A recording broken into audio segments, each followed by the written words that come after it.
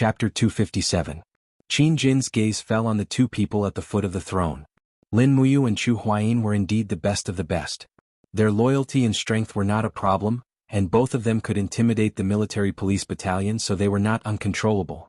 As long as Jianghu left, the military police battalion would be without a leader. After removing a few Kiliarchs and reappointing new Kiliarchs, this army would actually have a change of ownership. As if seeing through Qin Jin's thoughts, Lin Muyu smiled helplessly and cupped her fists. Imperial Father, I really don't have the strength. Chief Deacon Lei Hong has already appointed me as the new deacon of the Holy Cathedral. Coupled with my duties in the Eagle Nest camp, I'm afraid I can't take up an important position in the military police battalion.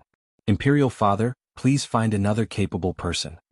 Qin Jin stroked his beard and said with a smile, all right then, Ayu doesn't need to be the commander, but the position of the commander of the military police battalion is just as Little Yin said, it's very important, and it must be someone I rely on.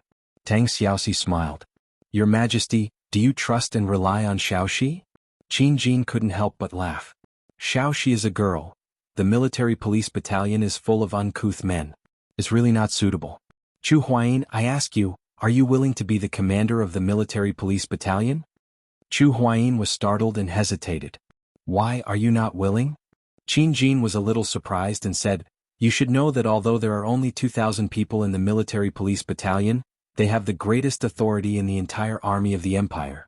If you were to become the commander of the military police battalion, your military rank would be equivalent to that of a general. It would be much more powerful than this little Dragon Guard commander and deputy general. Chu Huayin's expression was solemn. He looked up at the emperor and cupped his fists. Your Majesty, Chu Huayin doesn't want to be the commander of the military police battalion, but I want to be a general who can charge and break through enemy lines for your Majesty. If your Majesty trusts Chu Huayin, please transfer Chu Huayin to be the commander of the Flying Mount Battalion. Chu Huayin is willing to fight for your Majesty without hesitation. Qin Jin couldn't help but smile, and his face was filled with a gratified expression as he said, fine. Feng Jixing isn't strong enough to command 30,000 Imperial Guards. Those 17,000 soldiers of the Flying Mount Battalion are elite soldiers after all. Fine. I'll approve of you. I'll immediately promote Chu Huayin to be the commander of the Flying Mount Battalion. He'll be in charge of the 17,000 soldiers of the Flying Mount Battalion. At the same time, he'll be in charge of the Dragon Guards. What do you think? Chu Huayin was overjoyed. He cupped his fists and said, thank you for your grace, your Majesty. Qin Jin stroked his beard and said with a smile, you must be loyal to Xiao Yin in the future and work hard for the empire. Yes, your Majesty, this general obeys. Qin Yin, who was by Qin Jin's side, pouted and said, but Imperial Father still hasn't chosen the commander of the military police battalion. Sigh. Qin Jin was a little vexed as he said, there are too few people that I can use. Originally, Feng Jixing was resolute and courageous, and he could take on great responsibilities. However, he's the commander of the Imperial Guards, and he's responsible for the safety of the Imperial City. As for Qin Lei, he's too upright and straightforward, and he's easily broken. He's not very suitable to be the commander of the military police battalion. Xiaoyin, do you have any other recommendations? To everyone's surprise, Qin Yin gracefully bowed like a virtuous lady and said with a smile, your daughter recommends herself. What? Qin Jin, Lin Muyu, Chu Huayin, and the others were all stunned. How can you do that? You're the heir to the throne, why not? Qin Yin met her father's gaze and said with a smile, it's precisely because I'm the heir to the throne that I should understand the Empire's army better. The military police battalion administers the army's military laws. What position is closer to the various commander-in-chief of the Empire's army than the commander of the military police battalion? If Xiao Yin wants to truly control the Empire's army, she must take this step. Imperial Father, Xiao Yin has grown up. She's no longer that frail Qin Yin. Qin Jin frowned, his expression uncertain. After a while he raised his head and asked, you Chu Huayin, what do you think? Chu, what do you think? Lin Muyu cupped her fists and said, Xiao Yin's recommendation is a little shocking, but if you think about it, it makes sense. As long as your Majesty assigns a few capable Dragon Guards to take up important positions in the military police battalion and control the army, Xiao Yin will naturally be able to control the military police battalion first and then the entire Empire's army.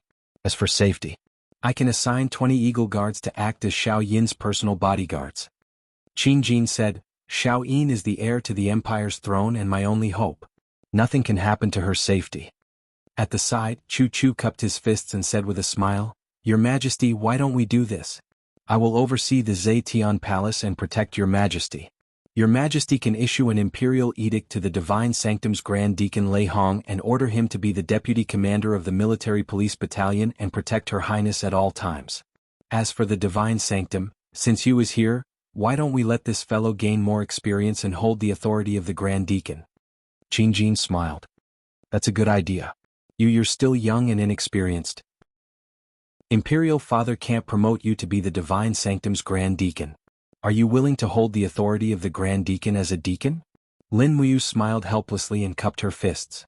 Then that's the only way. All right, then it's decided. Qin Jin laughed heartily and his gaze fell on Qin Yin. Xiaoyin, it's not that easy to be the commander of the military police battalion. You have to consult Grand Deacon Lei Hong on everything, understand?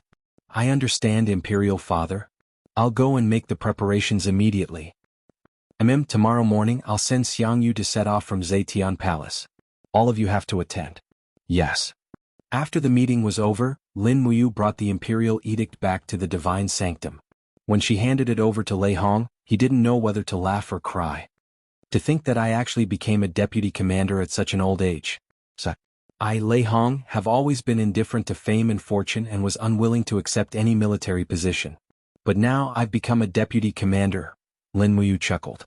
Grand Deacon, your mission is only to accompany and protect Her Highness Yin. As for the position of deputy commander, it's just an empty title. You should understand very well. Lei Hong placed the imperial edict aside and looked deeply at Lin Muyu. The imperial edict mentioned that you'll temporarily hold all the authority of the Grand Deacon. In the future, all the matters of the Divine Sanctum will be handed over to you. Lin Muyu replied respectfully, I'll definitely be careful and won't let you down. All right, I'll set off in the afternoon. Lei Hong glanced at Guiyang, who was not far away, and said, Deacon Guiyang, when I'm not around, you have to listen to Deacon Lin and assist her wholeheartedly. Do you understand? Guiyang cupped his hands and smiled. This old man understands. In the afternoon, Lei Hong packed his luggage and went to the military police camp. He brought scrolls of scrolls with him. These were his treasures. Lei Hong had been researching all kinds of martial arts his entire life. It seemed that these were his pursuits. Lin Muyu led Qin Yin, Guiyang and the rest to send Lei Hong to the door. Then they returned to the Divine Sanctum. Guiyang smiled respectfully. I've already cleaned up the Divine Sanctum's meeting hall. It'll be your workplace. Take a look first. I'll bring you the files that you need to review today later. Oh, all right. Lin Muyu followed Guiyang to the center of the Divine Sanctum. The meeting hall had been covered in dust for a long time. At this time it was clean. A huge desk was placed under the window. On top of the desk, there was a pendulum inlaid with the Divine Sanctum's emblem. Lin Muyu sat behind the desk. She actually felt a little satisfaction in her heart. She had never used such a huge desk before. The treatment of a Grand Deacon was indeed different, even though she was just a temporary Grand Deacon. 2 Divine Sanctum guards stood in front of the door. There was also a 40-year-old servant called Jin Sang. However, Lin Muyu usually called him Uncle Jin. Deacon Lin, would you like black tea or green tea in the afternoon? Jin Sang asked respectfully. Lin Muyu raised her head and looked at him. She smiled. A cup of green tea. Thank you, Uncle Jin. You're welcome, Deacon. I'll be right there. Not long after Jin Sang left, Guiyang came with a huge stack of files. He placed them all on the desk and smiled. These are all the things that need to be dealt with today. Take a look, you. If there's anything you don't understand, you can ask me. All right. Thank you, Deacon Guiyang. Lin Muyu opened the first file. It clearly said, recruitment. The trial hall is short of 4 guards. We're specially recruiting 4 guards at the second sky of the mortal realm. The estimated cost is 50 Jinin coins per person. That's a total of 200 Jinin coins. There was nothing more to say. Lin Muyu wrote her name on the file and added the Grand Deacon's seal. She then looked at the next file. Repairs. 24 damaged weapons in 3 days. The total repair cost is 147 Jinin coins. The warehouse has already paid for it. Please approve. Lin Muyu wrote her name and stamped the Grand Deacon's seal. She then looked at some trivial matters such as how many goats and chickens were consumed during the banquet. Lin Muyu couldn't help but sigh inwardly. It really wasn't easy being the Grand Deacon of the Sacred Hall. Furthermore, it wasn't the end of the month yet. Otherwise, she would still have to pay the instructors and sparring partners. That would probably be even more of a headache. However, she didn't know that there was still more to worry about. Not long after, someone knocked on the door. It was Wei Chao's voice. "Commander, are you inside?" "Come in," Lin Muyu said. Wei Chao carried a pile of scrolls and walked in with a smile on his face. "Commander, these are some of the unresolved scrolls for the Eagle Nest camp this month. Most of them are related to equipment repairs, rations and the like. Please take a look and then sign your approval. Without your signature, the military supplies department will not give us any supplies." F***ck, Lin Muyu groaned inwardly. Her head was already swollen, while Guyang chuckled at the side without saying anything. When it was almost dusk, they finally finished dealing with all the scrolls on the table. Lin Muyu sighed. He finally had some time to cultivate the four-dimensional energy at night. However, he was too optimistic. Not long after, Zhang Wei came to the sacred hall with a jar of wine. He said that he was here to reminisce and find some old friends to drink with. There was nothing to do that night. She had a hangover. The next day, before she woke up, Jin Sang's voice came from outside. "Deacon Lin, you still have something to do today. You need to go to the Zetian Hall early in the morning to escort Xiang Yu's prisoner carriage out of the city." "Oh." Lin Muyu jumped to her feet. Yes, this was an order from Qin Jin himself. She couldn't afford to be negligent. Chapter 258. Early in the morning, the bright sunlight shone upon Zetian Palace Hall. When Lin Muyu arrived on her horse, Feng Jixing, Qin Yan, Chu Huaying, Qin Yin, and the others had already arrived. In the distance, a prisoner's carriage was pushed out from Zetian Palace Hall. It was escorted by dozens of imperial guards. Inside the carriage, Xiang Yu was dressed in a prisoner's uniform. His hands were locked by heavy metal chains. 2 metal chains had pierced through the major acupoints in his chest, preventing him from circulating his battle chi. This was equivalent to crippling his martial arts. At this moment, the arrogant look on Xiang Yu's face had already vanished. However, his gaze towards Lin Muyu and the others was filled with disdain and anger. The once unruly military police camp commander had ended up in such a state.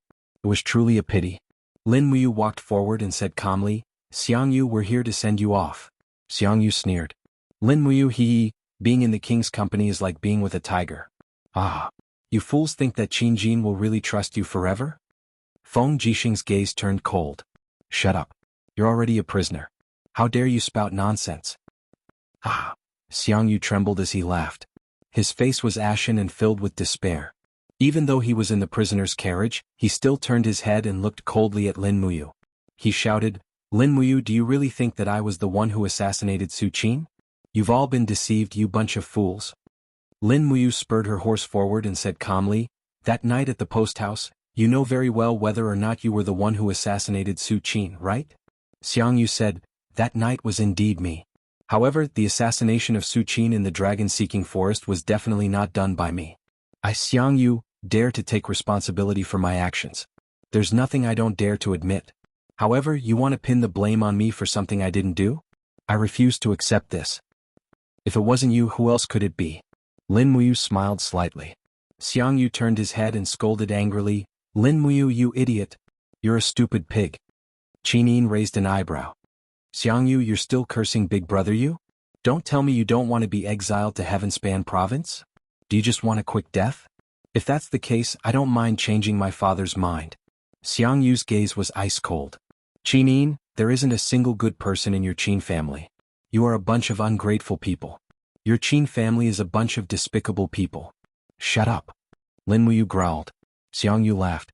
Perhaps it was due to his excitement, his wrist rubbed against the iron lock, causing blood to flow. He said loudly, "Borrowing Su Qin's hand to kill Hu Tianning, a feudal lord of a town. Then borrowing my name, Xiang Yu, to get rid of Duke Yun's only son.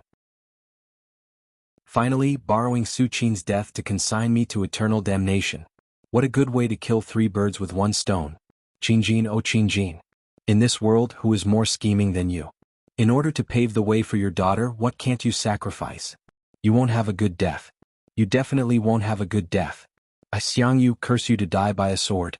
Feng Jixing said angrily, "Someone stuff his mouth with a piece of cotton cloth." Yes. 2 imperial guards stepped forward and stuffed Xiang Yu's mouth. Lin Muyu held her sword and slowly escorted him to the right side of the prisoner's carriage. Her expression was gloomy and her heart was in turmoil. She suddenly thought of many things that she shouldn't have thought about. Yes, this world was so sinister. Who wouldn't scheme against others? If these were really Qin Jin's schemes, then Lin Muyu could understand everything. After leaving the city, Chu Huayin personally led 1,000 cavalrymen from the Flying Mount Battalion to escort Jianghu to Tongtian province. The journey back and forth would take more than a month. Qin Yin, Tang Xiaoxi, and Qin Yen had already returned after leaving the city. Lin Muyu and Feng Jixing escorted Chu Huayin for a longer distance. Feng Jixing led a group of imperial guards to bring up the rear. Lin Muyu urged her horse to catch up with Chu Huayin, who was at the front of the group. She smiled and said, "Brother Chu, I'm sure you won't be back for a long time after going to Tongtian province, right?" Chu Huaimian nodded and said, "You remember to take care of Yao while you're in the capital. Visit her more often. Otherwise, I won't be at ease leaving her alone in the capital." "Got it. Brother Chu, don't worry. I'll visit her often." "Okay, that's good." Chu Huayin nodded gently. Suddenly, there was a trace of doubt in his eyes. He lowered his voice and said to Lin Muyu, "Maybe I won't go too far. I'll return to Lanyan City in 3 to 5 days." Lin Muyu seemed to understand something, and her heart ached as if it was being pricked by needles. Her Majesty summoned me to Zetian Palace late last night for a lecture. You're extremely smart, so you should be able to guess some things. Originally, Her Majesty intended to let you handle this matter, but she was worried that you would be too benevolent, so she didn't choose you. Instead, she chose me, the new commander of the Flying Mount Battalion. Chu Huayin's eyes flickered a few times and his gaze became sharp. He said, "But it doesn't matter. I'm the most suitable person to handle this matter. I, Chu Huayin, have pursued power and position all my life. If I can get a reward for doing something against my will, it's worth it." Lin Muyu was silent. She stared at the ground that was constantly retreating. Chu Huayin raised his voice and asked, "Are you listening to me? Do you know what I want to tell you?" "I know." Lin Muyu's voice was surprisingly calm, or perhaps it was a kind of disappointment. She said faintly, "If I'm not wrong, Her Majesty asked Brother Chu Huayin to assassinate Xiangyu midway." A look of surprise flashed across Chu Huayin's face. "Since you've already guessed it, why are you so calm?" "What does it matter if I'm calm or not?" Lin Muyu frowned and said, "Her Majesty has accepted me as his godson. I originally thought that he trusted me a lot and would tell me everything. But now it seems that I don't understand him at all. I really don't understand him at all." Chu Huayin patted her shoulder and said, "He is the emperor who stands above all and the ruler of this mainland. Naturally, he can't be soft-hearted. You will naturally understand this in the future. This is a world filled with killing and strife. It has never been as beautiful as the fairy tales. I've submitted to this world. To me, all the good things are focused on Yao, Xinxiang, and your group of good brothers. Perhaps it's because of your existence that I'm able to continue walking down this path with firm faith." Lin Muyu nodded and a bright smile appeared on her face again. She said, "Yes, I won't be willful this time. Brother Chu Huayin, just do whatever you want. I'll pretend that I don't know anything." "That's right, this is our good you. Alright, we've sent him here. You and Feng Jixing can go back. This matter, let me, Chu Huayin, bear all the responsibility." "Okay." Lin Muyu turned her horse around and came to Feng Jixing's side. She said, "Brother Feng, let's go back to the capital. There's no need to send us too far." Feng Jixing nodded. "Yes, let's go. Shouldn't you invite me to the Tingyu Tower for a drink this afternoon?" "Drink?" Lin Muyu suddenly smiled. "Okay, let's go to the Tingyu Tower." "Good, straightforward." In the afternoon, in the elegant room of the Tingyu Tower, only Lin Muyu and Feng Jixing were drinking face to face. There were 6 empty wine pots beside them. Both of them seemed to have something on their minds. They didn't say anything and just kept drinking. Lin Muyu didn't use his strength to dispel the alcohol. He wanted nothing more than to get drunk. When he was about 80 to 90% drunk, he raised his head and looked at Feng Jixing. He said, "Brother Feng, do you know? Ever since I came to Lanyan City, you've been the person I admire the most. In my heart, you're a true hero, the kind of person who's always been upright." Feng Jixing smiled. He put down his cup and picked up his chopsticks. He said, "Why? Am I, Feng Jixing, not an upright person now? If you didn't do what happened in the dragon-seeking forest, then you can still be called a hero." Lin Muyu looked straight at Feng Jixing. Her gaze was like a sharp sword that could penetrate all of Feng Jixing's disguises and lies. Feng Jixing was startled. He raised his hand and said to the attendants outside the door, All of you leave this floor. No one is allowed to come near. If I don't go out, don't come in. Yes, Commander. The 4 Imperial guards outside quickly left. Feng Jixing opened his drowsy eyes and looked up at Lin Muyu. He smiled. Are you suspecting Brother Feng? Yes, I do suspect you.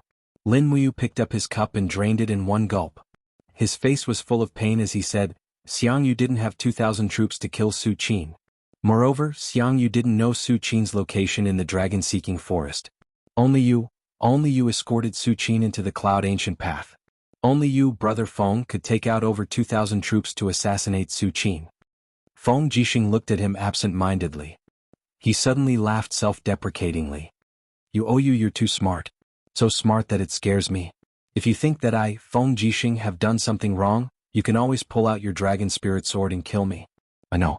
I, Feng Jixing, am no longer your opponent. It won't be hard for you to kill me. Lin Muyu frowned. Brother Feng, why do you want to kill Su Qin? He's Xiao Yin's uncle. It's because he's Xiao Yin's uncle. Feng Jixing slammed his palm on the table and said, it's precisely because he's Xiao Yin's uncle and the only heir of the Muyu city that he's so vicious. He even dared to order the massacre of the 5 Valleys city. If you didn't stop him, he would have been trapped in the predicament of His Majesty being a tyrant. Do you think Su Qin should be killed?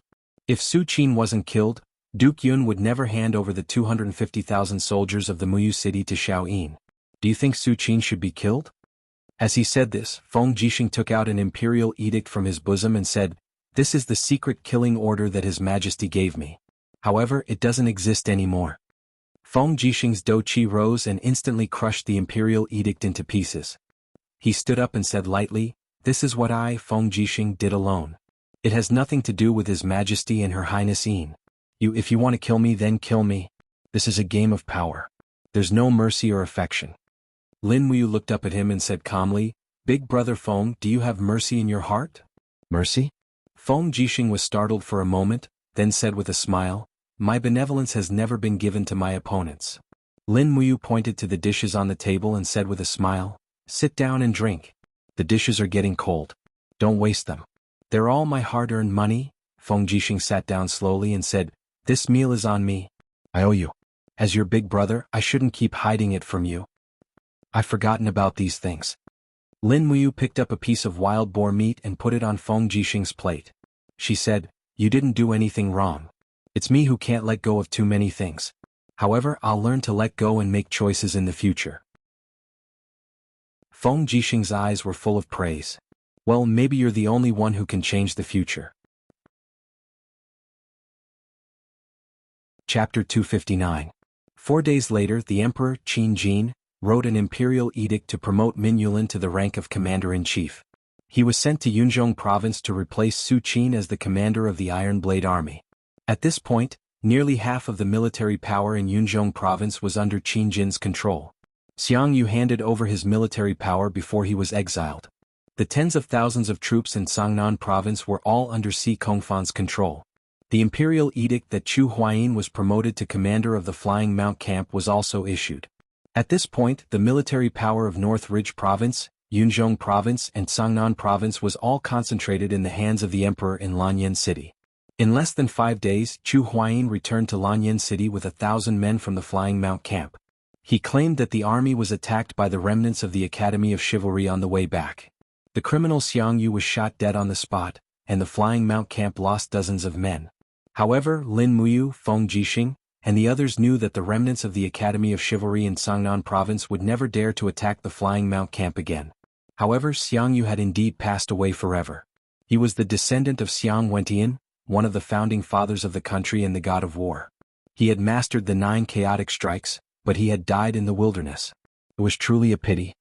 A month later, the bitter cold of winter gradually left Lanyan city. The days of spring had arrived again. Moo! Tang Xiaoxi's bell-like laughter reverberated in the temple. She had come to the temple to see Lin Muyu many times. When she pushed open the door to the office, she saw a purple ripple in the air. Purple lightning lingered around the gap in the space, accompanied by a young dragon's roar. An Acatosaurus, Little Apple, stretched his neck to look at the situation in this plane.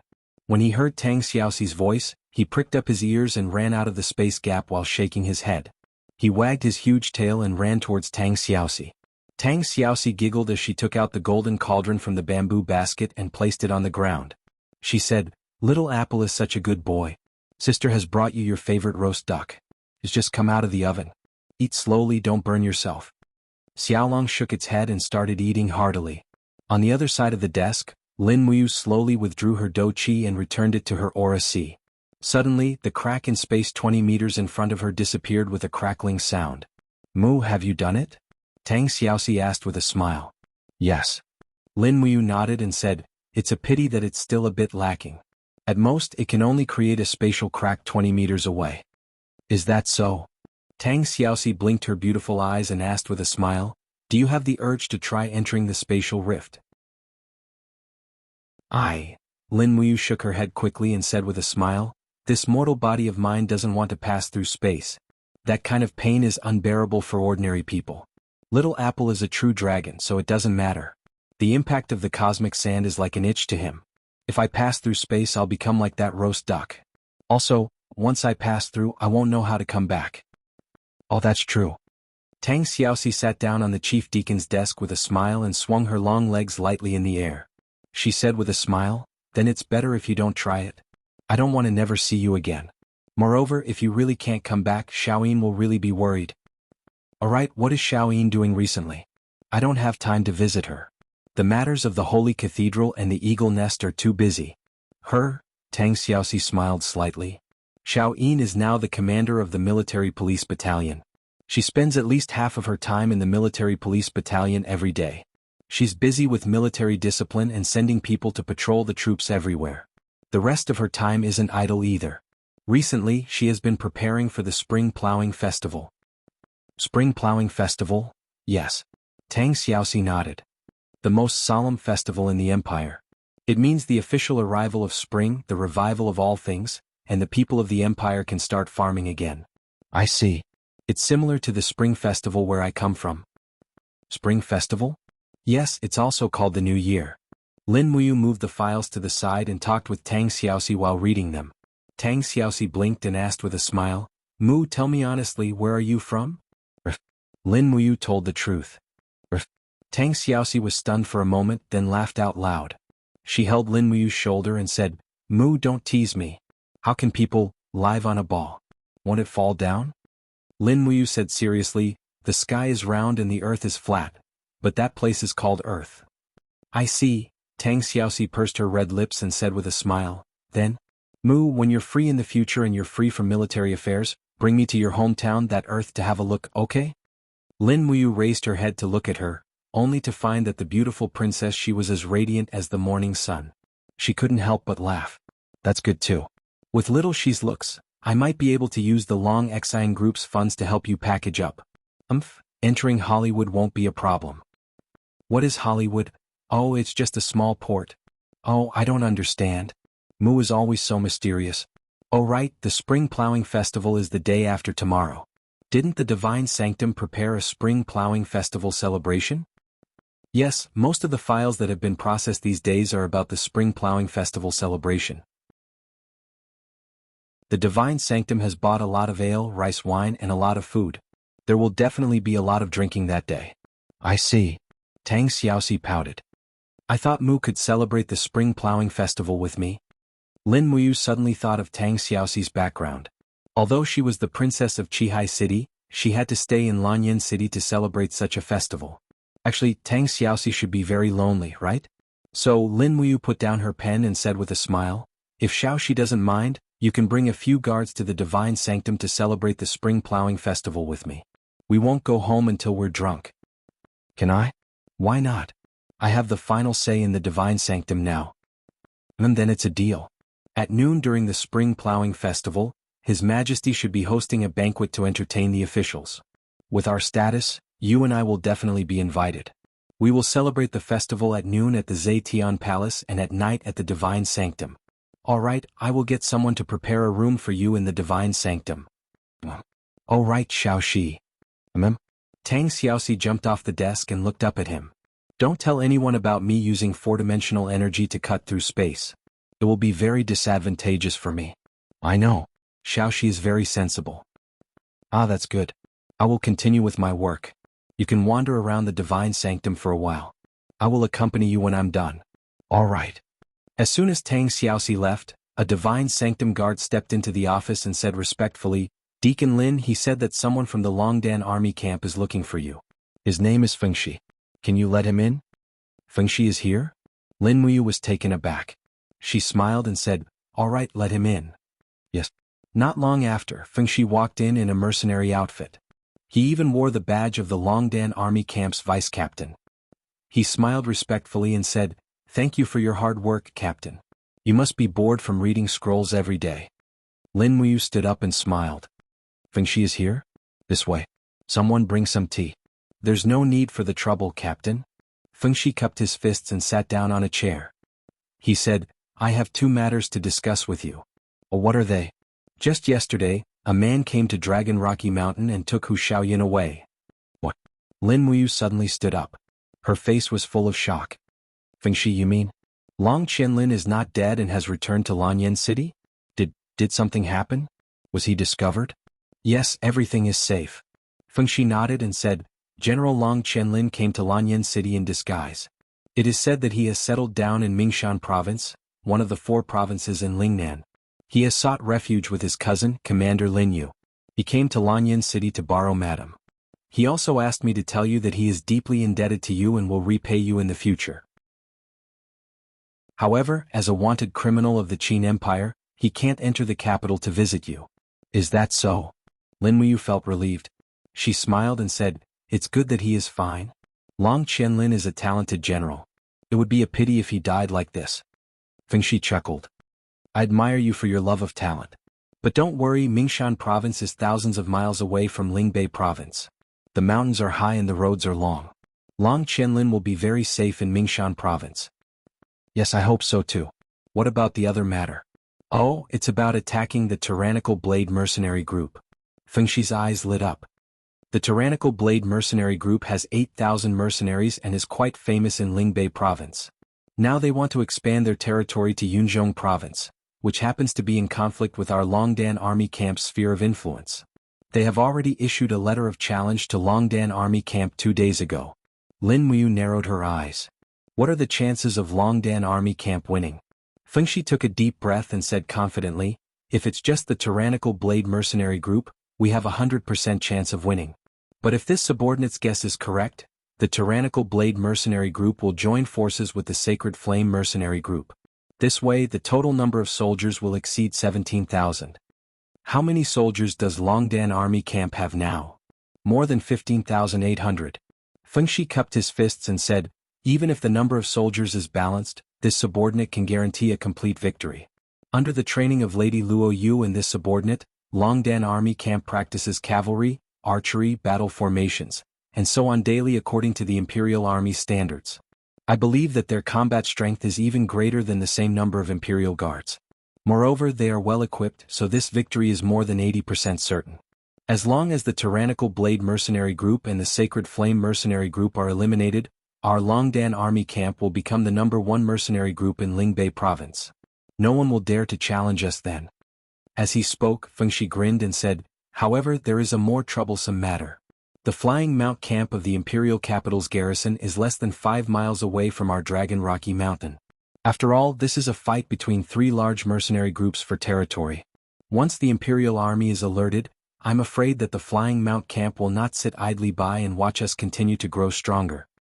Don't worry about this. Good news, Online Games Reigning the World has officially been published. You can directly search for Online Games Reigning the World on Dangdang and Taobao. Students who want to relive and collect the stories of Shuyu by scholar Ling Shui, Ling Yu and Ice-T, don't miss it.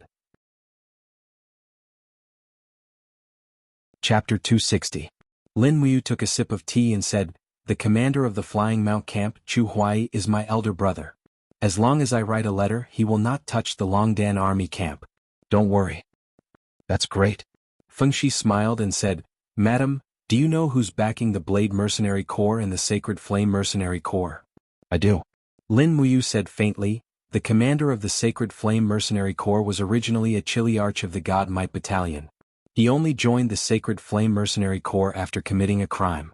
The Divine Marquis Zheng Yifan is undoubtedly the backing of this mercenary corps. As for the Blade Mercenary Corps, their weapons, rations, armors, and pay all come from the Imperial General's residence. This mercenary corps is probably Yu Wenxia's private army. Since Madame knows. Feng Shi's expression was solemn. Do we still want to fight? Don't worry. Lin Muyu leisurely leaned on the chair and said, the Empire's laws prohibit the cultivation of private armies. Both Yu Wenxia and Zheng Yifan are aware of this rule. Therefore, the Empire's army will not easily participate in battles between mercenary corps. Of course, I used the Flying Mount camp to help Dragon Rocky Mountain because I have the Dragon Talisman. Although Yu Wenxia is the Imperial General, he doesn't have any military power.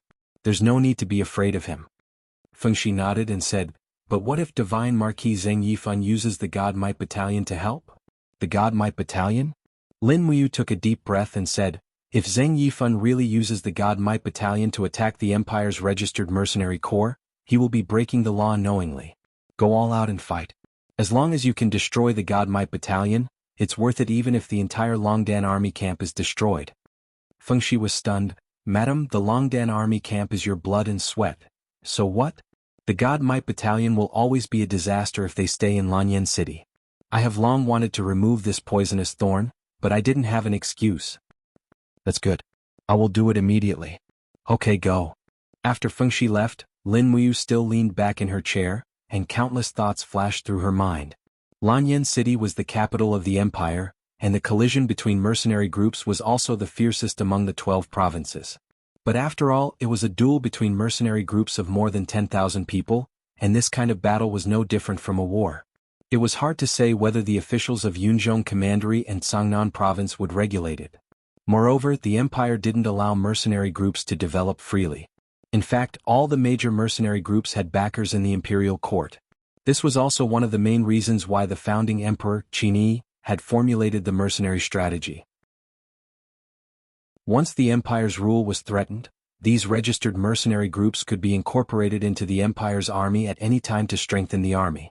Lin Muyu created the Longdan army camp just for this day.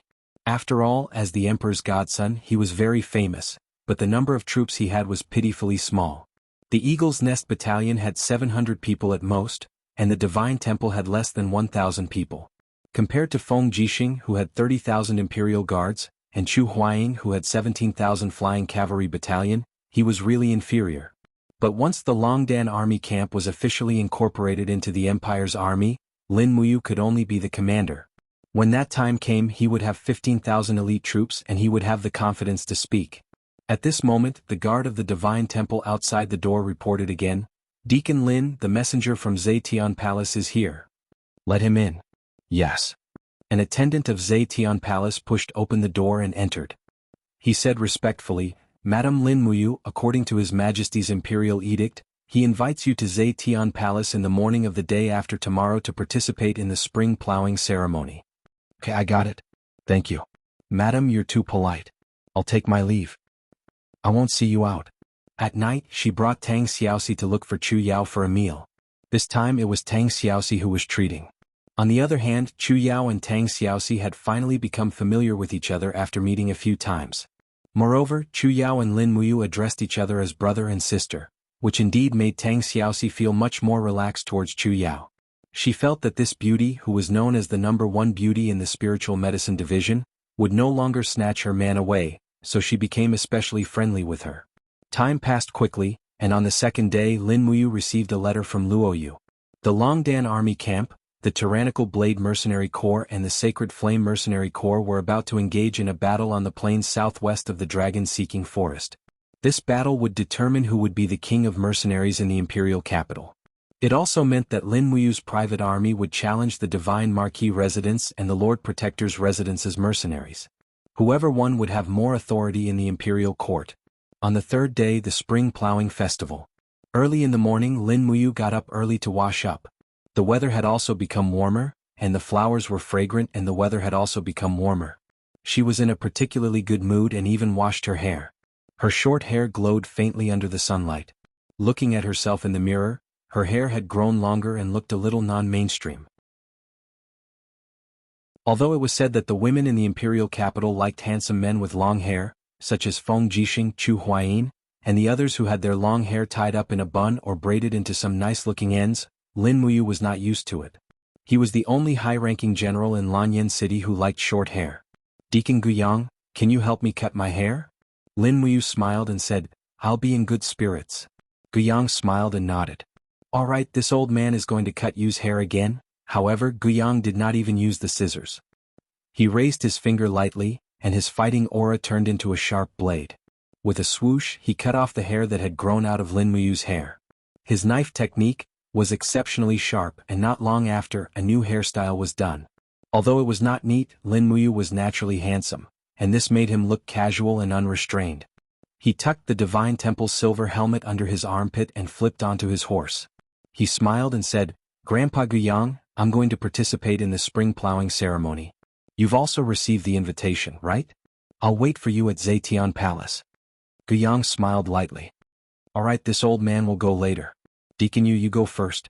Lin Muyu spurred his horse forward, and very soon, Qin Yin also followed. As the son of Prince Jining, he naturally had to participate. The journey was very lively, and the citizens of Lanyan City were decorated with lanterns and streamers. Qin Yin smiled and said, Big brother, the sword absorption technique that you displayed last time. I still haven't mastered it. Tell me about it when there's a chance. Amin, we'll talk about it when there's time. Alright, thank you very much, big brother. Qin Yin was still a martial arts fanatic as always. His obsession with martial arts caused his cultivation to be second only to Lin Muyu among the younger generation of the Divine Hall, and there were faint signs of him catching up. It was said that he was already about to break through to the first layer of the heavenly realm at any time. To have such a realm at such a young age, this was something that Lin Muyu, Feng Jixing, Qin Lei and the others could not compare to.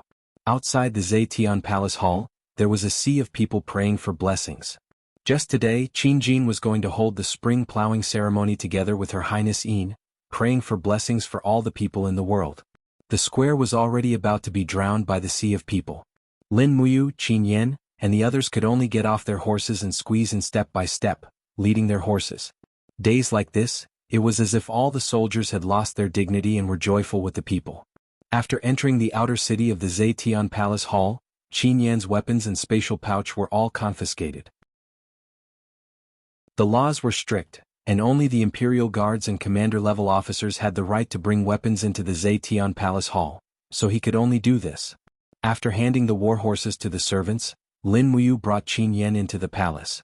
The palace was also filled with a sea of people, and those who were invited were either important officials in the imperial court, or the descendants of emperors, generals and ministers. Qin Jin sat on the throne, while Qin Yin stood at the side in a luxurious princess cloak.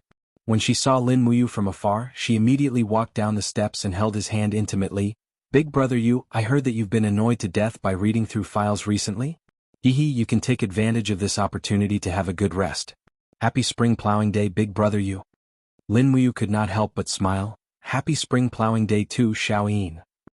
Come with me quickly, let's pray for father. All right. Qin Yin held his hand and walked up the steps. Lin Muyu bowed and said, Lin Muyu prays for father. May father live a long, healthy, and boundless life. Qin Jin could not help but burst into laughter. Good job. Lin Muyu nodded, not knowing what else to say that would be more appropriate. However, with a sweep of her gaze, she saw that the gazes of quite a few descendants of the aristocrats in the palace were already enough to kill. Qin Yin was the #1 beauty of Lanyan City, and also the successor of her clan. Be it in terms of appearance or status, she was an existence that everyone revolved around. But now, this #1 beauty of the empire was actually being so intimate with Lin Muyu. How could this not make those young aristocrats who saw Qin Yin as their dream lover not feel envy, jealousy, and hatred? Fortunately, Qin Jin came to the rescue at this moment, saying, You, the palace will only start in a while. You and Xiao Yin follow father to the rear palace. I've stewed some lotus seed soup this morning. It has the effect of clearing the heart and soothing the qi. Come over and have a taste. Yes, father. Lin Muyu respectfully followed the emperor and the princess into the rear palace, causing countless people's eyes to turn red. However, this was the privilege of being the emperor's godson. It seemed that Qin Jin was also intentionally or unintentionally telling everyone how highly he regarded this godson of the emperor, and not just giving him a simple title. Lin Muyu could not see through Qin Jin. It was getting more and more difficult to see through him.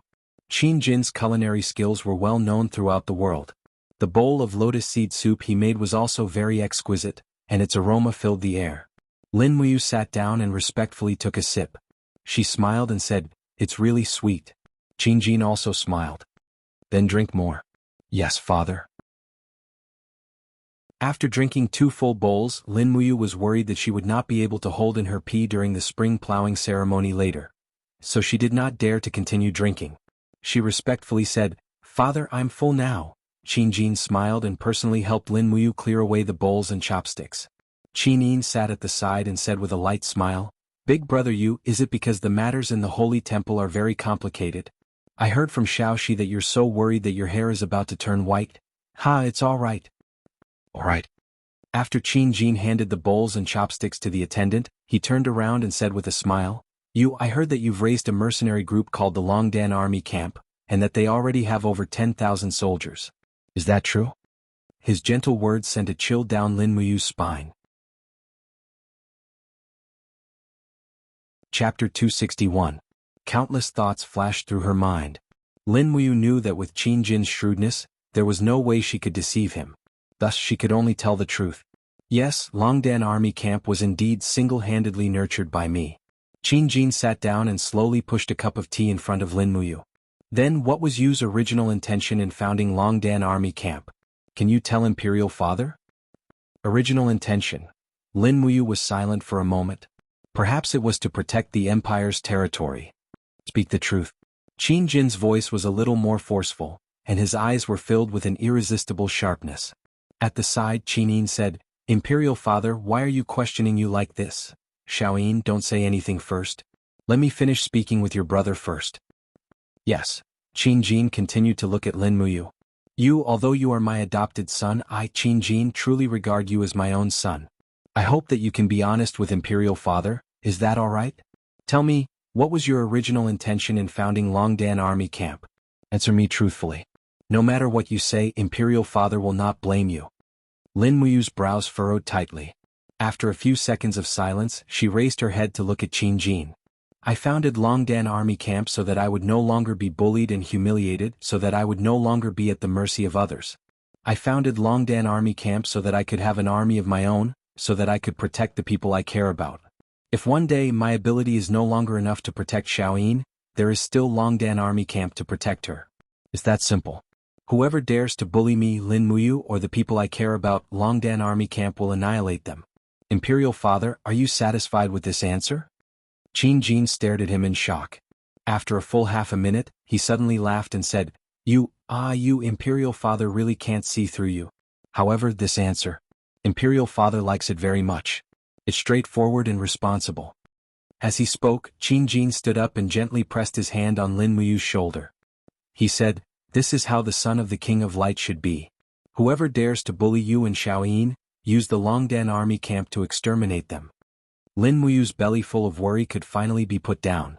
She nodded and said, "Imperial Father is wise." Qin Yin finally smiled and patted her chest. "I was scared to death. I thought Imperial Father and you would fight." Qin Jin laughed heartily. "How could that be possible? You is my son.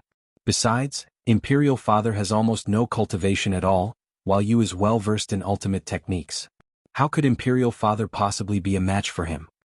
Lin Muyu smiled and said, "You're joking, Imperial Father?" However, he knew that there were at least 50 Imperial Forest Guards protecting the rear hall. As long as Qin Jin gave the order, even if he was at the second level of the Heaven Realm, he would probably die here.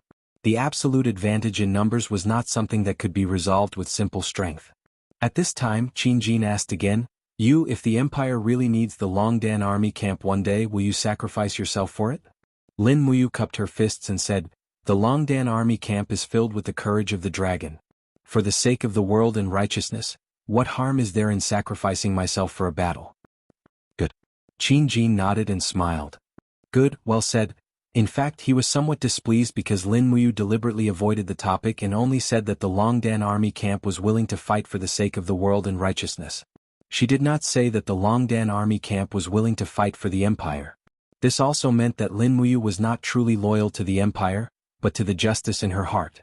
However, Qin Jin did not point it out. After all, he could see that Lin Muyu was attached to Qin Yin. The deep love in her eyes could not lie, and that was enough. Being loyal to Qin Yin was equivalent to being loyal to the Empire. Not long after, they returned to the main hall. The spring plowing ceremony was about to begin. Lin Muyu remained by Qin Yin's side as a member of the Imperial Guard. She closely protected her and Qin Jin as they walked out of the Zetian Palace. It was noon, and 100 war drums thundered in the square of the Zetian Palace. The moment they saw the emperor and the princess walk out of the palace, the citizens raised their arms and cheered excitedly. Qin Jin slowly walked up to the high platform and gestured with his eyes. "That's enough." Feng Jixing held a scroll in his hand and walked in front of the emperor.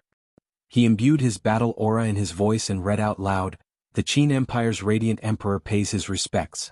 For the past year, the empire has enjoyed a bountiful harvest, the weather has been favorable, the seas have been at peace, and the people have been at peace.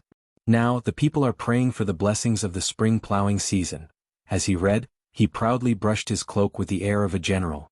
Chu Huayin, who was beside Lin Muyu, smiled and said, "Feng Jixing has such a loud voice?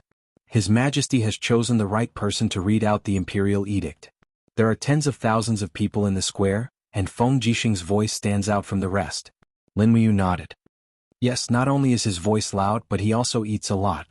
The last time I treated him to a meal, he ate 8 bowls of rice. I suspect that he had been starving for 3 or 4 days before I treated him." "That must be the case. He's that kind of person." Chu Huayin chuckled. At this moment, Feng Jixing paused in his reading. He lowered his voice and said, "If you two rascals continue to slander me like this, I will ask His Majesty to make a decision and confiscate your salary for a year." Qin Jin coughed. "General Feng, please continue reading." "Be more serious." Qin Yin burst into laughter. Tang Xiaoxi couldn't help but smile as well. Feng Jixing continued to read out the imperial edict. It took him nearly 10 minutes to finish reading. Then he handed the imperial edict to an official and led a cow over. He smiled and said, "Your Majesty, the ceremony can begin." "Yes." Qin Jin held Qin Yin's hand as they walked down the high platform. Below the platform was a patch of green land. Qin Jin held onto the iron plow while Qin Yin walked in front, ignoring the mud on her little white boots as she led the oxen. Just like that, the father and daughter imitated the farmers as they plowed the land. Tang Xiaoxi, on the other hand, carried some purple yin flower seeds and followed behind them, scattering them into the soil. Lin Muyu and Chu Huayin stood guard on both sides of the small patch of green land. There were also a dozen or so dragon guards standing guard with cold gazes. This place was very close to the crowd of commoners, less than 100 meters away. It was already within the shooting range of some godly archers. They could be attacked at any time by people with ill intentions. Buzz buzz. Lin Muyu placed her right hand on the hilt of her sword while her left hand was hidden in her cloak. The energy of the golden gourd circulated rapidly. She was ready to summon the walls of the gourd to protect Qin Jin, Qin Yin, and Tang Xiaoxi at any time. Fortunately, everything went smoothly. The spring plowing ceremony ended after an hour. The emperor and princess had already rejoiced with the people and returned to Zetian Palace for a banquet. "It's finally time to eat." Feng Jixing smiled at Lin Muyu. Lin Muyu held back her laughter. "You didn't eat breakfast just to eat more?" "Yes." "What about you?" "I didn't eat either." "Then eat more later. The food for the spring plowing festival is very sumptuous." "Yes, I know that." Lin Muyu pursed her lips and said, "In order to prepare this meal, the Eagle Nest camp has entered the dragon forest to hunt more than once. 2 of them were even injured." Feng Jixing couldn't help but laugh. "Oh, since when did Commander Lin care so much about the work of his subordinates? Isn't it because I have to go through the files every day? Ha ha ha." Feng Jixing rubbed his nose and said, You need a secretary. Otherwise, if you do everything yourself, you won't have time to cultivate.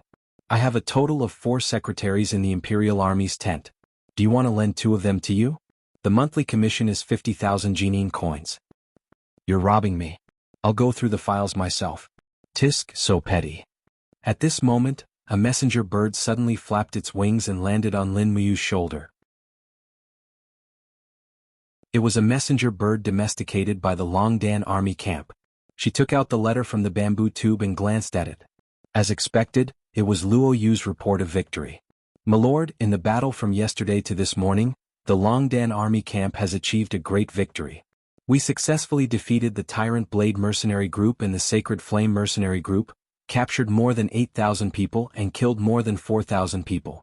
We ourselves lost more than 2,000 people, but the losses will be replenished with captives." At this point, the Longdan army camp is the strongest mercenary group in the empire. Lin Muyu was overjoyed. She took out the pen she used to go through the files and replied, "Well done. Immediately rest and adjust the troops." The messenger bird flew away. Not far away, Divine Marquis Zheng Yifan and Minister Luo Xing were walking together.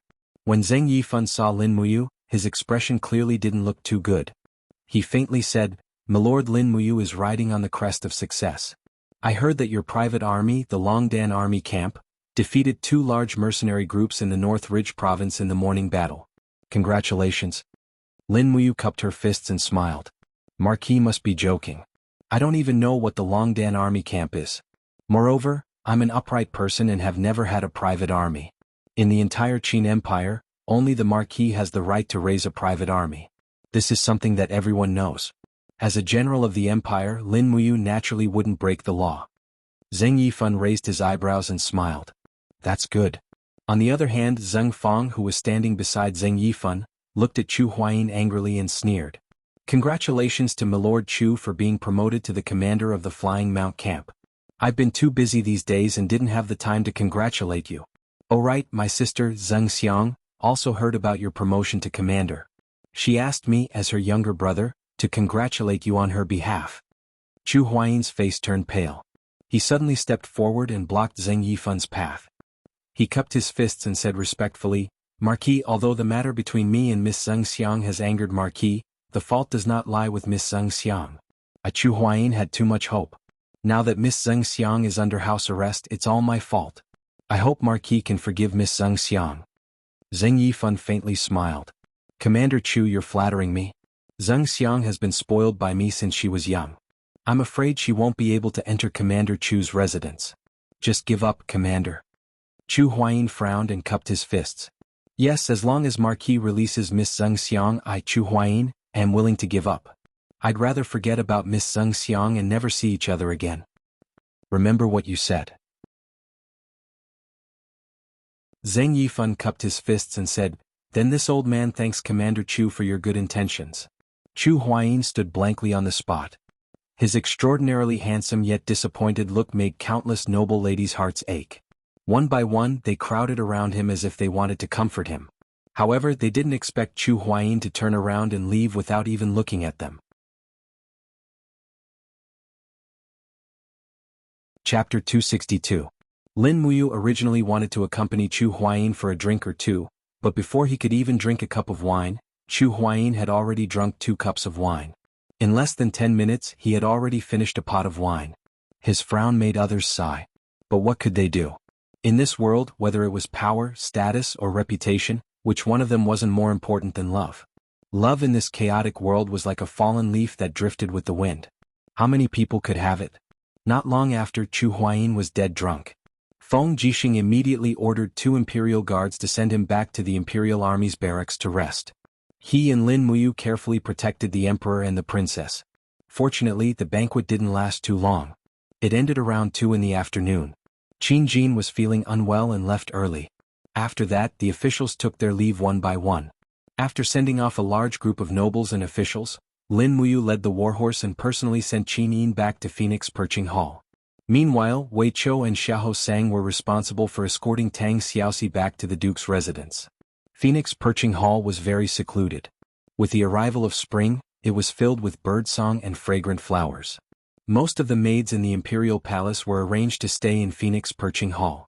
Qin Yin didn't have many maids in her own bedroom. A group of maids came up from afar and escorted Qin Yin into the hall. As an official, it didn't seem appropriate for Lin Muyu to enter. Thus, she cupped her fists and said, "Xiao Yin, I'll see you off here." Qin Yin turned around and blinked at him. "Brother Yu, aren't you going to have some tea in Phoenix Perching Hall before leaving?" "No, there are still many things to take care of in the Divine Palace. I won't be going in. I'll come back to Zetian Hall to see you." "And all right." Qin Yin smiled and gracefully bowed to Lin Muyu. She smiled and said, "If Brother Yu doesn't come to see Xiao Yin for too long, then Xiao Yin will have to personally go to the Divine Palace to see you." Lin Muyu couldn't help but laugh. "All right, as long as Xiao Yin is happy. I'll be leaving now." "Yes." He mounted the horse and galloped away. Today was the Spring Plowing Festival, the busiest festival of the year in the empire. Tongtian Street was bustling with activity in the afternoon. Performers, singers and lanterns could be seen everywhere. The streets were bustling with activity, to the point that Lin Muyu had no choice but to dismount and lead her warhorse through the crowd. On the other hand, a group of commoners were shocked to see such a high-ranking military officer walking through the crowd. After passing through the busiest part of the Zetian Temple, it was finally quieter. There were many stalls selling candied haws, windmills, sugar figurines and other small things on the side of the road. Lin Muyu reached out to support the horse's back and leaped onto it. Just as she was about to spur the horse forward, a group of people suddenly came from the front. They were people from the general's mansion, and the person in the lead was Yuan Lian. He was holding a rope in his hand, and the end of the rope was tied around the neck of a bloodthirsty tiger cub. Halt! Yuan Lian suddenly pointed at Lin Muyu on the horse and said with a smile, "General Jinan has such an imposing manner.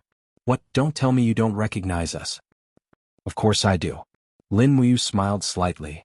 "Young General Yuan has always been well." "Heh!" The corner of Yuan Lian's mouth rose and he said with a smile, "Lin Muyu, don't ask hypocritically. Have you forgotten the bet between us? It's been a month. I wonder if that so-called dragon egg of yours has hatched anything yet. It wouldn't have hatched a dog, would it?" Ah. The group of attendants and servants around Yuan Lian also laughed. The only one who didn't laugh was Ling Feng, the son of Jinan General Ling Nantian. This group of generals' sons had always been known as Tiger Sons of Generals in Lanyan City. They hung out all day, and although they didn't have any ranks in the army, their status couldn't be ignored. Lin Muyu was startled. She finally remembered that there was indeed such an agreement. She glanced at Yuan Lian's bloodthirsty tiger.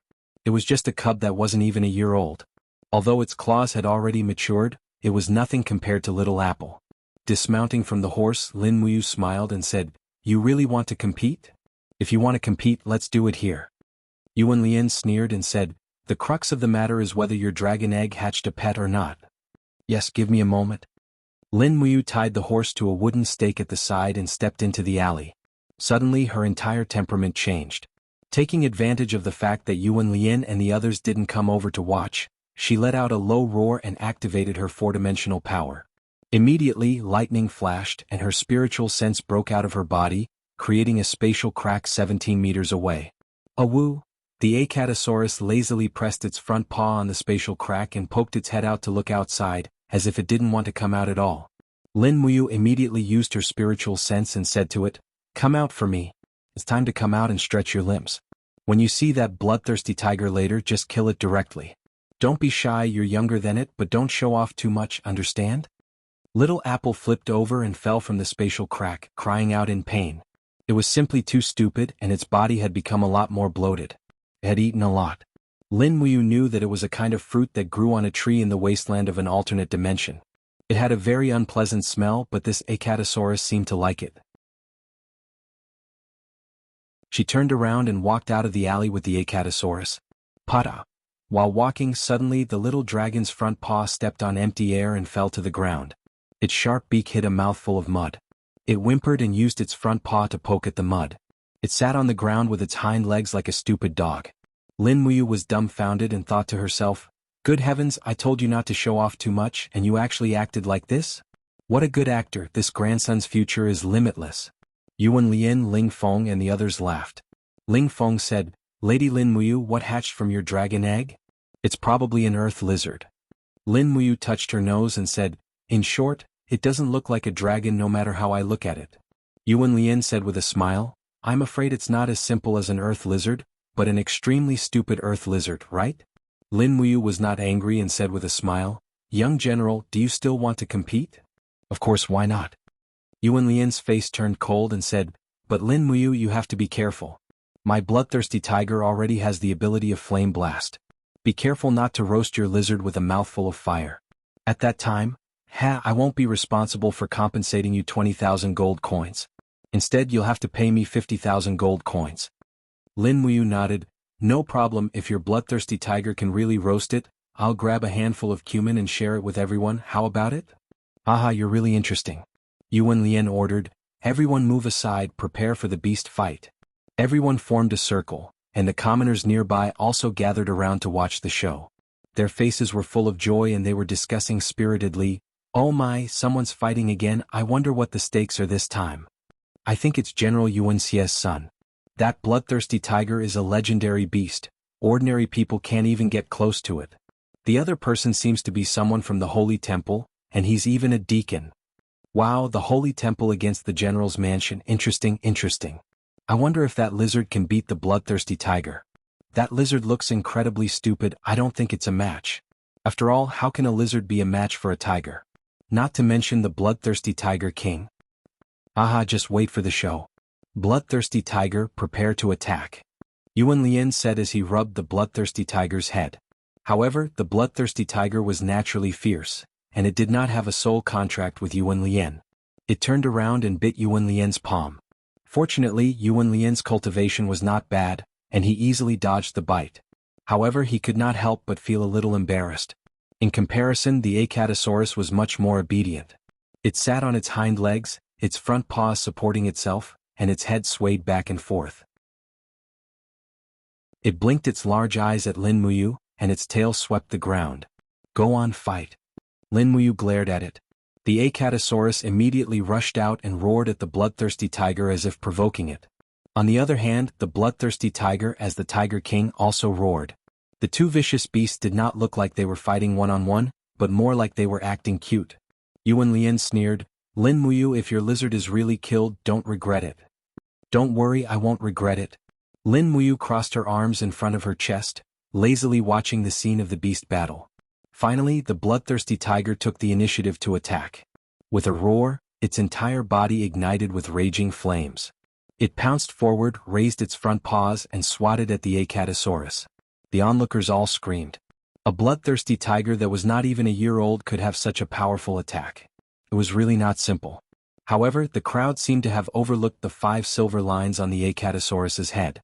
How could a 500-year-old spirit beast be afraid of a bloodthirsty tiger that was not even a year old? Moreover, the Acatosaurus was actually very smart. When it fell to the ground, it had used the soil to hide its 500-year-old spirit beast mark. Facing the bloodthirsty tiger's attack, it directly twisted its body and wrapped its tail around its head. Its entire body shrunk into a ball, and it used its red crystal scales to resist the bloodthirsty tiger's attack. The bloodthirsty tiger's fierce slap sent the Acatosaurus flying like a frisbee. It slammed into the wall and bounced back. It looked like it would not survive for long. Awoo!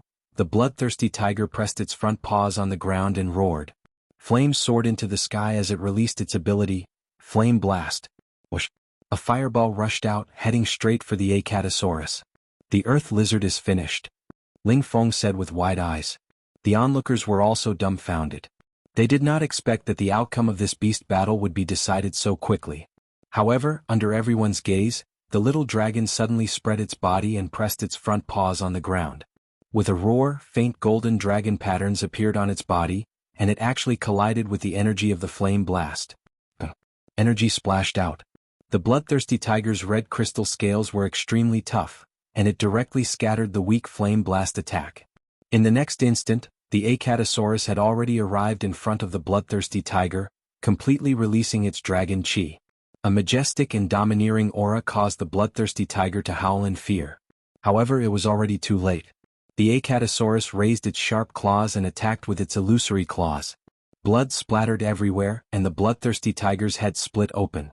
The little dragon was like a ferocious beast, rapidly devouring the bloodthirsty tiger's incomplete spirit stone. The onlookers were almost petrified by the scene. They all murmured, "What a ferocious earth lizard, so strong."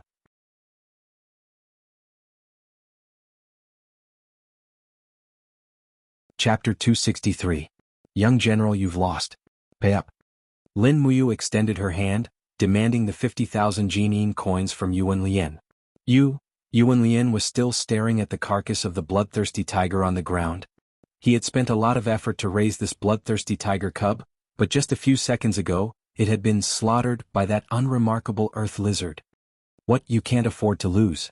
Lin Muyu raised her brows, picked up the Acatosaurus's tail, and tied it to the horse's back.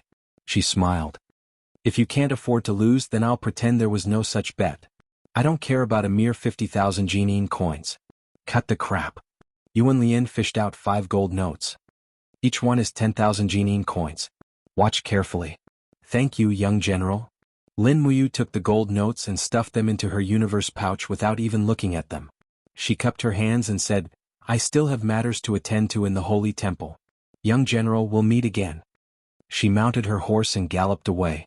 The onlookers dispersed one after another, but Yuan Lian stood where he was, so angry that his whole body was trembling. At the side a servant whispered, Young master. These 50,000 gold notes were given to you by the old general to buy 1,000 spears from the Imperial City Chamber of Commerce. If you give it to Lin Muyu, how are we going to explain this? Explain what? Yuan Lian gritted his teeth. I'll explain it to father. What are you blabbering on about? Yes, please calm down, Major General. Yuan Lian raised his head and looked at Lin Muyu's back. Clenching his fists, he said indifferently, Lin Muyu, remember this debt well. I'll make you pay for this sooner or later. In the sacred hall, the afternoon training ended quickly. As the deacon, Lin Muyu personally guided the instructors in their training, and even explained the tricks of circulating Do Qi. Everyone listened with great interest, but the effect was probably negligible. True strength had to be experienced personally, and it was useless to just rely on oral explanations. After the trial ended, Lin Muyu returned to the office and finished reading a pile of files. She felt so tired that her entire body was exhausted. She laid down on the chair and took a short nap. Her spiritual sense slowly sank into the Yi, only to see that the second layer of the Yi had already turned into a lush green field. The 7 luminaries demon emperor was too diligent. Had he already treated Lin Muyu's second layer as a farm? Whoosh! Lin Muyu's spirit sense condensed into a physical form and fell into a paddy field. She took a deep breath and surrounded her body with battle qi. She began to absorb the spiritual energy from the paddy field. The paddy field quickly withered and dissipated, turning into spiritual energy that nourished Lin Muyu's soul and body, which had been squeezed to a pitiful state due to her cultivation. Not long after, the ground in her EC began to tremble. The spiritual field in the distance suddenly distorted. A human figure quickly condensed in the air. It was the 7 luminaries demon emperor. His complexion was many times better than before. His face was ruddy and his blood-red cloak fluttered in the wind. It seemed that the demon emperor of the past had regained 70 to 80% of his majesty. He gave off the feeling of an emperor that people had to worship. Lin Ruoji, are you here to steal my spiritual field again? The 7 luminaries demon emperor asked with a smile. Lin Muyu opened her eyes. We agreed on a 50-50 split. I'm only here to collect rent. There's no such thing as stealing spiritual field. The 7 luminaries demon emperor smiled and said, Lin Muyu, since you've already learned the first layer of the void-shattering godly power, do you think that this emperor has no more value? If that's the case, why don't you open your EC and let me go? I've been sealed in your EC for far too long. This is too unfair to me. No. Lin Muyu said with a cold gaze. Why not? The 7 luminaries demon emperor said coldly. Do you want to imprison this emperor's divinity for the rest of my life? Lin Muyu's expression was slightly respectful as she turned around and cupped her fists. Demon Emperor, I know your ambition and your character. Now that the world is at peace and Cathay is safe, I can't imagine what will happen to this continent if you are released. Qini destroyed your body. Will you let the Qin family go? About this, the 7 Brilliance Demon Monarch let out a calm smile. That won't happen. I'll be honest with you, even though Qini is dead, that old prick has been stubbornly trying to hunt me down for hundreds of years. I'll need his descendants to pay for it. Once I regain my body and my strength, I'll surely kill every single member of the Qin clan. However, I also know that you like that little princess Qinin. This emperor can promise you that I won't touch a single hair on Qinin. What do you think? Lin Muyu turned around and looked at him. No, Demon Emperor, you're wrong. As long as you have killing intent in your heart, I won't let you leave my EC. If I die one day, I will take you to hell with me. You.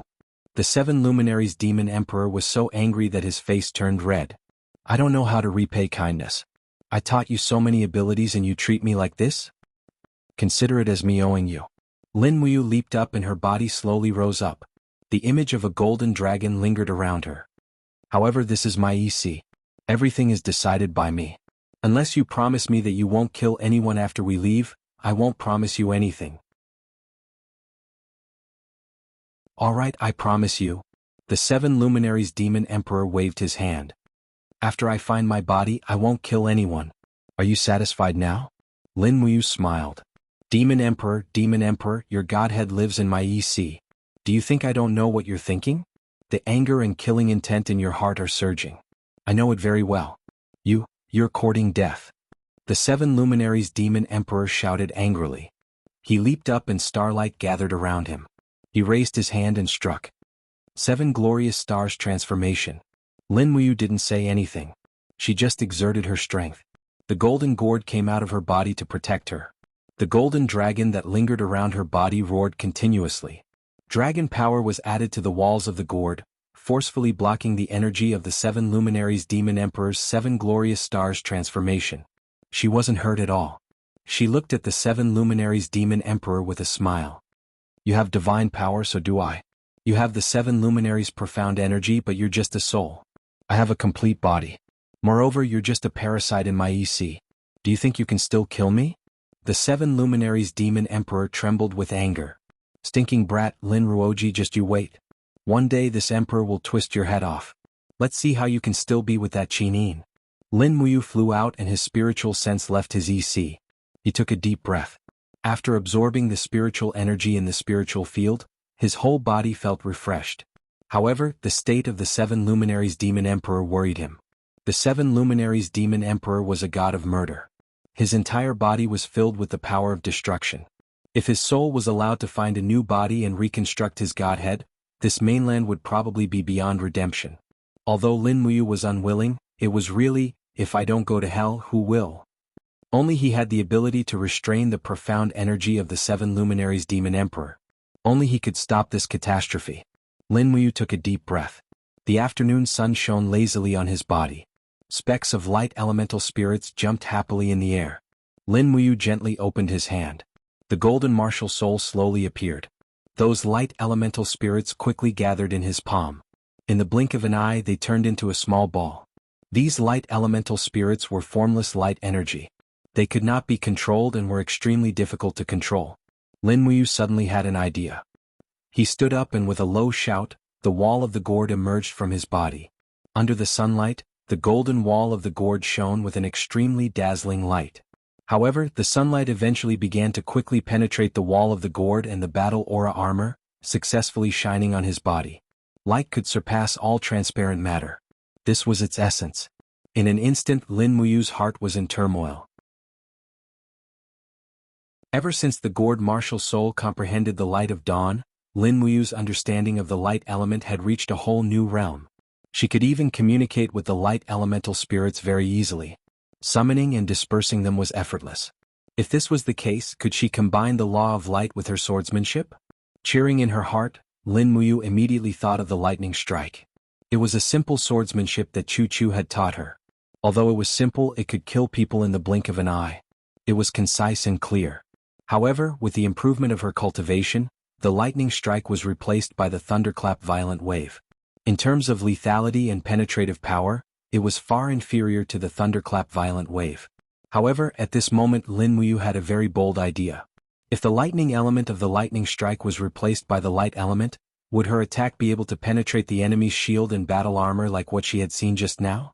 If it was really possible, perhaps even the dragon scale armor, which was known as the world's best defense, would not be able to do anything to her. Thinking up to this point, he no longer felt sleepy. He quickly pulled out the dragon spirit sword. After letting out a shout, the power of the law of light surged from his arm into the blade. Suddenly, the dragon spirit sword let out a joyous sword cry, and light slowly enshrouded it. This was the power of dawn provided by the martial soul gourd. It was just that it was contained in the blade, ready to be activated at any time. Taking a giant shield and placing it next to the office table, Lin Muyu tried to swing the sword for the first time. Buzz. The power of the law of light danced on the blade, but it did not cut through the giant shield in front of him.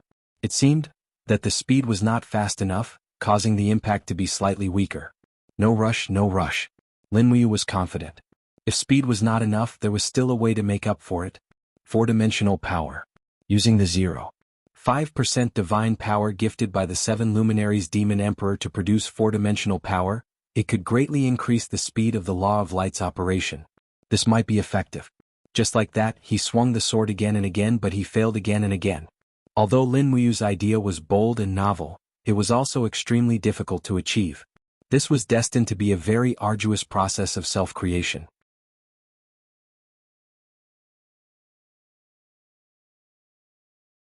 Chapter 264.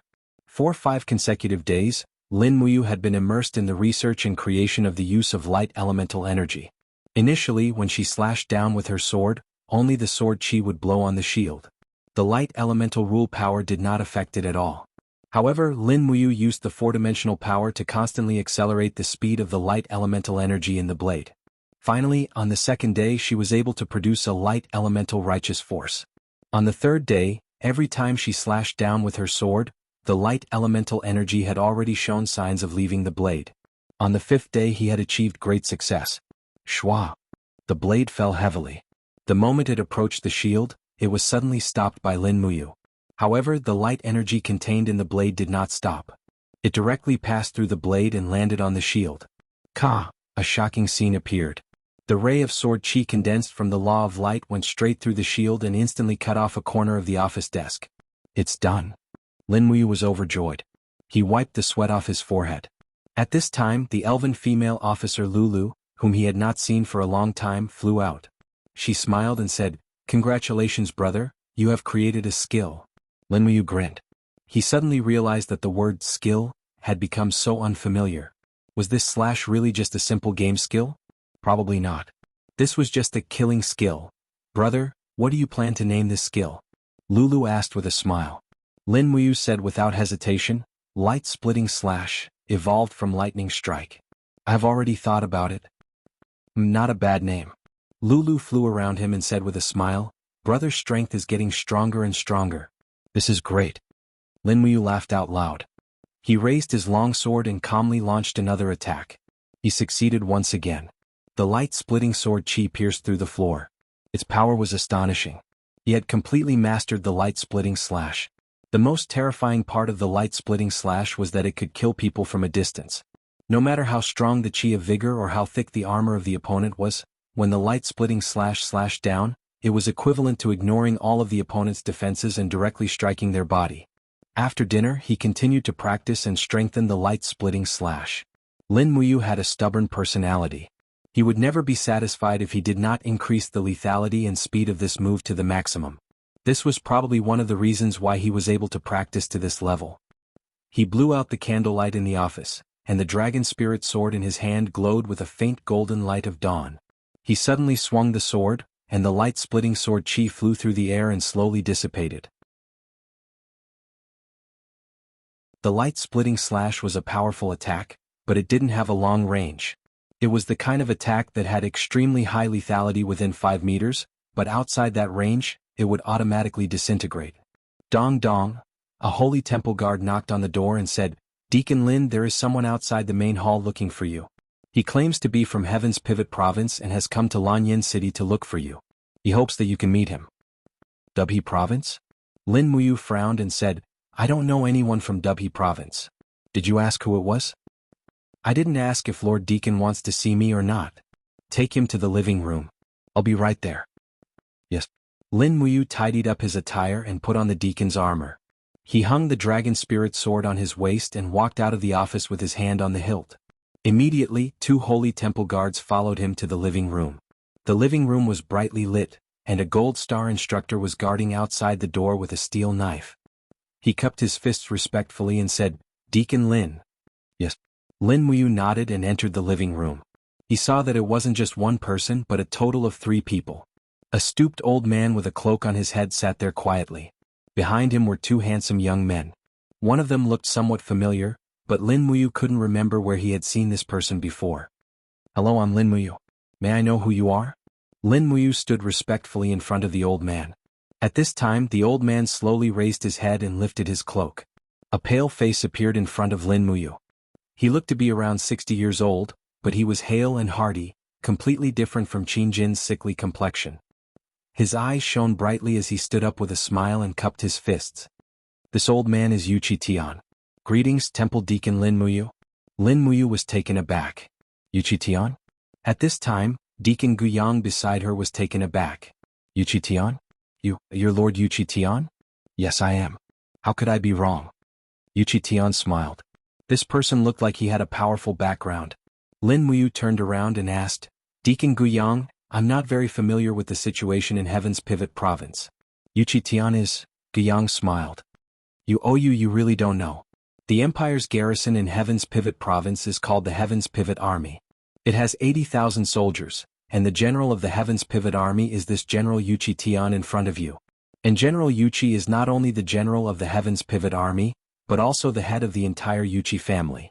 He is in charge of smelting iron, alchemy, commerce, and many other areas in Heaven's Pivot Province. It can be said that 50% of the Heaven's Pivot Province's wealth and military strength belong to the Yuchi family. Lin Muyu was stunned. No matter what, he didn't dare associate this old man with the legendary Yuchi Tian. He hurriedly cupped his hands and said respectfully, "Lin Muyu pays his respects to General Yuchi." Yuchi Tian smiled and stepped forward to hold Lin Muyu's arm. "You don't have to be so polite, Lord Lin Muyu. This old man has come to Lanyan City as a visitor and didn't dare disturb His Majesty. Moreover, I'm here to discuss something with you, Lord Lin Muyu." "Oh, please speak." "It's like this. Last time, Lord Lin Muyu forged a purpling sword and broke the long sword forged by my son. I'm ashamed to say this. This old man has failed to teach his son well. That time my son offended you. I hope you'll be magnanimous enough to forgive him." Lin Muyu was taken aback. She raised her head to look at the young men behind Yuchi Tian. She finally remembered that one of them was Yuchi Yen, the fellow who had vowed to forge a sword for Qinin. So they were here for this matter. "I wonder what you're looking for me for, Lord?" Lin Muyu pursed his lips and cursed inwardly. Sure enough, once the blacksmithing skill was revealed, it would cause trouble. Others might not know what it was, but Yuchi Tian was a famous blacksmith of the present age. How could he not know? He cupped his hands and said respectfully, "Old General, that purpling sword was forged by a hermit master. I don't know where he is now. You won't be able to get any information from me?" Yuchi Tian couldn't help but smile. "Don't be nervous, Lord. This old man is here not to find him, but to find you." "Oh, what do you mean?" Yuchi Tian smiled calmly. "A straightforward man doesn't resort to insinuations. In the last few months, the Chamber of Commerce in Lanyan City has been selling some mysterious and spirit-grade weapons. The forging methods of these weapons are very unique. I've collected a few of them and after thorough study, I found that the forging methods of the blades are different from those of any blacksmithing family on the continent. The forging methods of the blades are ingenious, and the layering of the blades has probably overturned the millennium-old way of forging weapons on the continent." Lin Muyu's heart was beating like a drum. And then, Yuchi Tian smiled. "This method is certainly valuable, but the person's forging methods are hidden well. That's what's most valuable. I'm also right. That hermit certainly doesn't want to reveal his name, so I can't force him. But I can't return from Lanyan City empty-handed. If Lord Lin Muyu knows the layering of the blades, please give it to this old man. I'll reward you handsomely." Lin Muyu racked her brains for a way to refuse. It was then that Yuchi Tian took out a stack of gold notes from his pocket. These are the gold notes of the Imperial Gold Bank. Each one is worth 100,000 Jin coins and there are 50 of them in total. If Lord Lin Muyu is willing to teach me the layering edge forging technique, I'll take these 5 million Jin coins as my reward. I know that you're an expert in weaponsmithing, so I'm sure you can understand my thirst for knowledge?" Lin Muyu nodded. She couldn't help but be moved by the 5 million Jin coins. "Since old General Yuchi Tian has come to Lanyan City, I won't let your trip be in vain. Please wait for a night and I'll give you the secret manual you want tomorrow." "Yes, thank you, Lord." The voice of the 7 luminaries Demon Emperor came from high. What a greedy and lecherous Lin Ruoji." Lin Muyu said righteously, "At most, I'm greedy. Am I lecherous?" "You aren't?" The 7 luminaries Demon Emperor said bluntly. "That night at the Umbrella Dragon Tavern, do you dare say that your hands never touched Qin Yin's breasts?" Lin Muyu was speechless. "That was an accident. An explanation is a cover-up." Greedy and lecherous Lin Ruoji. "Seen him? Are you mad?" Greedy and lecherous, exasperated, immoral Lin Ruoji. The 7 luminaries Demon Emperor laughed proudly. He almost sang these words out loud. Lin Muyu couldn't be bothered with him anymore. She thought to herself that one day she would have to get the 7 luminaries Demon Emperor out of Ehai. Otherwise, her every word and action would be seen through by another person. It was a weird feeling. Yuchi Tian, Yuchi Yen, and a dozen or so retainers stayed in the post house, waiting for Lin Muyu's reply. Naturally, Lin Muyu couldn't find that hermit expert because he was the one. However, he had no choice but to betray his own principles for the sake of these 5 million Jinin coins. 5 million Jinin coins. Even if he sold the entire Kathaya city, it wouldn't be worth this much money. 5 million Jianghu coins was equivalent to half of the Imperial Merchant Guild's output. Thus he didn't sleep for long that night. He burned the candle and read through the night, letting Lulu verbally relay all the details and methods of refining weapons into a book.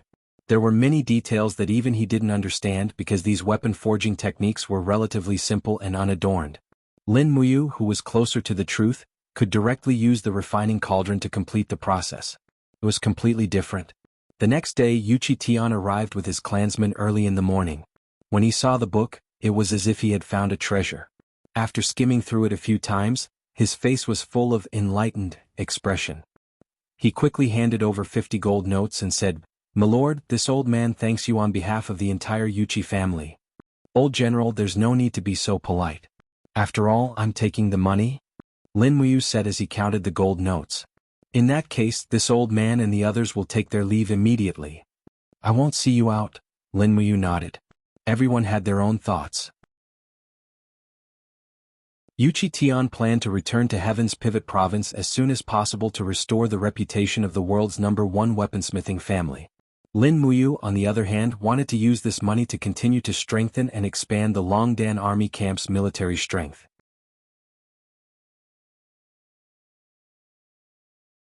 Chapter 265. That night, Lanyan City was silent. In the depths of the Duke of Seven Seas mansion, Tang Xiaoxi's room was located in the most secluded corner.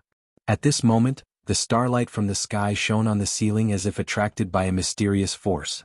In the room, Tang Xiaoxi sat quietly on the bed. A faint flame energy lingered around her body and merged with the starlight that shone into the room. After an unknown period of time, Tang Xiaoxi suddenly opened her beautiful eyes. Starlight flowed in her palm and a beautiful seal appeared. She gently opened her hand and with a loud bang, the Star Offering Seal, the 5th level of the Firefox Seal, directly smashed the table in the room into pieces. Finally, the Star Offering Seal is complete. Tang Xiaoxi secretly rejoiced, but the raging flames around her were still swirling endlessly, and they were emitting sharp whistles. "Oh, what's wrong?" She was stunned. The next moment she felt the blood in her body seemed to be surging because of the Star Offering Seal. Her skin faintly emitted a fiery red brilliance, as if her body was about to catch fire. "Ah!" Tang Xiaoxi let out a miserable groan and curled up on the bed like an injured little beast. Her body trembled and the flame in her body even shot out through her clothes. In the blink of an eye, the bedding and other things were all set on fire. But it seemed that this was not the end. A charming voice laughed and said in Tang Xiaoxi's body, "Release me. Release me. Who are you?" Tang Xiaoxi's eyes were filled with tears. Because of the pain, her body trembled and she asked loudly, "Who are you?" But no one answered her. Instead, the power in her body made her raise her arm involuntarily. Rays of divine light quickly gathered in her palm and another Firefox Seal appeared. With a bang, it suddenly smashed through a corner of the roof. It was the 6th level of the Firefox Seal, the God-Gathering Seal. "Ah!" Tang Xiaoxi let out a miserable groan. The flame on her left arm was surging and the energy in her palm condensed into a seal, forcing her to raise her palm. The flame flourished, boom. The entire wall turned to dust. It was the 7th level of the Firefox Seal, 5 Chi Seal. Outside the wall, the 4 Seven Seas City cavalry guards stared dumbfoundedly at the fire that lingered in the room and shouted, "Princess Shi, what's wrong with you? Princess Shi, you, get away from me." Tang Xiaoxi ordered loudly, but these imperial cavalry were all Tang Lan's personal guards. Seeing Tang Xiaoxi in such a state, how could they leave? "Ah!" Tang Xiaoxi tossed and turned on the bed, endless fire intent surging out from the depths of her chi-si. With a wung sound, the Firefox Seal appeared in her palm once again. Soul-suppressing seal. This was a seal that even Tang Bin had not successfully cultivated. "Go!" Tang Xiaoxi shouted at the cavalry. The cavalry saw that the situation was not good and hurriedly retreated, but it was too late. The soul-suppressing seal launched an earth-shattering attack. After a loud bang, everything within a 20-meter radius was turned into ashes. None of the 4 cavalry guards survived. Tang Xiaoxi's face was covered in tears, but the flame in her body was still surging. The heaven and earth seemed to have lost their color, and the stars in the sky seemed to have dimmed. Countless stars seemed to have fallen at this moment. A Firefox Seal appeared in Tang Xiaoxi's right palm. Reincarnation seal, the strongest technique of the Seven Seas Tang sect. Boom. The entire Lanyan city seemed to be trembling. The reincarnation seal almost destroyed half of the Duke's mansion. Woo-woo, Tang Xiaoxi knelt on the ground in tears. Her body was surrounded by raging flames. She couldn't control this power. It was as if something in her body had suddenly awakened, and this power was destructive. It didn't differentiate between friend and foe. Half of the Duke's mansion's servants had already died under her Firefox seal. Let me go. The seductive voice in her body sounded again. I am you and you are me. Let me go. There's no need to endure it anymore. Ah! Tang Xiaoxi hugged her head with her arms and sat there in pain, howling miserably. From afar, another group of servants rushed over and asked loudly, Princess Shi, are you all right? However, at this moment they didn't see Tang Xiaoxi. Instead, it was a young girl kneeling in the raging flames. 9 flaming tails danced behind her, and 2 fox ears grew out of her long hair. The raging flames surrounded her, and the 9 flaming tails danced seductively, accompanied by a seductive voice. Tang Xiaoxi slowly raised her head, and her beautiful eyes were suffused with a faint golden luster. All her clothes had been burned by the raging flames, and at this moment she was already kneeling there naked. Behind her, the 9 flaming tails swayed gently with her consciousness, but under the cover of the flames, outsiders couldn't see anything at all and didn't know that it was her. What happened to me? What happened to me? Tang Xiaoxi cried and muttered to herself. After the power in her body was released, she could feel that she had at least obtained the power of the 3rd tier of the heavenly state. But so what? She didn't look like a human at all. What's that? From afar, a group of guards watched with their mouths agape. One of them shouted in a low voice, Demon! It's a demon! Heavens, why is that 9-tailed demon in the Duke's residence? Where's Princess Shi? Hurry up, kill this demon and find Princess Shi. A few guards drew their bows and aimed at her. Tang Xiaoxi raised her head and looked at them. Her golden eyes were filled with coldness, and her lips curled into a cold smile. There was an endless murderous intent in her heart, but just as she was about to attack, Tang Xiaoxi suddenly groaned. She was restraining this crazy murderous intent. She couldn't kill anymore or she would really become a demon. Go, we have to escape from here. Tang Xiaoxi's eyes were filled with tears. Suddenly, she turned to look in the direction of the Holy Temple and Zetian Palace. Without looking back, she dashed out. Her speed was extremely fast, and in the blink of an eye, she disappeared into the night. Her 9 fiery tails swayed irregularly. In the night, she looked so beautiful. However, this beauty was filled with killing intent. At the north gate of Yanlan City, a group of imperial guards were standing guard. It was late at night and martial law had been imposed. Every night, Yanlan City was prohibited from entering. Hua! A fiery light appeared behind him, immediately causing the group of imperial army soldiers to be dumbfounded. It was a beautiful firefox. Under its 9 dancing tails was the form of a beautiful young lady. Although they couldn't see her clearly due to the lingering flames, they could still vaguely make out the graceful curves of her body and her unparalleled beauty. What's that? The centurion on duty roared, Demon, what kind of demon is this? Men, take her down. A group of imperial guards pulled out their swords and sabers and rushed over, but the 9-tailed fox spirit didn't pay attention to them. In a flash, she flashed through the gap between the imperial guards. She raised her right palm and whimpered. Starlight lingered in her palm. It was the star offering seal, one of the firefox seals. Bang! A large hole in the shape of the star offering seal was blasted on the heavy iron gate of Yanlan City. The 9-tailed fox spirit quickly dashed out and disappeared into the night without looking back. Under the starlight, the beautiful girl transformed into the 9-tailed fox spirit and ran wildly at the edge of the dragon-seeking forest. She closed her eyes and let her tears flow freely. The crystal-clear tears splashed on the newly grown grass in the forest, and in the blink of an eye, they turned into a flame that engulfed the grass. It was as if her entire body was filled with the power of fire. Home? Where is home? On top of a giant rock in the wilderness, the girl slowly turned around. A pair of golden eyes reflected the outline of Yanlan City. Home was there, but she could never go back.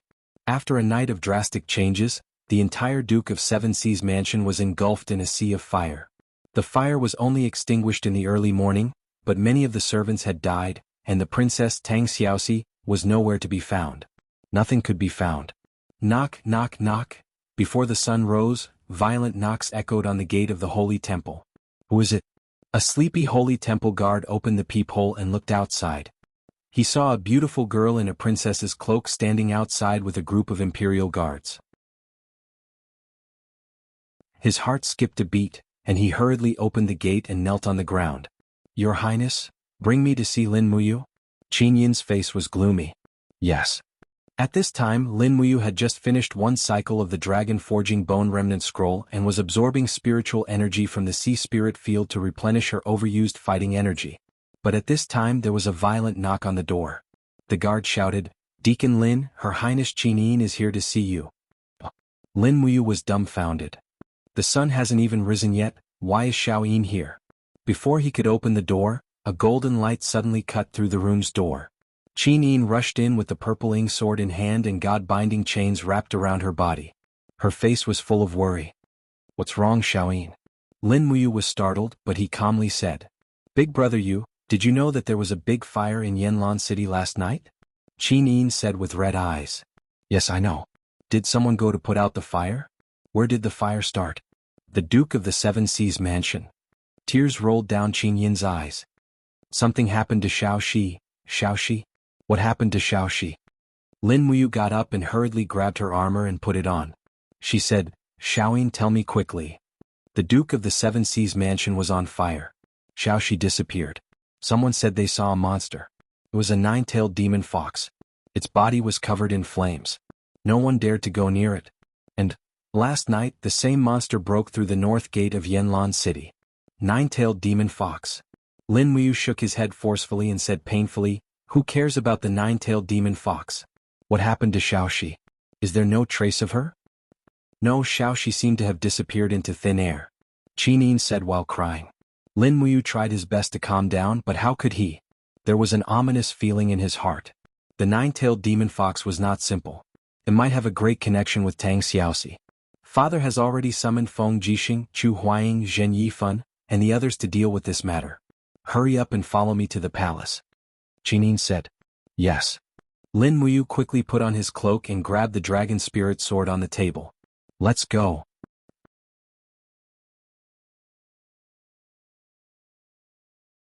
Chapter 266. There hasn't been a demon in Lanyan City for hundreds of years. In the Zetian Palace, Zheng Yifan had a solemn expression as he said, "Your Majesty, no matter where this nine-tailed demon fox came from, we can't just sit back and do nothing. Moreover, Princess Shi might have already been killed by this nine-tailed demon fox. This old subject suggests that we send the Flying Mount Battalion and the Divine Might Battalion into the dragon-seeking forest to hunt this nine-tailed demon fox." Feng Jixing was silent, his expression ugly. Chu Huayin said, "Marquis, we still haven't figured out where this nine-tailed fox came from. Isn't it too much to say to kill it? What else do we need to figure out?" Zheng Yifan sneered.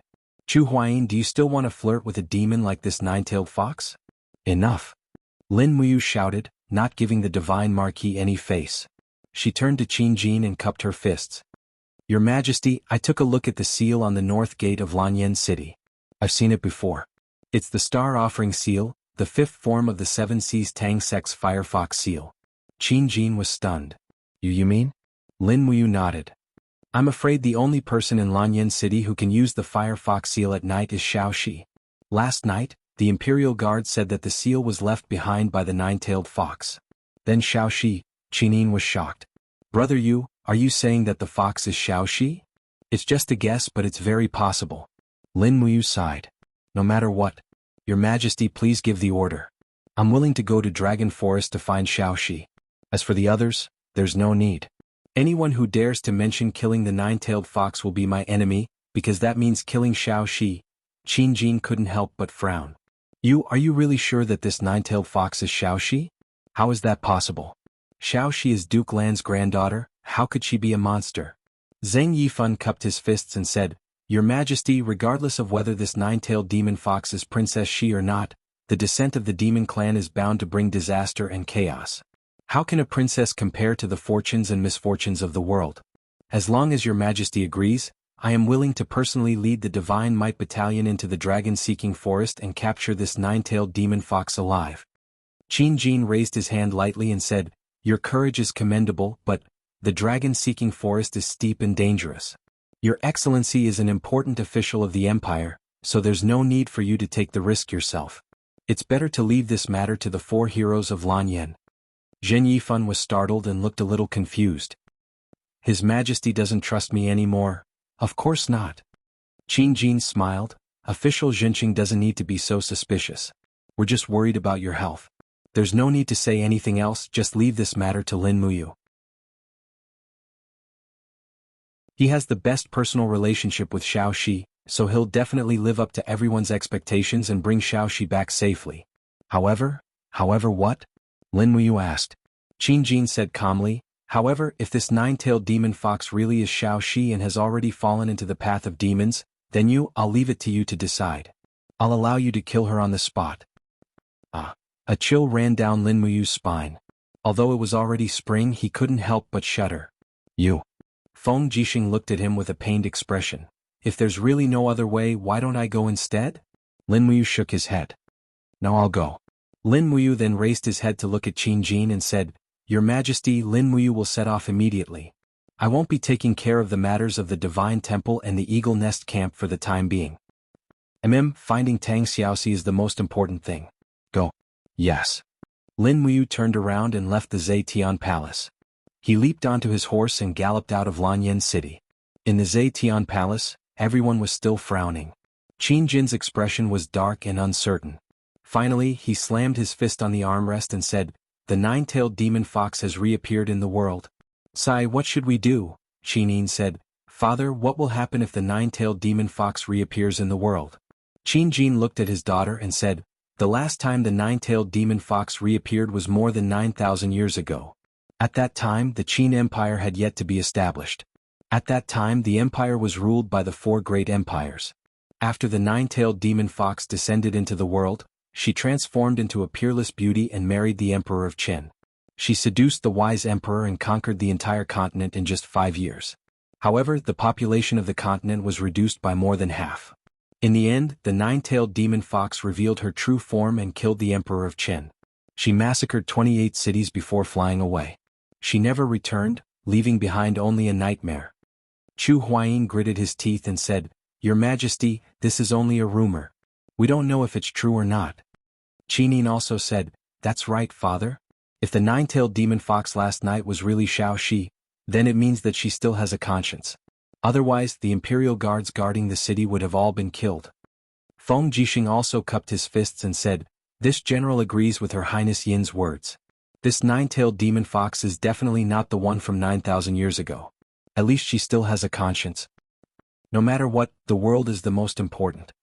Qin Jin took a deep breath and said, Minister Zhenqing, do what you think should be done. We will allow you to act on your own, but remember, if you meet Lin Muyu in the dragon-seeking forest, you must not hurt him. Otherwise we will not let you off easily. Zheng Yifan cupped his fists and smiled. Rest assured, Your Majesty. This old subject will not let you down. Father. Qin Yin suddenly cried out, Father, how can you do this? That Xiaoxi, it's Xiaoxi. Is the empire really that important in your heart that you can completely disregard Xiaoxi's life? Qin Jin frowned. Xiaoyin, you've grown up.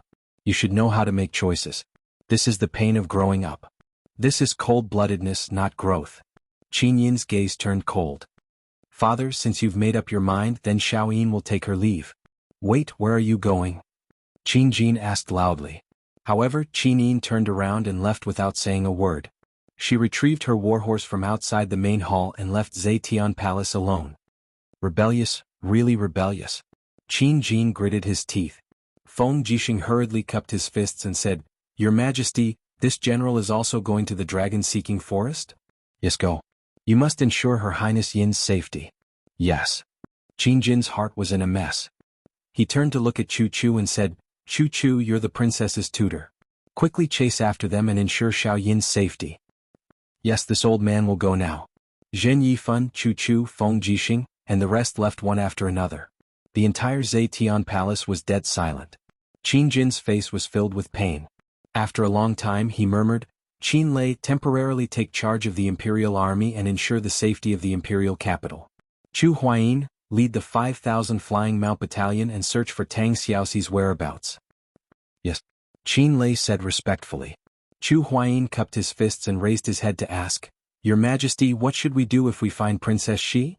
Qin Jin took a deep breath and said slowly, Don't hurt her. Chu Huayan's face lit up. Yes, this general will go. Thud, thud, thud. The intense sound of horse hooves galloping could be heard at the edge of the dragon-seeking forest. It was noon, and Lin Muyu had already galloped for hundreds of miles, but she still couldn't find Tang Xiaoxi. Along the way there were a few burn marks on the ground, but they were intermittent and very soon she lost all clues. Furthermore, she couldn't find Tang Xiaoxi's aura even after using the spirit pulse technique to search. Instead, the aura of spirit beasts appeared within the radius of the spirit pulse technique's search. Lin Muyu's heart was in a mess. How could she still have the mood to think about spirit beast? Tang Xiaoxi was only one person, and the longer she stayed in the dragon-seeking forest, the more dangerous it would be. Lulu, are you there? As they galloped, Lin Muyu called out to the female elf official. With a whoosh, Lulu's exquisite figure flew out of Yi and sat on Lin Muyu's shoulder. She smiled and said, Brother, I don't know where Sister Tang Xiaoxi is either, but you're more familiar with the dragon-seeking forest than I am. Where do you think Xiaoxi would go? Lin Muyu asked. Brother, you're being too concerned. Lulu frowned and said, The dragon-seeking forest has a radius of thousands of miles, so how would Lulu know where Tang Xiaoxi would go? Moreover, you should be the one asking. You know Tang Xiaoxi better than Lulu, so you should know where she would go. Lin Muyu gritted her teeth. Xiaoxi, she might think that she can't go back to Lanyan City.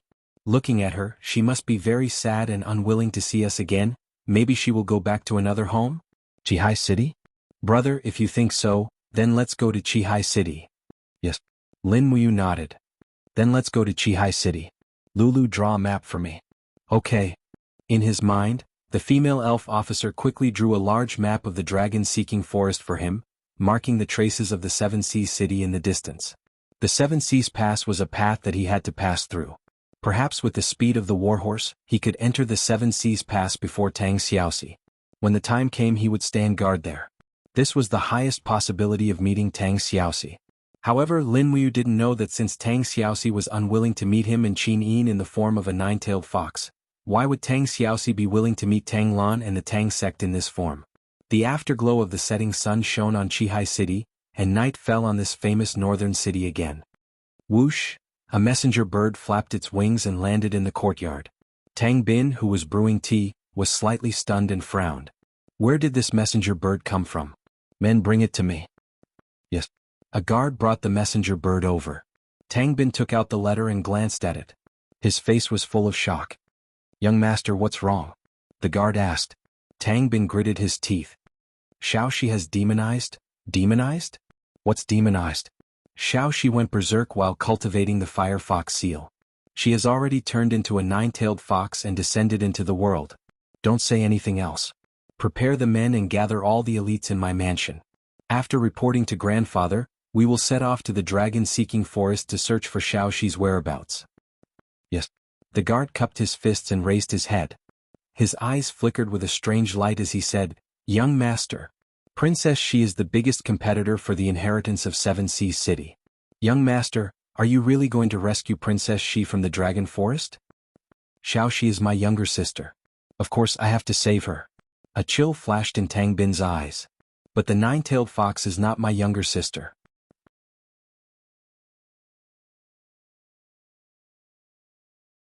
Chapter 267. 2 days and 2 nights later, although it was already spring, the Seven Seas Pass still seemed to be frozen in ice and snow. Moreover, the sky was still drifting with large snowflakes. Lin Muyu slowly rode her horse to the outskirts of the city, but she did not enter. She raised her pear-blossom spear and silently guarded the barren forest, allowing the snow to fall on her body. Woo-woo! Beside the horse's hooves, the Acatosaurus whimpered, its body slightly curled up. It seemed to be complaining that this place was extremely cold and asking Lin Muyu why she had to come to this kind of place to suffer. Lin Muyu was worried about Tang Xiaoxi. She dismounted and gently stroked the little dragon's head. Your big sister Xiaoxi is in danger. We have to protect her. The Acatosaurus seemed to understand. It slowly raised its head, then used its head to rub against Lin Muyu's arm and nestled in her embrace. The human and pet were together, keeping each other warm. Outside the Seven Seas Pass was the dragon-seeking forest. It was not safe, and very few merchants dared to pass through here during the day. Even if they dared to go on the main road, they would gather at least 100 people before setting off. Even the Tianchong Legion's patrols that went out of the city had at least 100 people. As night fell, Lin Muyu shivered as she started a bonfire in the sea of snow. The little dragon whimpered as it took up residence in the surroundings. This time Lin Muyu had come out in a hurry and did not prepare anything. Thus she had no tent or food. She could only melt some snow for drinking water. As for food, it was a wild rabbit that she had hunted in the mountains not long ago. The wild rabbit on the bonfire gave off a strong fragrance. Lin Muyu only had time to eat one leg before the rest was eaten by the Acatosaurus. This little fellow's appetite was too good. It ate more than half of the rabbit, but it was still complaining about being hungry. It was no wonder, as it usually ate at least 7 or 8 rabbits a day. Lin Muyu's gaze never left the Great Tao. At the same time, the spirit pulse technique was also maintained in a state of activation. Not a single aura in the surroundings could escape his senses. The pear blossom spear stabbed into the snow at the side. Hugging the dragon spirit sword, he slowly fell asleep. But not long after, he suddenly opened his eyes. In the southeast direction, a very strong aura was rapidly approaching. Xiaoxi. He opened his eyes and looked hopefully into the distance. However, he was disappointed. Not long after, a bloodthirsty tiger appeared in his field of vision. This was a bloodthirsty tiger that came out to hunt at the beginning of spring. There were 3 golden lines on its head. It was a 3,000-year-old spirit beast. In the past, it would have been a deadly existence, but now, this 3,000-year-old bloodthirsty tiger was not even worthy of Lin Muyu's attention. However, because of the spirit pulse technique, Lin Muyu's aura was restrained. Thus, in the eyes of the bloodthirsty tiger, Lin Muyu was nothing more than a delicious meal. Its paws lightly landed on the snow, and it walked step by step towards Lin Muyu. The bloodthirsty tiger's eyes were filled with a fierce light. It could not wait to enjoy this delicious meal. Lin Muyu let out a long sigh. He could not help but feel disappointed. He had thought that this aura belonged to Tang Xiaoxi. Thus, he gently stroked the little dragon's head. The feast is coming soon. Wait for it. The Acatosaurus raised its head and rubbed against his arm. It howled as if to say, "Then why aren't you going?" However, Lin Muyu could not be bothered to move. He was waiting for the bloodthirsty tiger to make the first move.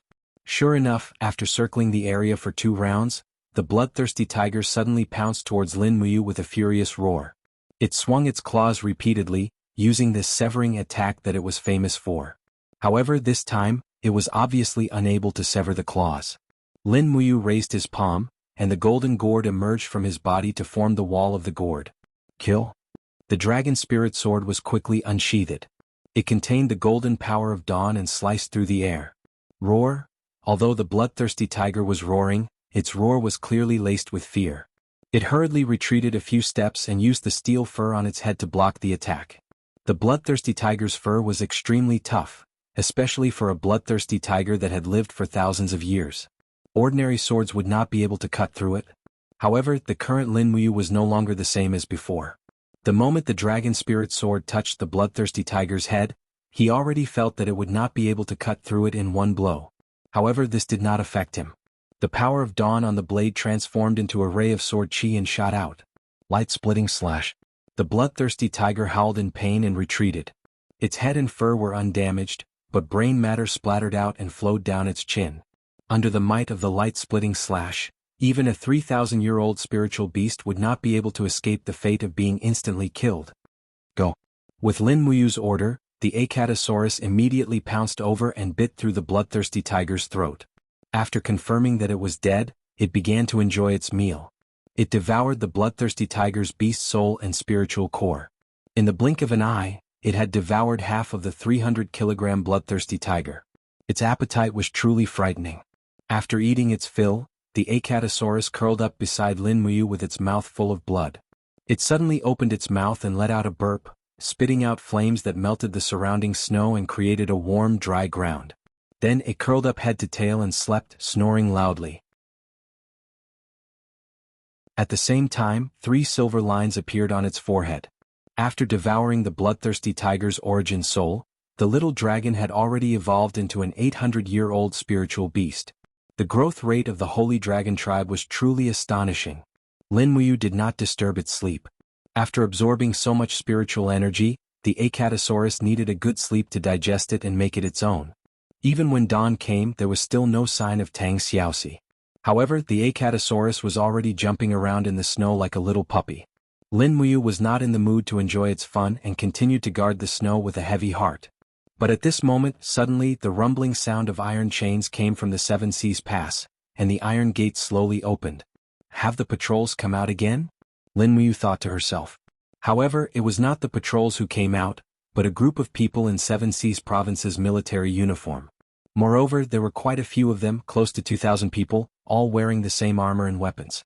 It seemed that the people of Seven Seas City had also received the news. Lin Muyu frowned, but found that the 2,000 people of Seven Seas City were actually coming straight for her. They were very fast and it was already too late to get on a horse to dodge. There's someone there, surround him. When Lin Muyu stood up, she was already heavily surrounded. A group of Seven Seas City soldiers looked at her with swords drawn, as if they might attack at any time. Lightly patting the badge on her shoulder and the imperial military rank on her collar, Lin Muyu said lightly, "Are your dog eyes blind? Don't you recognize these?" A centurion respectfully cupped his fists and said, "General, we recognize the military rank, but the area outside the Seven Seas Pass is originally a restricted area. May I know why you are here alone? I'll go wherever I want. Besides, this is the territory of North Ridge Province, not Seven Seas City. But you." Lin Muyu raised her sword-like eyebrows and shouted angrily, "The army of Seven Seas Province dares to trespass the imperial territory without the emperor's order. What crime do you deserve?" The centurion was stunned by the scolding and was speechless. At this time, the crowd of the army slowly separated, and a man wearing the armor of a senior officer rode over and said with a smile, "I was wondering who it was. It turns out to be the second of the 4 heroes of Lanyan, Lin Muyu. Tang Bin." Lin Muyu also recognized him and said, "Lin Muyu greets young master Tang Bin. No need to be so polite." Tang Bin looked at him deeply and said, "Lord Lin Muyu is now the general of the south and also the commander of the Eagle Nest camp. Why would you come to the Seven Seas Pass alone?" Lin Muyu narrowed his eyes. "I'm afraid you have to ask young master Tang Bin this question. Didn't you also bring a large group of people over?" Tang Bin revealed a sorrowful expression and said, "Yes, we have received Yu's letter early in the morning. It is unknown whether Xiaoxi is alive or dead. Grandfather is very worried about her safety, so he sent more than 2,000 warriors of the family personally led by me to the dragon-seeking forest to search for Xiaoxi's whereabouts. Lin Muyu Darren, the purpose of your trip is?" Lin Muyu cupped her fists. "I entered the dragon-seeking forest to search for Xiaoxi under His Majesty's imperial edict. So our purpose is the same." Tang Bin smiled slightly. "Lord, entering the dragon-seeking forest alone, one fear that something bad will happen. How about you follow us to search for Xiaoxi? How about it?" "This," Lin Muyu smiled. "I'm used to being alone, so it's better for me to be alone." "Really?" A trace of coldness flashed past Tang Bin's eyes as he said with a smile, "Xiaoxi is grandfather's most doted junior. Her life and death is related to the fate of the entire Seven Seas City, so there must not be any mistakes in this matter. I think Lord Lin Muyu Darren should come with us, otherwise if anything happens, Tang Bin will not be able to explain to grandfather and His Majesty. Lord is a person who understands the circumstances, you should know what to do and what not to do, right?" At the side, the old man who was called Elder Jing, also smiled and said, "Lord Lin Muyu, let's go together. Anyway, our purpose is the same." Around them, a group of Seven Seas City guards had already revealed their ferocious looks. Under Lin Muyu's spiritual pulse technique, the strength of these people was clear to her. Tang Bin's cultivation had improved a lot and had already reached the peak of the first heaven of the heavenly state, while that Elder Jing was at the second heaven of the heavenly state. There were also a dozen or so people who were at the third heaven of the earth state, and many of them were not much weaker. If they really fought, Lin Muyu had almost no chance of winning. The people of Seven Seas City came in a menacing manner, and they looked like they came with ill intentions. Lin Muyu naturally knew her limits, so she nodded and said, "Then let's go together to find Xiaoxi." With that, she mounted the horse and sheathed the dragon spirit sword with a clang. She raised her hand to grab the handle of the pear blossom spear and pulled it out of the snow. Acatosaurus roared and followed closely behind. Tang Bin glanced at Acatosaurus, and a trace of astonishment flashed in his eyes, but he did not make any big movements. Although Lin Muyu was alone, it was not easy to kill him, and once he escaped, it would probably cause a big uproar when he returned to the imperial capital. Tang Bin also knew his limits. He would not make a move unless he was absolutely sure.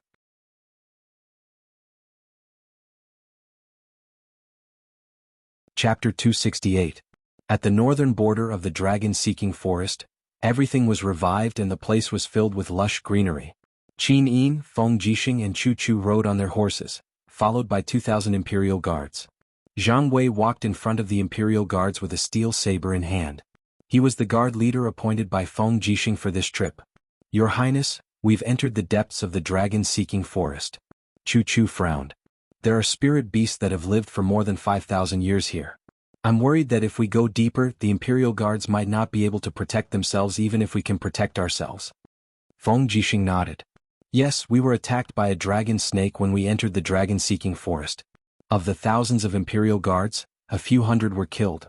The attacks of large spirit beasts are not to be underestimated. Qin Yin's face was covered by a cloak. She sighed softly. Then let them wait here or return to Lanyan City on their own. We'll continue to look for Xiaoxi. Zhang Wei quickly cupped his fists. Your Highness, why are you looking down on us? As members of the Imperial Guards, we'd rather die in the dragon-seeking forest than be cowardly. Moreover, the more people we have, the greater the search area. The dragon-seeking forest is so huge that it's too difficult to find a single person. Naturally, the more the better. Qin Yin's voice was as soft as a mosquito's buzz. What does General Feng think? Feng Jixing's expression was calm. Pass down my order. Every 100 people in a group, bring along war drums and torches. Once we encounter a powerful spirit beast, light the torches immediately. Spirit beasts are usually afraid of fire. Also, the noise from the war drums can intimidate the spirit beasts. That's all. Don't stray too far away. Find Princess Xi as soon as possible. Yes. Zhang Wei nodded. Chu Chu took out a map scroll and glanced at it. If we go any further, we'll reach the legendary Blood Marsh. The Blood Marsh is filled with poisonous gas. Should we take a detour? Blood Marsh? Qin Yin's gaze was serene. She said faintly, order the army to station outside. Elder Chu, follow me into the blood swamp to find out what's going on. Your Highness, are you really going to enter the Blood Marsh? Yes. Qin Yin turned to look at Chu Chu and said, I have the blood of the true dragon flowing in my veins, so the poisonous gas in the blood marsh can't do anything to me. Chu has a sanctuary realm body, so he shouldn't be afraid of some poisonous gas. There are so many of us, but Xiaoxi is alone. I don't know how she survived alone in the dragon-seeking forest. Chu, follow me in. This old one obeys. Chu Chu nodded. Feng Jixing raised his wind cutter and ordered everyone to stay where they were. Blood Qi rose up in front of them as if it was purgatory on earth. The water in the blood marsh was the color of blood, and it was boiling non-stop. Occasionally, some poisonous creatures like snakes and scorpions would scuttle past. It looked very frightening. Feng Jixing's cultivation was not bad, but he was still immortal in terms of resistance to poison, so he couldn't act rashly. Qin Yin got off the horse and stepped into the blood marsh step by step. 3 golden god-binding chains circled around her, protecting her from the invasion of any poisonous gas. Chu Chu also circulated his sanctuary realm battle energy, forming a protective wall around him to block the invasion of the poisonous gas.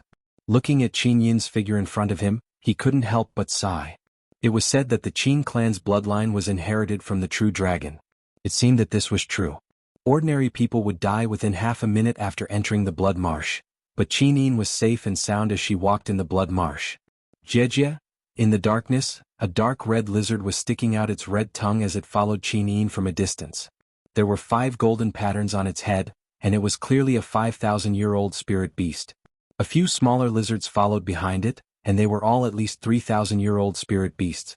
The group of lizards glared at the people who had entered the blood swamp, and they looked like they were ready to attack at any time. Be careful, Your Highness. Chu Chu reminded. Qin Yin smiled faintly and said, and it's fine. She walked on the dry, blood-colored ground. Suddenly her doqi rose. With every step she took, the pale golden god-binding chains turned into ripples that spread out in all directions, carrying with it the faint sound of a divine oracle. A wave of true Dragon King's energy was contained within. Suddenly, those lizards in the distance screeched and retreated one after another. It was as if they had seen a true dragon. They shrunk back into the cave, not daring to look up again. Chu Chu clicked his tongue in wonder and looked around, saying, Your Highness, it seems like no one has been here for the time being. Let's go, staying here will only be a waste of time. Qin Yin's beautiful eyes looked around, and indeed there was no trace of Tang Xiaoxi's aura. She reached out to cover her face with her cloak and nodded, saying, "And let's go." After exiting the blood marsh, Feng Jixing hurriedly raised his blade and walked forward, asking with concern, "Your Highness, are you all right?" Qin Yin smiled faintly, "I'm fine, let's continue." "But Your Highness, it's already night, why don't we set up camp and rest, then continue the search tomorrow morning?" "No." Qin Yin's gaze was unusually firm. "General Feng, the longer we wait, the longer Shaoxi will be in danger. I feel a little uneasy. Shaoxi's current situation is definitely not better than ours." "Yes, Your Highness." Chu Chu flipped over and mounted his horse, catching up to Qin Yin's war horse, saying, "Your Highness, actually, I have something to say, but I'm not sure if I should say it." "Chu Chu, go ahead." Qin Yin's voice was calm. Chu Chu nodded, cupped his fists and said, "Your Highness, according to you speculation and various signs, that nine-tailed fox demon is very likely to be Princess Shi, and as far as I know, the nine-tailed fox demon is very powerful.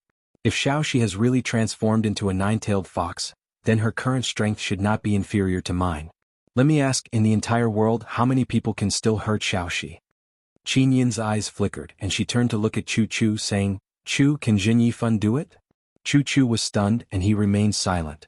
Feng Jixing took a deep breath and said, "All troops listen up, continue advancing."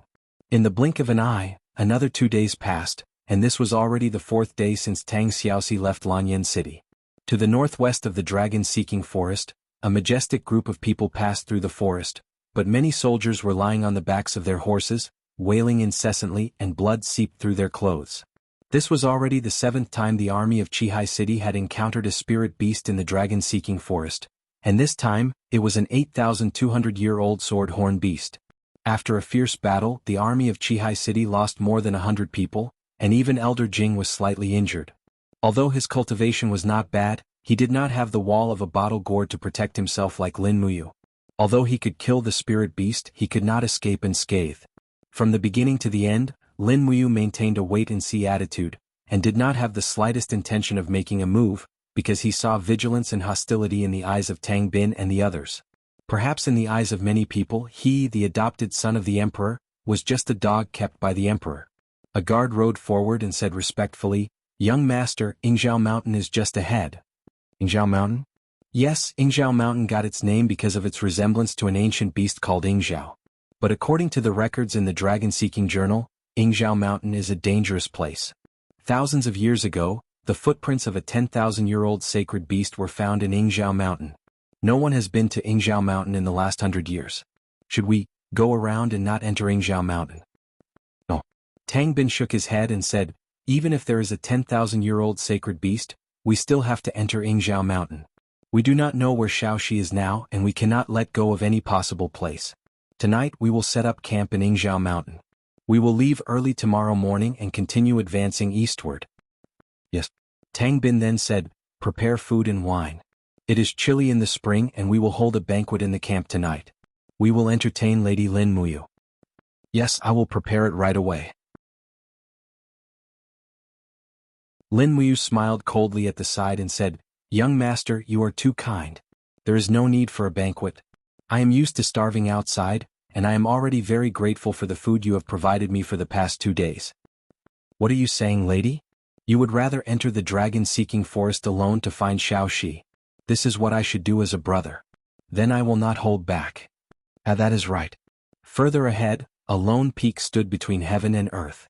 It looked like a warhorse, except that there were 2 cliffs on its back which looked like wings. This was the origin of Yingzhao Mountain. However, unlike what was described in Seeking the Dragon, there were no 10,000-year-old sacred beasts in Yingzhao Mountain. It was just a pack of wolves that were 1,000 to 2,000 years old, and they were quickly dispersed by the soldiers' torches and the clamor. They set up camp and rested. The central tent was occupied by Tang Bin, and the banquet was set up for the banquet. There were 3 tables of wine, which were used to entertain the generals who had worked hard on the journey. Lin Muyu was one of them. Tang Bin and Elder Jing were very enthusiastic in their hospitality. After drinking a lot of wine, Lin Muyu's face was already slightly red. She leaned against the side of the table, the knee pads of the holy temple armor against the legs of the table to maintain her balance. She was very drunk. "General Lin?" Elder Jing asked tentatively. Tang Bin also smiled and said, "Lady Lin Muyu, have you drunk too much?" Lin Muyu did not say anything, but she extended her spiritual pulse technique, focusing her spiritual senses between Tang Bin and Elder Jing, and even began to infiltrate their thoughts. Not long after, she heard a voice from the bottom of Tang Bin's heart, as if she was hallucinating. Could it be that this boy really has drunk too much? He's so drunk that he's like mud, it's only a matter of a single slash. Moreover, he has a close relationship with little she. I'll first kill this brat, then after I find little she, I'll secretly kill her. Presumably when I return, grandfather won't be able to blame me. Very good, but the problem is, where is little she? The nine-tailed demon fox, hee. What the hell is that? Our Tang family does not have such a monster. Lin Muyu felt a chill in her heart when she heard this. It seemed that her spiritual pulse technique had gradually gained the ability to read minds. For scum like Tang Bin, who was not mentally strong and had an incomplete soul, it was easy to read his mind. But that Elder Jing was different. He had a strong will, and it was almost impossible to read anything. But that was enough. Tang Bin wanted to kill Tang Xiaoxi, and that was an indisputable fact. It was time to escape. If they did not leave now, they would definitely die in Yingzhou Mountain tonight. At this moment, Lin Muyu suddenly opened her eyes. Her eyes were drowsy and swaying, and she smiled as she took out the dragon talisman from her bosom. Laughing loudly, she said, "Do you recognize this item?" Tang Bin and the others saw it, and many of the generals were so scared that they knelt on the ground. Dragon talisman, it is the dragon talisman. Seeing the dragon talisman was like seeing the emperor. Lin Muyu quickly stuffed the dragon talisman into her bosom and said with a smile, "It is good that you recognize it. Now I am going to relieve myself. Aha, generals, please continue drinking. There is no need to wait for me." She left the tent in a drunken state. The cold wind blew and she was immediately refreshed. She went straight to the west side of the camp. But Elder Jing's cold voice came from behind her. "General Lin, where do you think you are going? Men, catch him." How could Lin Muyu possibly turn around? She dove into the bushes and activated the falling star steps. Her entire body seemed to have transformed into a sharp ray of light as she fell into the distance. In an instant, the camp was thrown into chaos. One by one, the soldiers of Seven Seas City mounted their horses, but how could the horses catch up to Lin Muyu in the forest? In the cold wind, a figure could be seen flying over. It was Jing Lao. This Elder Jing was Tang Bin's man, not Tang Lan or Tang Xiaoxi. Lin Muyu suddenly made up her mind. Kill.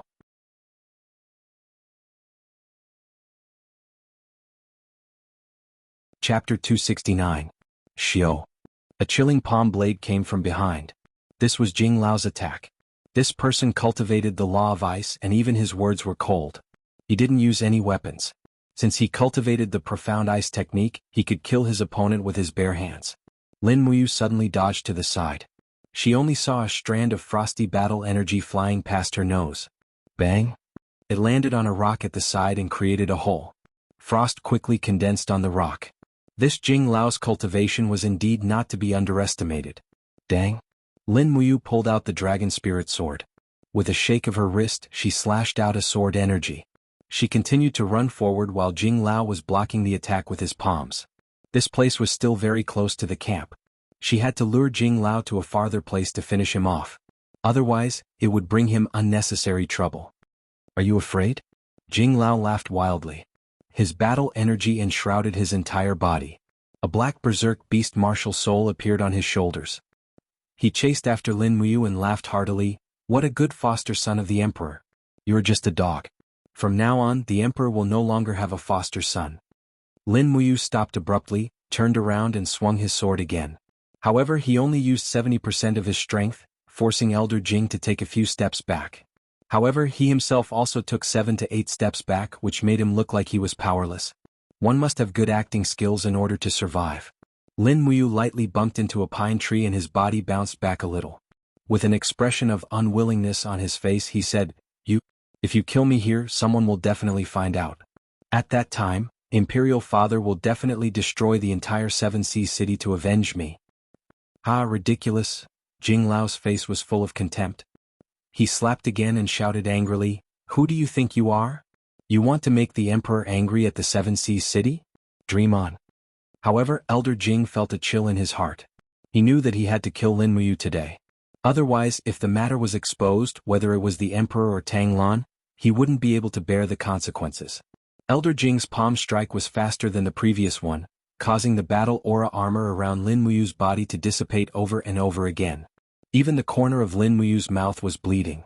But he kept running and retreating.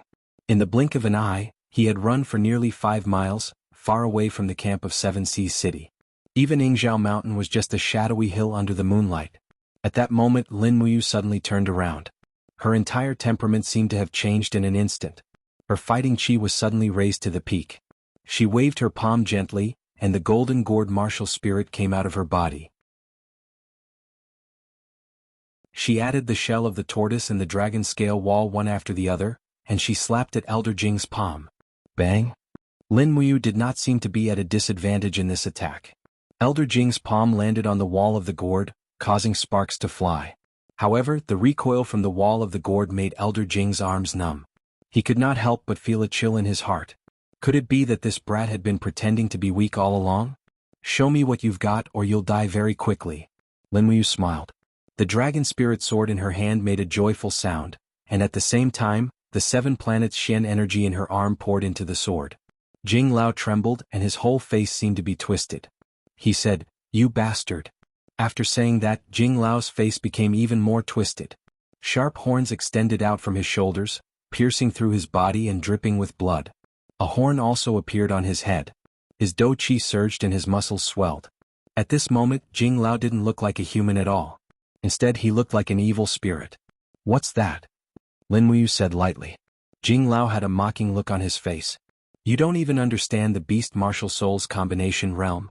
I've followed Master Lan to battle all over the world, and I've made many achievements. Who on this continent doesn't know my name? You ignorant person, go to hell." Jing Lao suddenly attacked with his palm, and the image of a fierce tiger appeared in his palm. He roared, "Fierce tiger descends the mountain." Fighting chi surged. This was not a simple attack. It was obvious that Jing Lao had used the combination realm and martial soul to greatly increase his cultivation. The power of this attack was no less than the 3rd heaven of the heaven realm. Lin Muyu secretly circulated her strength, and the 7 planets Xian energy crazily poured into the long sword. She suddenly grabbed the sword hilt with both hands, and attacked with the shocking thunder wild wave, chaos of the common people. Bang! Fire and frost rushed into the sky, and the surroundings were as bright as day. Jing Lao's face looked even more ferocious under the strong light. Pfft! Lin Muyu spat out a mouthful of blood and retreated a few steps. Her strength was inferior after all. However, Jing Lao was not much better. His arms were a little numb, and the chaos of the common people's Xian energy was very overbearing. Even if it couldn't hurt him, it wouldn't make him feel good. "Good lad, you're really something." Jing Lao grinned ferociously and opened his palms. Streaks of frost lingered on his arms as if they had a mind of their own. He laughed confidently and said, "You forced me to combine realm and beast, and now this is your fate. Prepare to die." Lin Muyu wiped the blood from the corner of his mouth and couldn't help but smile. He held the long sword with both hands again, and the golden gourd martial soul lingered around him. The wind danced wildly and his cloak fluttered. He looked like a god descending to the mortal world, mighty and awe-inspiring. This time he skipped the 2nd and 3rd luminaries. His soul power had greatly increased with his cultivation, and he could control the power of the 4th luminaries. The true dragon essence fire flowed from his arms into the long sword, and at the same time, the cry of the 4 luminaries demon and god appeared on the sword. Jing Lao roused his dou qi and suddenly put his palms together. His body speed increased and he rushed over shouting, "Die! Cold ice descends." Lin Muyu didn't say a word and brazenly slashed with his sword. True dragon essence fire, cry of the 4 luminaries demon and god. The space seemed to have been distorted by the 7 planets Xian energy, and this small space had completely become Lin Muyu's territory under the force field of the cry of the 4 luminaries demon and god. Naturally, the power of this move had greatly increased. Boom! Ice and fire collided and the momentum was monstrous. The soaring flame wave and the frost collided, and the impact caused the surrounding forest to collapse, and the gravel on the ground rolled in all directions. Ugh! Jing Lao let out a miserable howl. His opponent's Xian energy was endless, and even after exhausting the cold ice descends, he still had the strength to counterattack. Jing Lao's arms were bleeding and he was injured. B*****. How could you possibly defeat me? Jing Lao roared and like a ferocious beast, he suddenly covered the ground with his palms. Suddenly the ground started to tremble, and the frost elements in the surrounding quickly rushed into Jing Lao's body. Was he going to borrow the power of the earth's frost? Lin Muyu was slightly stunned, but he naturally had a way to deal with it. He raised his hand and sheathed his sword, and suddenly placed his left arm in front of his chest. This arm, which was remolded by the divine power of the profound spirit ruler, not only contained Shen energy, but also the vast true dragon power. Under the urging of Lin Muyu's power, his entire arm was surrounded by flames, and a golden true dragon was circling around it. At the same time he suddenly concentrated the three luminaries' calamity Shen energy, and suddenly the power of all living beings in the world seemed to be surging toward Lin Muyu. Whether it was the spiritual beasts, trees, or strange stones with spiritual power, every bit of power could be used by him. This power of borrowing the power of nature was far from what Elder Jing could compare to. Jing Lao raised his head, and when he saw Lin Muyu standing in the same place with the dragon power circling around his left arm, his whole body trembled. He lowered his head and tears suddenly flowed out of his eyes. Master Lan, I, Sima Jing, can no longer follow you to conquer the world.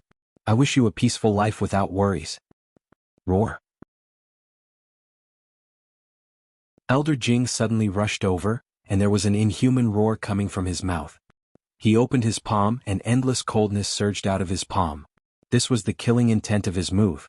Lin Muyu looked up and suddenly exerted force under his feet. His left arm was also blasted out with the vast Shen energy of flames.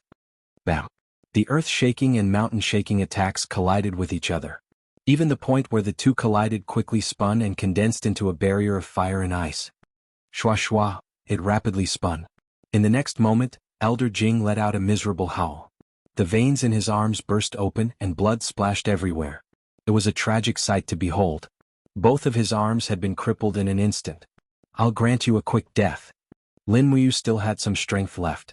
She leaped forward with her sword, and the sword light directly slashed at Elder Jing's neck.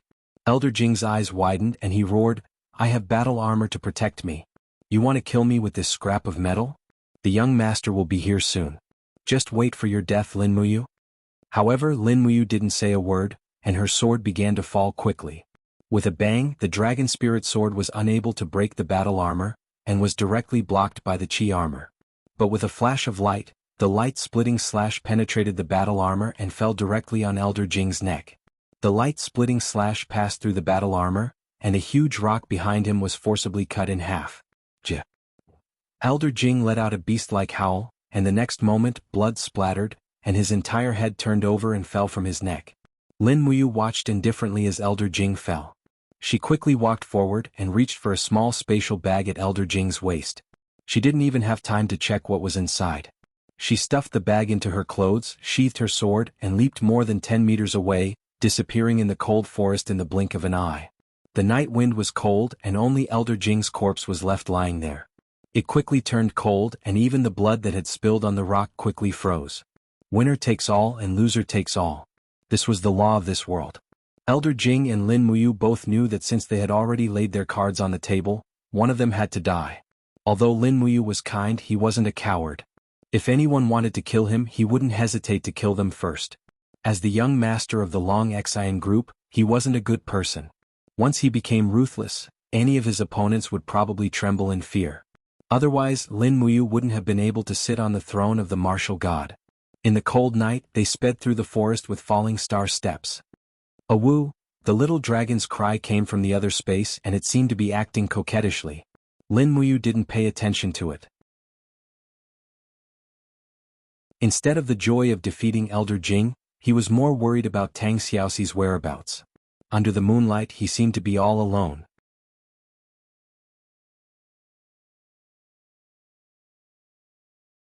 Chapter 270.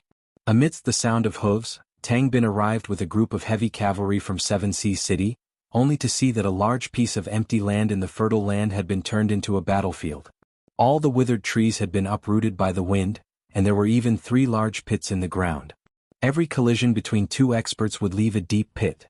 Beneath a huge rock, Sima Jing's cold corpse lay there, with his head separated from his body. Ah! Tang Bin's body trembled and he got off his horse. Under the illumination of the torch, he looked at Sima Jing's corpse with a livid expression. His eyes were bloodshot as he said, "Who did this?" A young clansman said with a cold expression, "Apart from Lin Muyu, who else has the ability to kill Elder Jing here? Moreover, Elder Jing's head was chopped off with a single slash, and the cut was very smooth. Lin Muyu is skilled with the sword, so who else could it be? Another clansman gritted his teeth and said, Lin Muyu is a bastard. Our 7C city treated him so well, but he actually repaid our kindness with enmity and killed Elder Jing. Bastard. Tang Bin's body trembled slightly, and he was completely dispirited. After losing Sima Jing, it was as if he had lost an arm. He knew Sima Jing's strength very well. Sima Jing was at the peak of the second heaven of the heaven state, but once he shape-shifted, his strength would at least be at the third heaven of the heaven state. There was no need to mention the dangers in the dragon-seeking forest. Whether they could kill the nine-tailed fox demon after losing Sima Jing was a problem. After a while he said calmly, bury Elder Jing on the spot. But young master. One of the attendants said, Elder Jing has followed Duke Lan for decades, and his military exploits are outstanding. Today he died here. Can we bring Elder Jing's body back to 7C City for burial? That is his hometown. No. Tang Bin's gaze turned cold and he said, our mission this time is to find Xiaoxi. Although Elder Jing has made great contributions to 7C City, is he more important than Xiaoxi? Moreover, Elder Jing is a soldier, and dying in battle is a kind of final destination. Bury him and then continue searching for Xiaoxi's whereabouts. Yes, young master. At dawn, Lin Muyu, who had been running for her life, had exhausted a lot of her energy. She suddenly threw a punch through the air. The four-dimensional energy surged and forcefully tore open a spatial crack 14 meters away. The Acatosaurus cub quickly crawled out of the spatial crack while howling. It knew that its master could only maintain the spatial crack for 10 seconds at most. It did not want to be trapped by the disappearing spatial crack. Howl! The little dragon ran to Lin Muyu's leg, rubbed against its owner's leg and rolled on the ground happily. Lin Muyu could not help but smile, and a warm feeling welled up in her heart. She thought about how Tang Xiaoxi loved this Acatosaurus in the hunting ground, but now she was nowhere to be found and people even called her a monster. Lin Muyu felt very sad. She hugged the Acatosaurus and sat under the tree, her body trembling slightly. After a long time, the weakened state of the falling star step disappeared. Lin Muyu immediately stood up and picked up some dry firewood to start a bonfire. At the same time, she used the magic noise blade to kill a rabbit, skinned it and roasted it on a tree branch. While roasting the rabbit, she took out the dimensional bag that she snatched from Elder Jing. The storage space of this dimensional bag was not big, at least, it was far less than the Qingquan bag. The things that Elder Jing collected were also very strange. They were all gold coins, diamond coins and other valuables. In addition, there were several land deeds and contracts of slavery in 7C City. After taking a closer look, there were a total of 7 land deeds, which also indicated Elder Jing's wealth and status in 7C City. There were 7 mansions in the third ring of the 7 Seas Province's provincial capital city, and 4 contracts of slavery. They were women aged 16, 18, 20 and 22. Although this old guy was not young, his degree of extravagance and debauchery was no less than those young nobles in the imperial capital. Lin Muyu remained silent and threw the 4 contracts of slavery into the bonfire. Once Elder Jing died, these 4 girls would regain their freedom. As long as there were no contracts of slavery, they would not need to be slaves. As for the 7 land deeds, they would all be transferred into her Qingquan bag. Perhaps one day when she really fell into dire straits, she would at least have 7 properties in 7C City. Moreover, even if in the future, in the event that she married Tang Xiaoxi, it would be considered a dowry. Thinking of this, he could not help but feel distressed. Marrying Tang Xiaoxi, this sentence seems so ridiculous now. Tang Xiaoxi was a 9-tailed demon fox, a 9-tailed demon fox that was despised and feared by the world. How could he marry her? Lin Muyu curled up in the cold wind and roasted rabbit meat. No matter how strong a person's strength was, after the eruption what was left was only weakness. However, when he thought about it again, perhaps the people of this world couldn't tolerate the 9-tailed fox, but there wasn't anything he couldn't accept. The 9-tailed fox was destined to be a heavenly beauty. Moreover, little she was such a good person, so what was wrong with marrying a 9-tailed fox? However, the premise of all this was that Qin Yin could tolerate her. Lin Muyu was well aware of Qin Yin's feelings for him. At the same time, he also understood that Qin Yin was the one he truly loved. It was just that there was a great disparity in their statuses. After thinking about it, he slapped his forehead. What was the point of thinking so much? Perhaps in the end, neither of these 2 girls would be his. The little dragon was impatiently waiting for the rabbit meat to be roasted. It even winked at its master, indicating that it could accept rabbit meat with blood on it. However, Lin Muyu did not have the slightest intention of paying attention to it, because he could not accept rabbit meat with blood on it. If the conditions allowed it, it would affect digestion and be bad for the stomach. After the meat was roasted, this time in order to maintain her strength, Lin Muyu ate half of the rabbit. She only gave the other half to the little dragon and then let it hunt around by itself. The little dragon did not disappoint her. Not long after, it bit a wild boar to death and dragged it back. This wild boar weighed at least 200 catties, much heavier than the little dragon. It was rare that the little dragon could drag it. Moreover, the little dragon placed the wild boar carcass in front of Lin Muyu and began to talk, with its claws and fangs. Although Lin Muyu could not understand what it was saying, she could understand its intention. The little fellow was inviting her to have a meal together. "No need, you can eat." Lin Muyu smiled and patted the little fellow's head. She took out a map of the dragon-seeking forest and studied it carefully. Where would Tang Xiaoxi go? After looking at the map again and again, Lin Muyu's heart suddenly lit up. In the depths of the southern jungle of the dragon-seeking forest, there was a dragon's tomb. This was the place that Lin Muyu, Tang Xiaoxi and Qin Yin had been to together. It was also the place that Chu Chu was guarding. Would Tang Xiaoxi go there? At the thought of this, Lin Muyu could not help but cheer in her heart. Yes, Xiaoxi must be in the dragon's tomb. She knows. If Xiao Yin and I want to find her, we will definitely go to the dragon's tomb. I'm really too stupid, I actually did not think that Xiaoxi would be in the dragon's tomb. Sai, she is in the dragon's tomb. When he looked up, he saw that most of the wild boar had already been eaten by the little dragon. He immediately patted the little dragon's head and said, "Eat quickly, we have to continue our journey after eating." After the little dragon finished eating, it was thrown into the alternate dimension.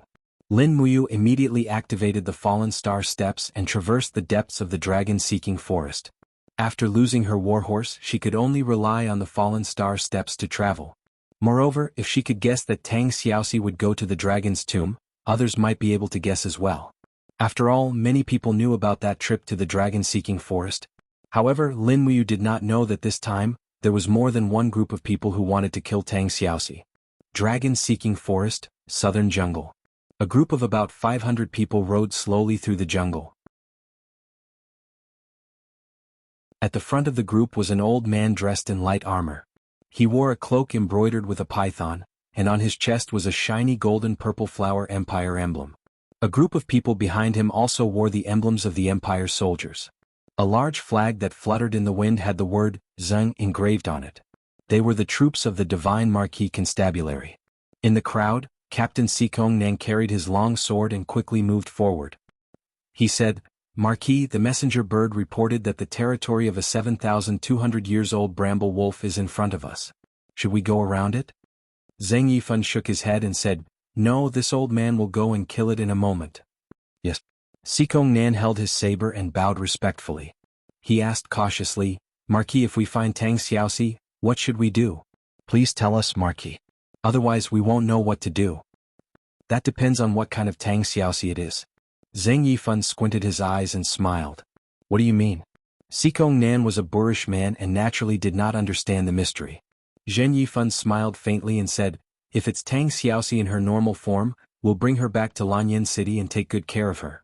If it's Tang Xiaoxi in the form of the nine-tailed demon fox, we'll kill her on the spot and leave the Imperial Army's insignia behind."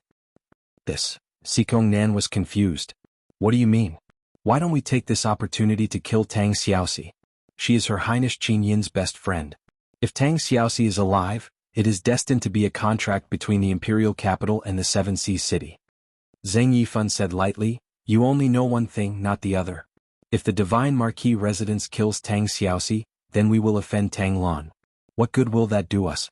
So if Tang Xiaoxi is normal, we will bring her back and Tang Lan will naturally be grateful to the Divine Marquis residence. But if Tang Xiaoxi is still a nine-tailed fox demon, then we will kill her and leave the Imperial Army emblem on her so that the Seven Seas City will know that it was Feng Jixing who killed Tang Xiaoxi. This way, the contract between the Lanyan City and the Seven Seas City will fall apart on its own. Isn't this the result we want?" Sikong Nan suddenly understood. He cupped his fists and said, "The Marquis residence is truly a man of God." Zheng Yifan's eyes dimmed as he said, "This is just wishful thinking on our part. Heaven knows what is going on now. Perhaps Tang Xiaoxi was killed by the spiritual beasts in the dragon-seeking forest, or perhaps she could not withstand the power of the nine-tailed fox demon and self-destructed. For now we can only take one step at a time.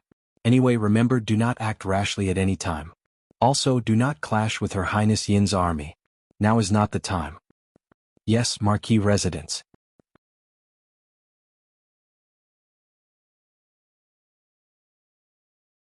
Chapter 271.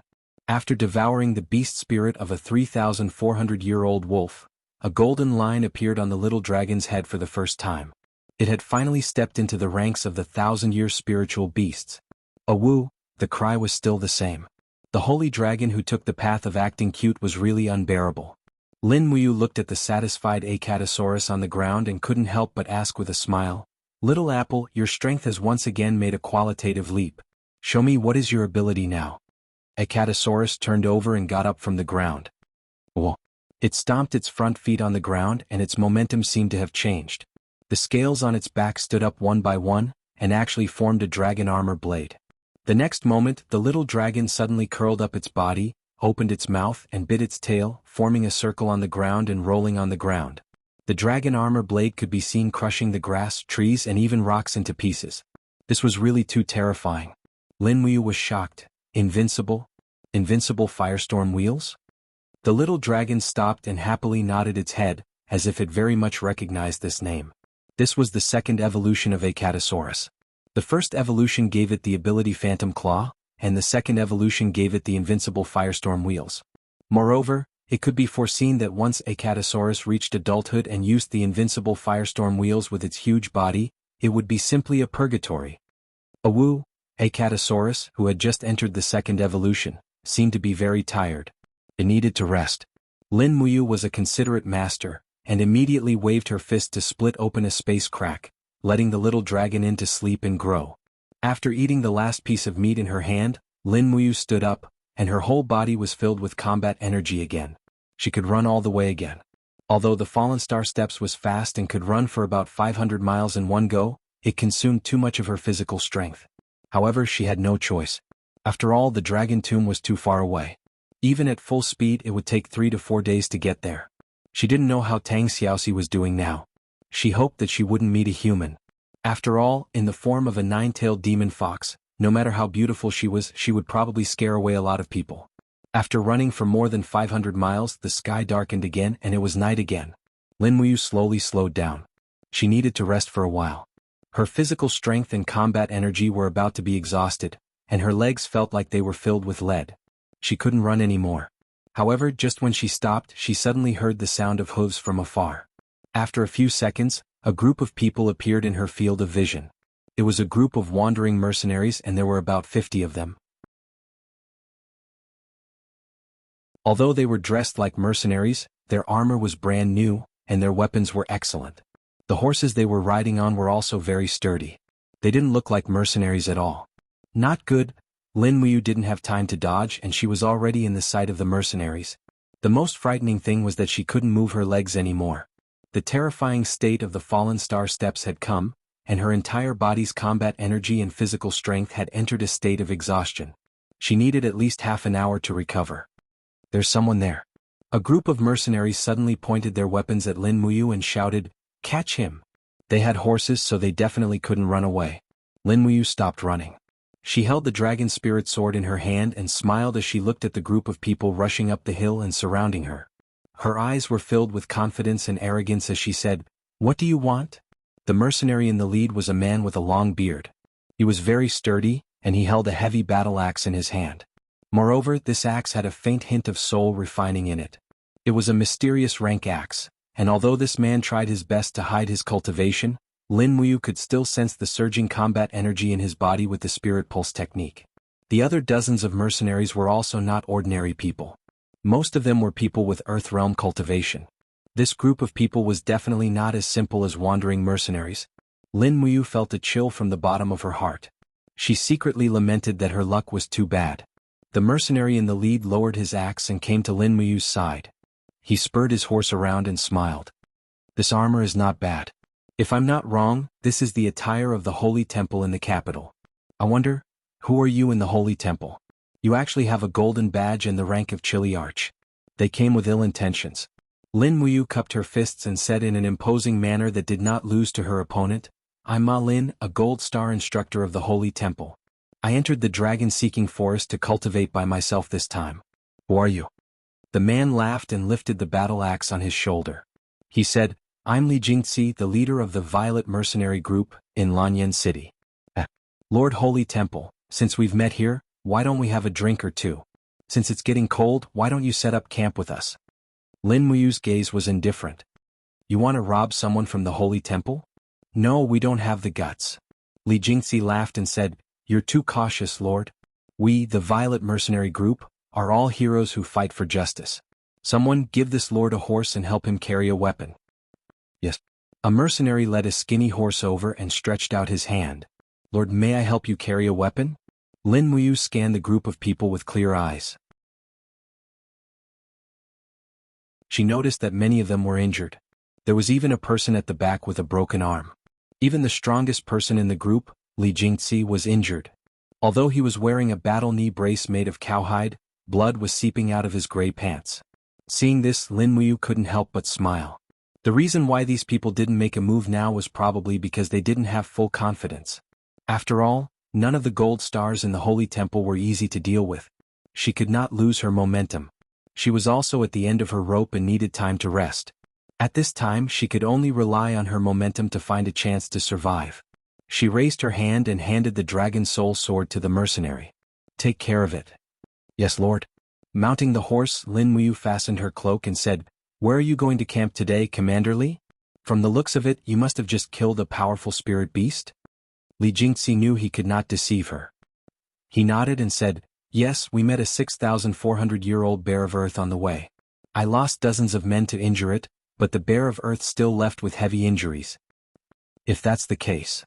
An idea came to Lin Muyu and she smiled. Then we'll rest for the night. Tomorrow we'll find this bear of earth. Li Jingxi was taken aback.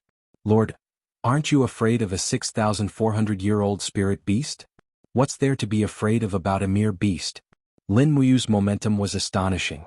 She smiled and said, We'll find the bear of earth's lair tomorrow. All you need to do is watch. Good, that's great. With a faint smile on her face, Lin Muyu continued to ask, I wonder, why did Commander Li bring your mercenary brothers so deep into the dragon-seeking forest? There shouldn't be anything you want here. If it was a mercenary mission, you wouldn't have to go so deep. Li Jingxi was taken aback. He was stumped by Lin Muyu's question. He scratched his head and smiled awkwardly.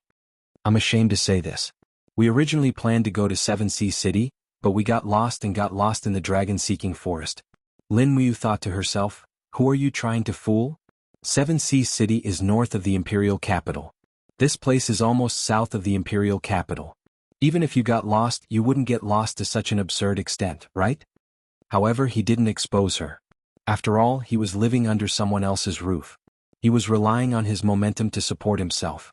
If the opponent were to make things difficult for him, he wouldn't have it easy either. His body glowed with a faint golden light. The golden gourd martial spirit was slowly absorbing the spirit chi between heaven and earth to replenish his consumed do chi. At the same time, his stamina was recovering. When Li Jingxi and the others found a cliff to set up camp, Lin Muyu's do chi and stamina had completely recovered. However, she wasn't in a hurry to make a move. She had to figure out who this group of people were first.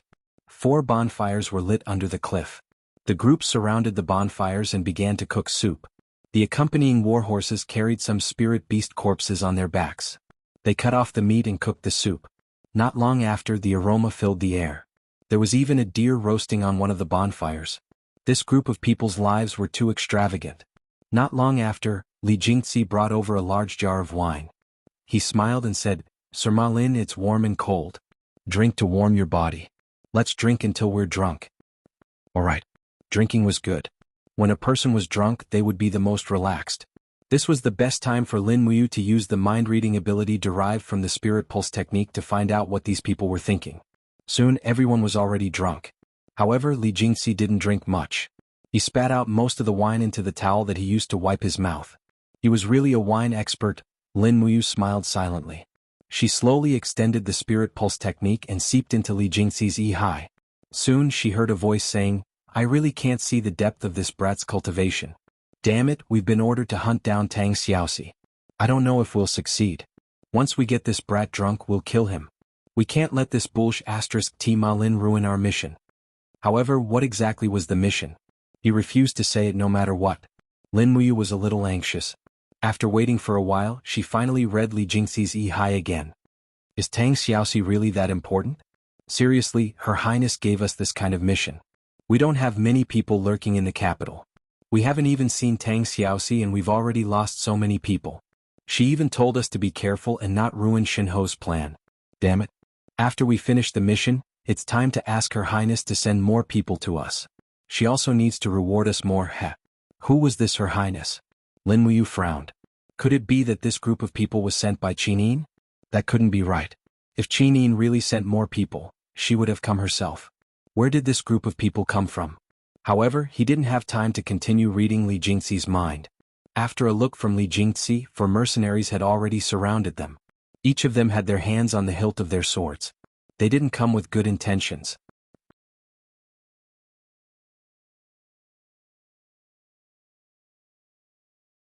Chapter 272. This group of people were definitely not ordinary mercenaries. While they were drinking and eating, they didn't speak a single word.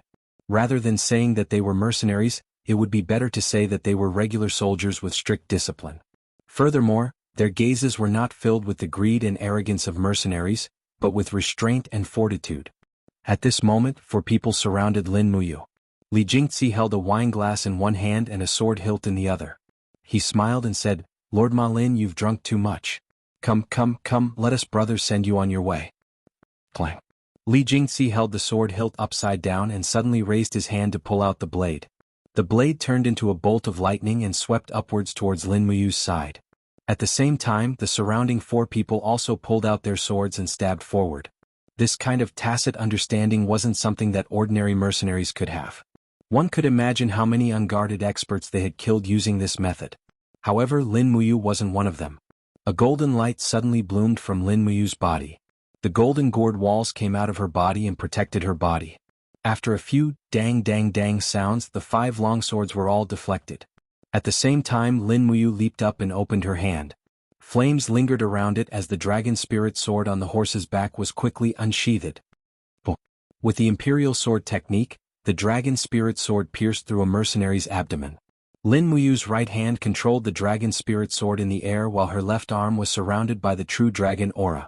With 2 ping sounds, the other 2 mercenaries were pushed back. Taking advantage of the fact that Li Jingxi couldn't open his eyes due to the sunlight, she lifted her leg and gave him a heavy kick. Immediately, Li Jingxi covered his abdomen and retreated with a face full of shock. Swoosh! The demonic noise saber pierced through the air. Lin Muyu was multitasking. The invisible demonic noise saber quickly attacked and killed several people. At the same time, she controlled the dragon spirit sword to continue the slaughter. Her true dragon arm also didn't stop attacking the surrounding mercenaries.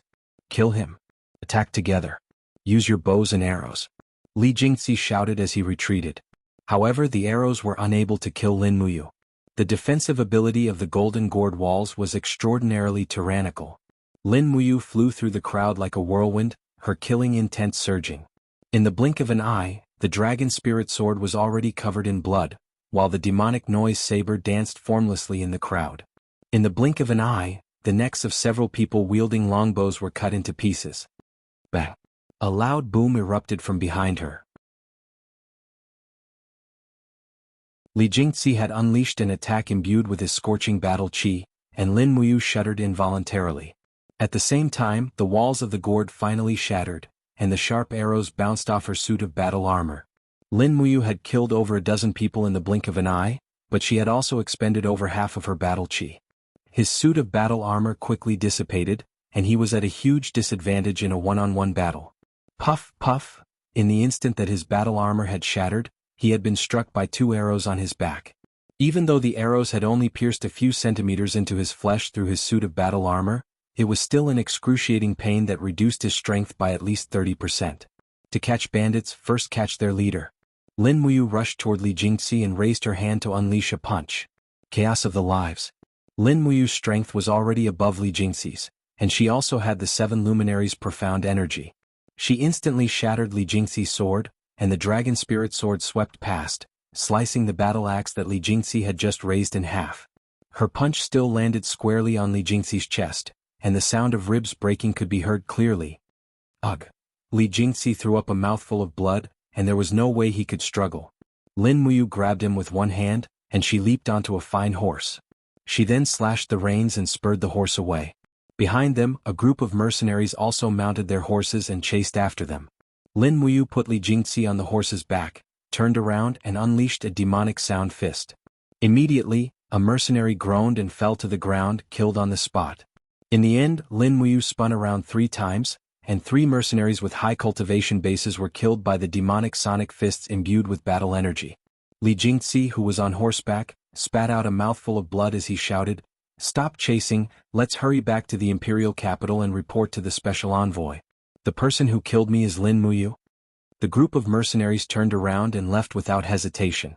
Lin Muyu was also worried that they would chase after them, so she brought Li Jingxi and ran for dozens of miles before stopping. She lifted him up and threw him under an ancient tree. She said coldly, "Tell me, who are you people?" Li Jingxi's mouth was full of blood and he laughed loudly. "I actually didn't recognize that you were Lin Muyu, I admit it. But you want to get anything out of me? Dream on." Lin Muyu suddenly pressed the dragon spirit sword against his neck and said coldly, "Are you going to tell me or not?" Li Jingxi gritted his teeth and forcefully pushed his body forward. With a piu sound, the sharp dragon spirit sword directly pierced through his throat. Lin Muyu's eyes were indifferent. If he died, then he died. This kind of person's death was not to be regretted, but it was a pity that she didn't get anything out of him. She didn't know where these mercenaries came from. They looked like people from the army, but who in the Empire's army would make a move against an instructor from the Golden Star Temple? Could it be that this group of people were from the Divine Might Battalion? It didn't seem like it. Most of the soldiers from the Divine Might Battalion used long blades, and they used the military blade technique passed down by Xiang Wenyan, wind blade technique. But this group of people mostly used swords, and their sword techniques were very strange and tricky. After searching Li Jingxi's corpse, she didn't find anything. This group of people seemed to have done a very good job in keeping secrets. If it wasn't for the mind-reading ability of the spirit pulse technique, she probably wouldn't even be able to find any clues. She rested beside Li Jingxi's corpse for a while, but she accidentally fell asleep. When Lin Muyu woke up, it was already dawn. It was another new day. After eating, she quickly galloped towards the southern forest. The dragon's tomb was getting closer and closer. In about a day she would arrive there, but she didn't know what kind of things she would encounter. In the southwest direction of the dragon-seeking forest, the sound of hooves galloping could be heard. Tang Bin led over 1,007 Sea City soldiers and galloped forward. After being attacked by spirit beasts 3 more times, the number of people in 7 Sea City was greatly reduced, and there were less than 1,200 people left. Although Tang Bin was furious, there was nothing he could do. There were many powerful spirit beasts in the dragon-seeking forest, and if humans accidentally stepped into the territory of these spirit beasts, they would be attacked. After all, spirit beasts also understood the importance of territory. Those who dared to enter their territory were either enemies or food. There was no third possibility. After Elder Jing died, Tang Bin had been deeply worried. While speeding up the march, he was also worried about what kind of spirit beasts they would encounter next. And these Tang sect soldiers who came from 7 Sea City were already exhausted. The appearance of spirit beasts made them exhausted. Moreover, they didn't know where Tang Xiaoxi was at all. This trip didn't seem like they were looking for someone, but more like they were looking for death in the dragon-seeking forest. This dragon-seeking forest probably hadn't been this lively for several hundred years. It was simply like a feast for the long-lived spirit beasts. Not long after, a scout galloped over and said respectfully, "Young master, we found a group of people in front of us. They came from Lanyan City." "People from the imperial capital?" Tang Bin raised his eyebrows. "Is it the imperial army or the imperial army?" "Neither, it's the Divine Might Battalion's army." It seems that Divine Marquis Zheng Yifan is also among them. "Zheng Yifan is here too?" Tang Bin nodded and muttered, "Is Zheng Yifan here to find Xiaoxi or to kill Xiaoxi?" The scout shook his head. "I don't know." "How many people do they have?" "About 400 people, not too many. They're already here. Young master, we can't hide anymore." "Is that so?" Tang Bin waved his hand and said, "Everyone be on guard, prepare for battle." Yes. The group of Tang sect soldiers unsheathed their weapons one after another. Behind them, many people took out longbows from the backs of their horses. If this was a real battle, the cavalry might not be as useful as the archers. After all, this wasn't an open field, and the warhorses couldn't increase their speed to the speed of a charge. Moreover, it was inconvenient for them to move around, so it was better to abandon their horses and use bows instead. This group of people were the elites of the Tang sect army. Naturally, they were very skilled in horsemanship, archery, and swordsmanship. Not long after, a group of people slowly approached from afar. They were carrying the flag of the Divine Might Battalion, and Zheng Yifan was at the front of the group. He rode over on his horse and smiled. I was wondering who it was. So it's the young master of the Tang family. Tang Bin also smiled and said respectfully, so it's the Marquis. I wonder, is the Divine Might Battalion also searching for Xiaoxi's whereabouts in the Dragon Forest? Zheng Yifan nodded. The nine-tailed demon fox kidnapped Princess Xi. His Majesty is anxious, so he ordered me to lead the Divine Might Battalion into the Dragon Forest to search for Princess Xi. Young Master Tang Bin, please don't be impatient. Princess Xi is blessed by the heavens, so she'll definitely be fine. Tang Bin smiled. Thank you for your kind words, Marquis. Do you know where Xiaoxi is? Or, where did the nine-tailed demon fox kidnap Xiaoxi? Zheng Yifan stroked his beard and said, Princess Xi once went to the Dragon Tomb in the south of the dragon-seeking forest with Her Highness Yin for an adventure. If I'm not mistaken, Princess Xi might be in the Dragon Tomb now. I see, Tang Bin frowned and said, then please lead the way, Marquis. We'll go to the Dragon Tomb together. At least we can look after each other. That's fine. Zheng Yifan nodded. If we stay together, we can better deal with the unknown spiritual beasts in the Dragon Forest. However, I've already lost a lot of troops, but young master still has more than 1,000 troops. Why don't young master clear the path in front? What a cunning old fox. Tang Bin cursed in his heart. He gritted his teeth and said, why don't we do it this way? Let's go side by side. What do you think? That's good too. Maybe we'll be able to find Princess Xi earlier this way. Dragon-shaped valley was a valley in the depths of the dragon-seeking forest. There were hunters in the valley who made a living by hunting small wild beasts. This place was filled with outstanding people and was surrounded by cliffs. Only a small path in the valley could lead people in and out of the valley, creating a beautiful scene of paradise. Even though this valley was located in the depths of the dragon-seeking forest, the hunters in the valley were safe and sound. In a simple and crude courtyard, a rustling sound came from a fence made of bamboo branches.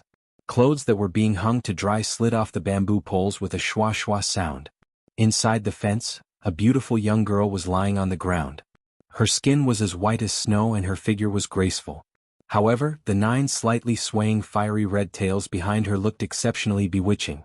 She quickly put on a long dress, but unfortunately, the tails behind her were swaying unwillingly inside her clothes. This made her a little speechless and she could not help but smile faintly. However, at this moment, a child about 3 or 4 years old stood outside and asked in a tender voice, Excuse me, are you a thief? Why did you steal mother's clothes? The young girl stared at him in shock. Suddenly, she leaped out of the fence and disappeared into the forest after a few leaps.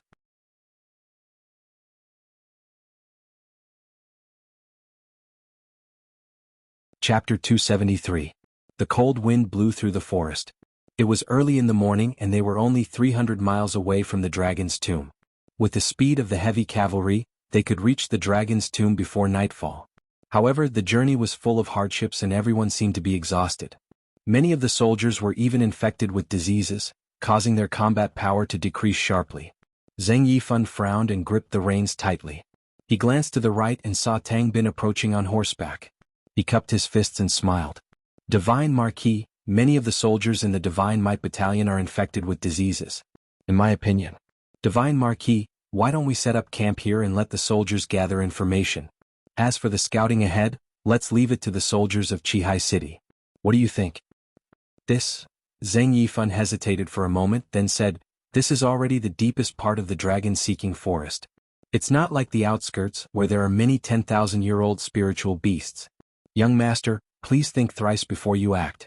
This old man may be old, but I can still lend young master a hand.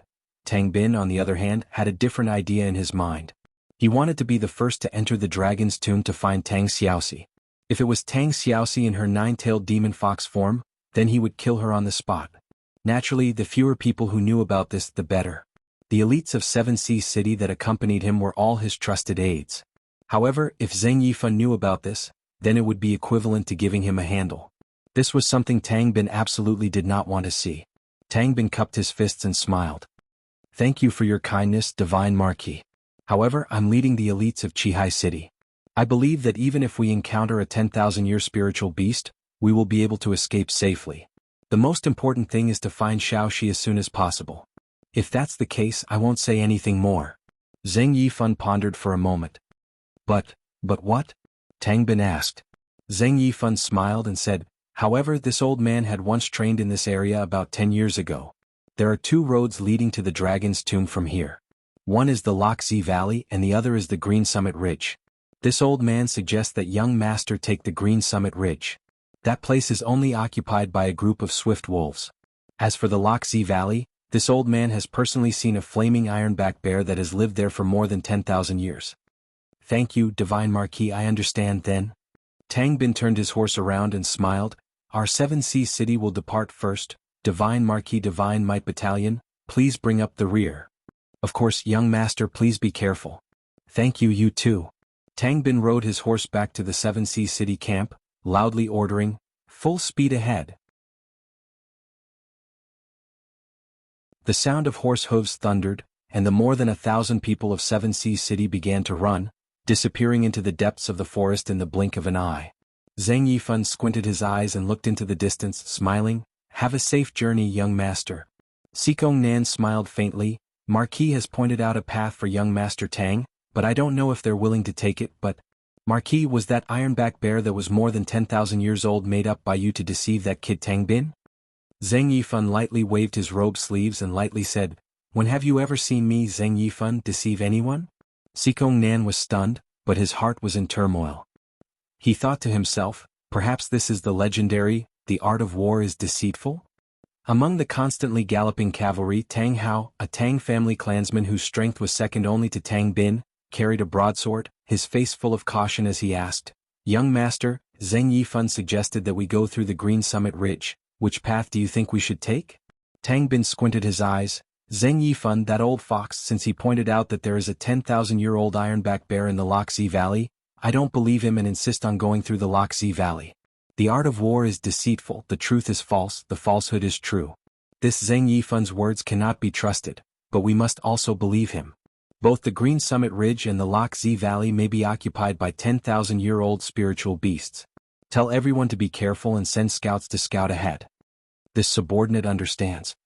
Tang Hao lowered his broadsword, rays of Do Qi appeared on the blade. He was a powerhouse who had just stepped into the first level of the Heaven Realm. Although he was over 40 years old, he was highly valued and was also the person closest to Tang Bin in the family. Now that Elder Jing was dead, Tang Hao had become Tang Bin's most trusted general. Young master, Tang Hao suddenly wanted to say something but stopped. Uncle Hao, what's wrong? Is there something wrong? Tang Bin asked in surprise. Tang Hao's eyes flickered as he looked at the grass that kept retreating under the hooves of the horses and said, young master, Xiaoxi is your biological cousin. Can we consider not killing Xiaoxi, as long as she agrees not to fight with you for the inheritance of 7 Seas City? Ah, this matter? Tang Bin laughed. Uncle Hao, I know that you watched me and Xiaoxi grow up together and have feelings for us, so I won't make things difficult for you. As long as Xiao Yin isn't a 9-tailed demon fox, I won't do anything to her. After all, I've loved this little sister very much since I was young. This is something that Uncle Hao can also see. Then what if Xiaoxi is a 9-tailed demon fox? Those who are not of our clan must have a different heart. Killing intent flashed across Tang Bin's eyes as he said, this can only mean that she's not a member of our Tang family. Since she's not a member of the Tang family, then just kill her. Tang Hao sighed. Yes, this subordinate will obey young master's orders. Tang Bin and Tang Xiaoxi were both direct descendants of Tang Lan, while Tang Hao was a direct descendant of Duke Lan's elder brother. It was precisely because of this that he didn't have a very high status in the clan. At the very least, he couldn't be compared to Tang Bin, Tang Lu, Tang Wei and Tang Xiaoxi. To be able to become a personal attendant was already a great fortune. Those with low cultivation could only be reduced to maids or attendants. Loxi Valley. Spring was warm and flowers were in full bloom. The entire mountain was blooming with white flowers. 4 light cavalry scouts passed through the Wuxia Valley. Both sides of the valley were filled with winding paths. It was impossible to see if there were any ambushes. They had no choice but to use their spears to randomly stab the grass. Every so often, a few poisonous snakes would jump out with a pu sound. However, for cultivators, poisonous snakes were simply child's play. They were only afraid of 1,000-year or 10,000-year poisonous snakes like the dragon snake. The length of the Wuxia Valley was less than a mile. After a round trip, the scouts all came out of the valley and reported to Tang Bin, "Young master, there are only a few poisonous snakes in the Wuxia Valley. There's nothing wrong with it." Tang Bin nodded and laughed. Zhi Yifan thinks he can scare me. He's simply dreaming. Let's go through the Wuxia Valley. We must reach the dragon's tomb before dusk. Yes. Tang Bin, Tang Hao, and the rest of the Tang family entered the Wuxia Valley. The sound of 1,200 heavy cavalry's hooves shook the entire valley. Obviously, this kind of power was not something the 4 light cavalry scouts could compare to. At this time, in one of the caves of the Lok Valley, a gigantic creature slowly woke up from its slumber after being jolted by the hooves of the heavy cavalry. It opened its fiery red eyes and patted its flat abdomen. There wasn't a lot of food throughout the winter, and it had been starving for many days. It seemed like it was welcoming another delicious meal. Roar! The flaming ironback bear's roar echoed in the valley. In the next moment, this big guy that was at least 3 meters tall suddenly jumped out of the cave. Its sharp claws pounced on a huge rock. Its entire body was enshrouded in raging flames. It stared at the group of people passing through the valley a few meters away.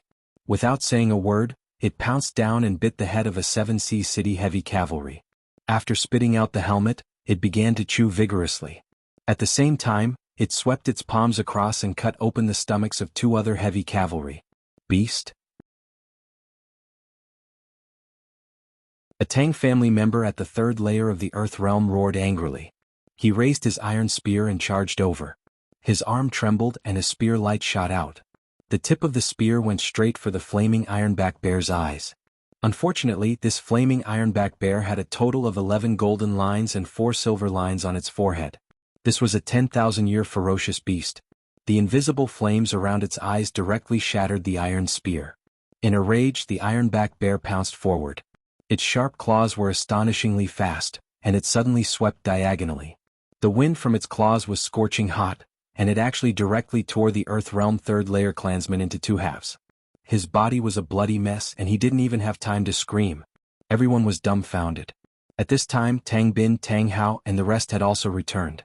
Looking at the surrounded ironback bear, they gritted their teeth and shouted, "Bows, arrows, spears, do your best to distance yourself.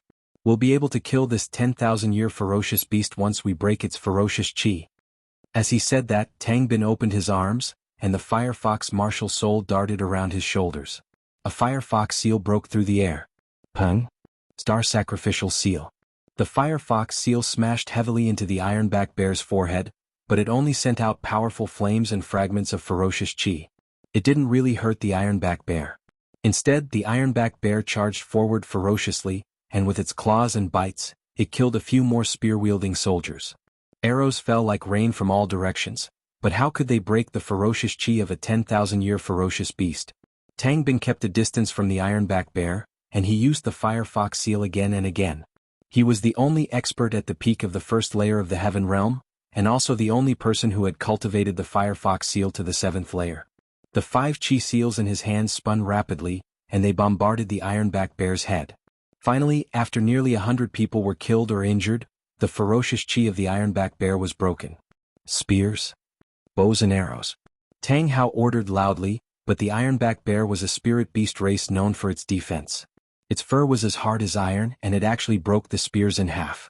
As for the arrows, they couldn't even hurt it in the slightest. On the other hand, the attacks of the crowd made the ironback bear almost go berserk. Its body was covered in flames, and it charged back and forth among the crowd. In less than 20 minutes, the 1,200 Tang clan soldiers led by Tang Bin had been killed by the ironback bear, and only less than 400 people were left.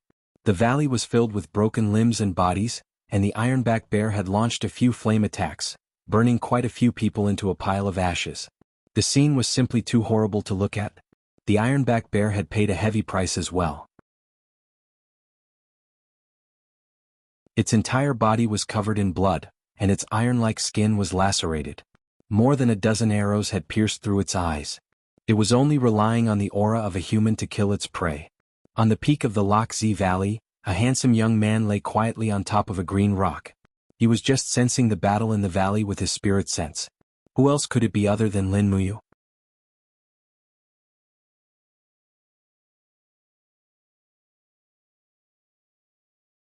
Chapter 274.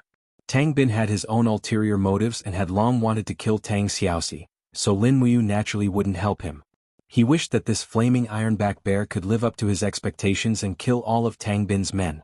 Unfortunately, even though the flaming ironback bear was a 10,000-year-old spiritual beast, it couldn't withstand a battle of attrition. After about 30 minutes, this 10,000-year-old spiritual beast that had lived in the Lok Valley for thousands of years finally reached the end of its life. Its body was riddled with holes as it howled miserably, crushing countless little white flowers. Perhaps it wasn't an exaggeration because it was already dyed red with blood. The entire Lok Valley was filled with corpses, and the cries of the injured were endless. Lin Muyu quietly watched everything that happened in front of her from the top of a huge rock. She suddenly leaped up and left the Lok Valley after a few lightning bolts.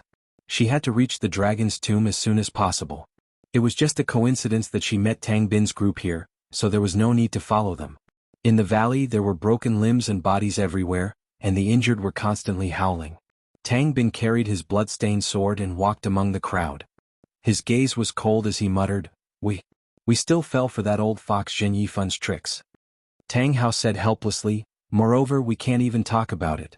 Even if we reason with him we'll only become a laughingstock. Tang Bin clenched his teeth. One day this old fox will pay for his cunning today. Yes. Tang Bin stepped on the ironback bear's corpse and pierced his sword into its skull, digging out the 1,100-year-old ironback bear's spiritual stone. Suddenly, a warm energy flowed into his palm. This was a fire-type spiritual stone, and it was one of the more precious spiritual stones of various attributes. The fire-type spiritual stone's power was surging, and its fire-type attack was also relatively high, so it was the favorite of most cultivators. Tang Bin silently put the spiritual stone in his pocket, then looked around and said, Those who can get on the horses, get on them immediately. We'll leave this place and leave a small number of people to take care of the injured. The smell of blood will only attract stronger spiritual beasts to hunt us down. The injured will return to Seven Seas City, and the rest will follow me to the dragon's tomb. Tang Hao was stunned. Young master. If the injured move alone, I'm afraid they'll all be killed if they encounter any spiritual beasts. Are we really going to abandon the injured? Uncle Hao. Tang Bin turned around and coldly looked at him, saying, Xiaoxi is a descendant of the Tang family who possesses the Fire Fox martial spirit. Moreover, she has already refined the Fire Fox seal.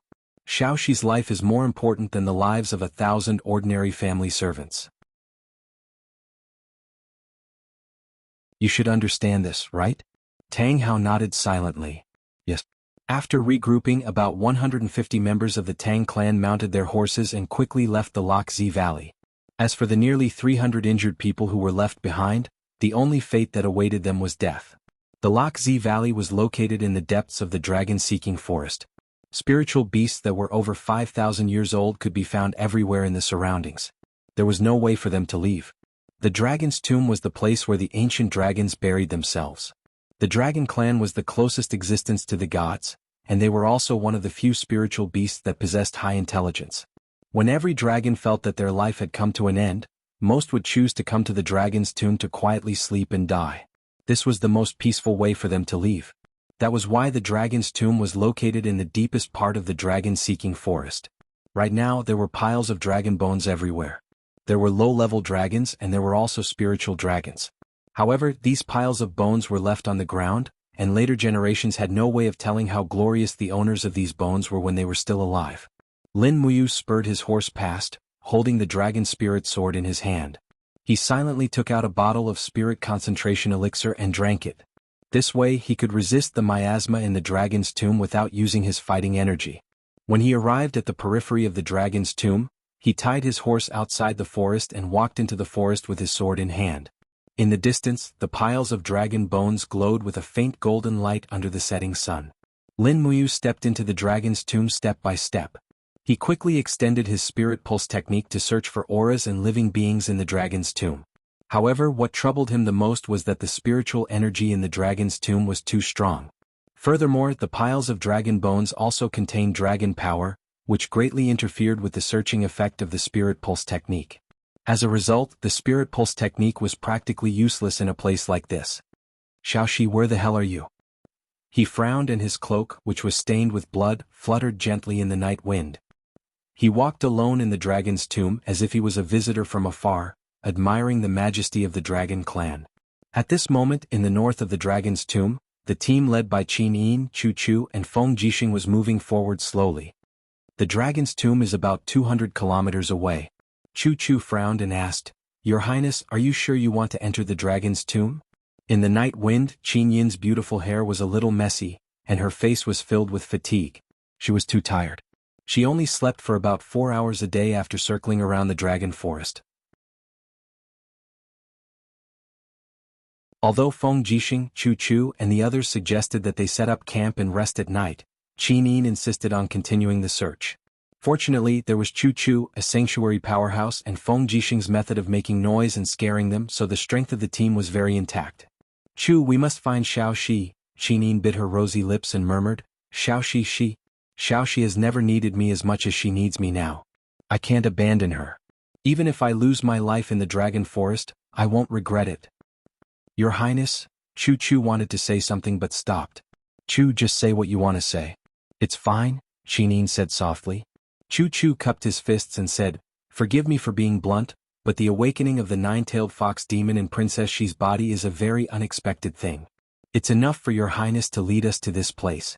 To be frank, your Highness's life is much more important than Princess Xi's. Your life concerns the rise and fall of this mainland and the fate of the people in the world. Are you really willing to disregard the world for Tang Xiaoxi?" Qin Yin suddenly stopped her horse in shock and stood there, her beautiful eyes filled with tears. After a long time, she lowered her head and rubbed away the tears in her eyes. She smiled and said, "The people in the world are important, but so is Xiaoxi. I'll treat it as Qin Yin being willful for once. This time, if I don't find Xiaoxi, I won't leave Lanyan City." Chu Chu nodded in pain. "Yes, your Highness. I will follow your Highness." Feng Jixing held his wind cutter and pretended not to hear these words, but his eyes were full of praise. Perhaps only this kind of Qin Yin was worthy of his following. Dragon's tomb, it was the dragon's tomb again. Everyone had finally arrived here. At dusk, Tang Bin led 150 Tang clansmen to the periphery of the dragon's tomb. They rode in directly. Tang Hao was experienced and sniffed the air. He said, "There's miasma here. Everyone protect yourselves. Tie the horses outside the forest. Don't let them die in the miasma. Otherwise, our return time will be several times longer." Tang Bin nodded. "Yes." Just as they were tying the horses, a clansman suddenly pointed at a horse in the distance and said, That's Tang Ning's horse. Gosh, that demon Lin Muyu has also entered the dragon's tomb." Tang Bin's face was full of killing intent. "Let's go. This will be even easier. We'll take care of Lin Muyu while we're at it. Men, put poison arrows on your bows. If there's a chance, just call out."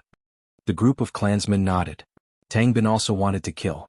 Otherwise, he wouldn't be willing to use poison arrows. Although the Seven Sea City's poison was not unparalleled in the world, it could be considered famous. Fire foxes were originally a type of vicious beast, so the Tang clan was proficient in refining fire poison.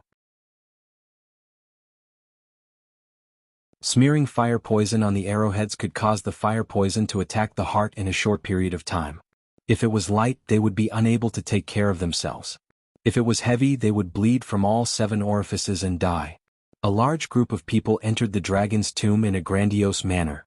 One by one they summoned their martial spirits. However, most of them were not Firefox martial spirits. There were many types of martial spirits. In the entire Seven Seas Tang sect, there were only a few people who had comprehended the Firefox martial spirit. Tang Bin and Tang Xiaoxi were the best among them. It was also because of this that they were valued and doted on by Tang Lan. Tang Hao held a broadsword in his hand and calmly walked among the crowd. He raised his battle chi to resist the invasion of the miasma. He knew that the battle after entering the dragon's tomb would not be easy. His heart was in a mess and he didn't know what to do. At this time, Lin Muyu couldn't find Tang Xiaoxi after searching around. He could only light a bonfire and roast some cooked food to replenish his strength. Otherwise, if a strong enemy came, they wouldn't give him any time to eat. After eating half of the deer's leg, he patted his abdomen and felt very satisfied. The little dragon crouched beside him and ate the remaining half of the deer's leg. After that, it returned to the alternate space to sleep in satisfaction. In the blink of an eye, night fell. Lin Muyu stood up and continued to search in the jungle alone. He was very afraid that if he stopped, he wouldn't be able to help but think about whether Tang Xiaoxi was safe or whether Tang Xiaoxi had encountered an accident. The bright moonlight shone on the ground of the dragon's tomb, reflecting a silver radiance on the piles of dragon bones. Under the skeleton of a silver dragon, a beautiful girl was curled up. She was wearing simple clothes, but the clothes were not very suitable because behind her, a fiery red tail was flying up and dancing restlessly. Fortunately, after so many days, although Tang Xiaoxi didn't know how to change back to her original appearance, she at least learned how to control the flame force in her body. Therefore, all the flame force in her body was contained, so it wouldn't burst out and burn the clothes that she had painstakingly stolen. A pair of starry eyes looked at the bright moon in the sky. Tang Xiaoxi suddenly remembered the first time she came to the dragon's tomb. At that time Lin Muyu and Qin Yin were by her side. Apart from Tang Lan, these two were almost the most important people to Tang Xiaoxi. Her delicate body couldn't help but tremble slightly.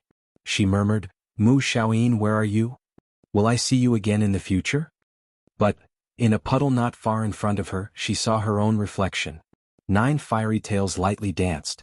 Although it was extremely seductive, how could she see Lin Muyu and Qin Yin like this? Feeling extremely wronged, Tang Xiaoxi hugged her knees and couldn't help but sob softly.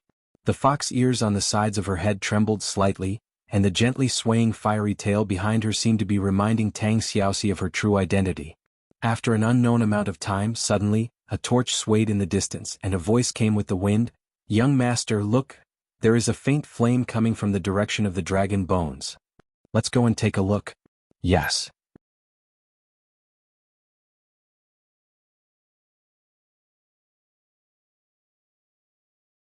Chapter 275.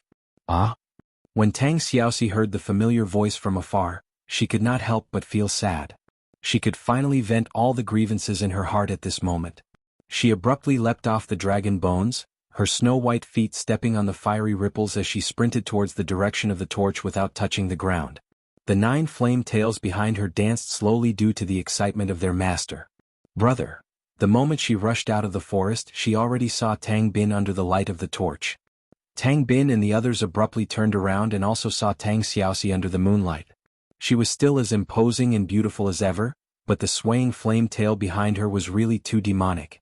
In addition to the faint flame energy circulating around her body, as well as that pair of beautiful pale golden eyes, in the eyes of Tang Bin and the others, this was not beauty, but a strange light that caused them to be terrified. "Kill the 9-tailed demon fox." Tang Bin suddenly opened his hand and directly used a Tianchong seal. A flame seal fell from the sky and directly fell on Tang Xiaoxi's head. But before the Tianchong seal could land, a golden seal rose from Tang Xiaoxi's body and smashed the Tianchong seal. Then it turned into a golden seal in the air as if it was protecting Tang Xiaoxi. Soul-subduing seal. Tang Bin was dumbfounded. The soul-suppressing seal was the Firefox seal's 8th level ultimate art. He had painstakingly studied it for close to a year and was still unable to catch a glimpse of it. But Tang Xiaoxi in front of him had actually already grasped the soul-suppressing seal. At this moment, Tang Bin's heart was in turmoil.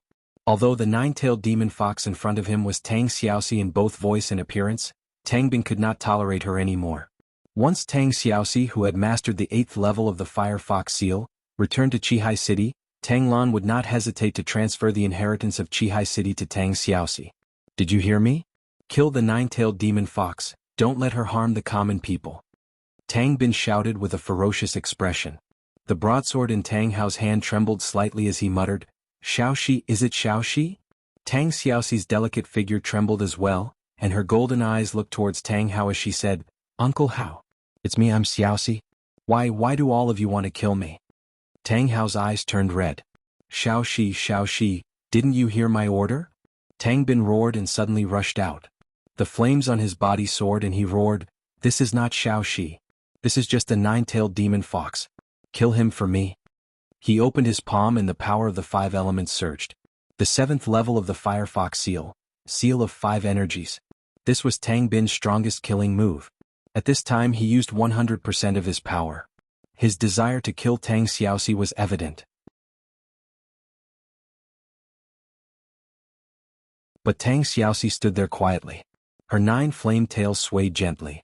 She slowly raised her palm and a golden seal suddenly surged in her palm. It was the highest level of the Firefox seal, the seal of Samsara. Boom! Tang Bin's seal of 5 energies collapsed in an instant, like a wolf surrendering in front of a tiger. On the contrary, Tang Xiaoxi's seal of Samsara enveloped Tang Bin. As long as Tang Xiaoxi exerted a little force, Tang Bin would be turned into ashes under the power of the seal. However, Tang Xiaoxi couldn't do it. The power of the seal of Samsara dissipated as if it had never appeared. Wu! Tang Bin stood there trembling. His eyes showed not gratitude but killing intent. He shouted, Tang Min, Tang Chong, Tang Chi, what are you waiting for? Shoot her for me. These people were Tang Bin's absolute confidants. They immediately raised their longbows and arrows, flew out. As long as these arrows tempered with fire poison were shot into the body, the consequences would be unpredictable. Tang Hao hurriedly shouted, Wait, young master. No, this is Xiaoxi. This is Xiaoxi. His eyes were full of tears, but how could he stop Tang Bin who had made up his mind to kill?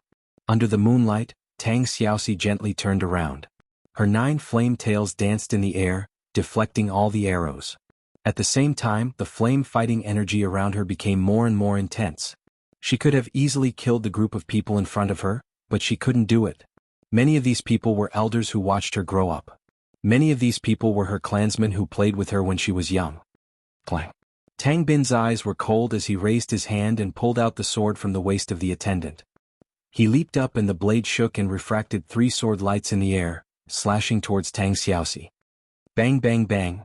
With 3 loud sounds, the flame tail's flame-profound energy easily blocked Tang Bin's attack. Tang Xiaoxi spread out her 5 fingers, and suddenly the golden mark of the soul-suppressing seal appeared in her palm. She lightly said, Brother, don't force me to kill you. Tang Bin raised his sword and slashed down again as if he had gone mad. There are no demons in the Tang family. If you cherish the reputation of the Tang family, then die. Don't ruin the reputation of my 7 Seas Tang sect. Tang Xiaoxi smiled miserably.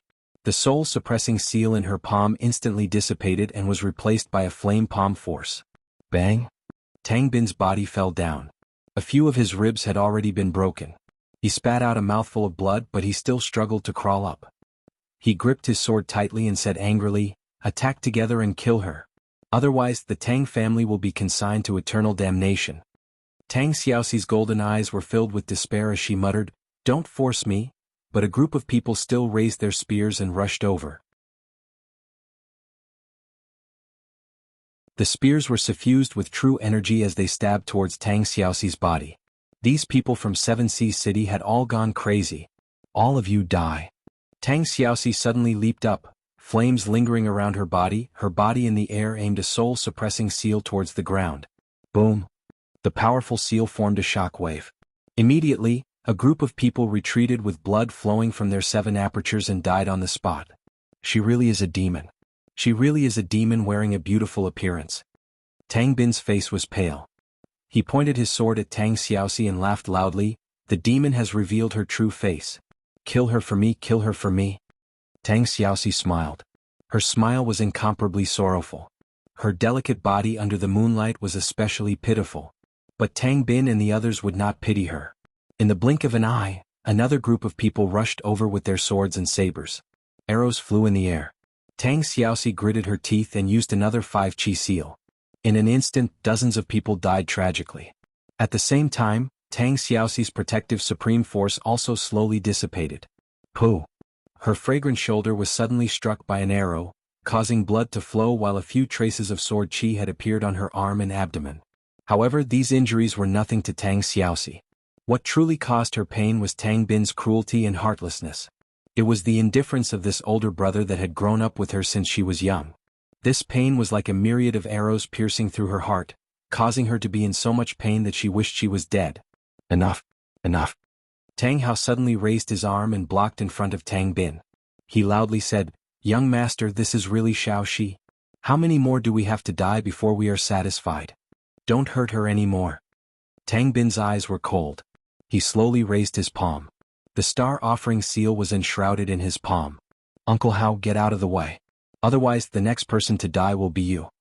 Tang Hao slowly closed his eyes. Tears flowed out of his eyes. I watched you all grow up. I really can't bear to see you all kill each other. Kill me. Don't let me see everything in front of me anymore. Bus. Tang Bin's star offering seal came out. However, Tang Hao was safe and sound. When he opened his eyes, he saw Tang Xiaoxi standing in front of him, her 9 flaming tails dancing in a seductive manner. It was she who had blocked the star offering seal for him. Pooh! Tang Xiaoxi suddenly spat out a mouthful of blood. Her clothes were tattered by the star offering seal. Half of her snow-white body was exposed. It was stained with blood. Many of the clan's disciples couldn't bear to look at it. Brother. Tang Xiaoxi wiped the blood from the corner of her mouth and suddenly smiled. She said in an incomparably calm voice, if Xiaoxi obstructs your path, then you can kill Xiaoxi. You've always doted on Xiaoxi since she was young, perhaps this is the ending I deserve. Saying this, Tang Xiaoxi slowly closed her beautiful eyes. She just stood there. Young Master Tang Bin, don't. Tang Hao hurriedly shouted. But Tang Bin still limped forward with his sword. His sword was filled with fighting spirit. He planned to use this sword to pierce through Tang Xiaoxi's body and end everything. Just when everyone thought that Tang Xiaoxi was about to die, a golden light suddenly blossomed in the sky. A figure landed in front of Tang Xiaoxi like lightning. The golden gourd martial spirit broke out of his body. The wall of the gourd blocked Tang Bin's attack. Almost at the same time, the sword in his hand cleanly swept through the air. Puff! Tang Bin retreated a few steps under the rebound of the strong fighting spirit. He couldn't help but reach out to touch his throat. There, a huge cut was spewing blood. His entire throat was almost cut open by this sword. Lin Muyu's eyes were red and cold.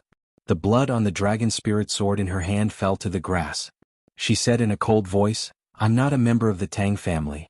I don't mind killing this scum of the Tang sect. Tang Xiaoxi opened her eyes, but she ignored Tang Bin, who fell to the ground and died. Her eyes became soft. The back of Lin Muyu in front of her seemed to bring all comfort. Moo! Her tears burst out. Lin Muyu turned around and hugged her slender waist. She held her weak body in her arms. Her cold eyes were like a rapidly melting glacier. She smiled softly and said, Xiaoxi, I'm sorry I'm late. Not late, not late. Tang Xiaoxi cried, as long as you're here, it's never late. At this time, a group of 7 Sea City clansmen woke up from the shock.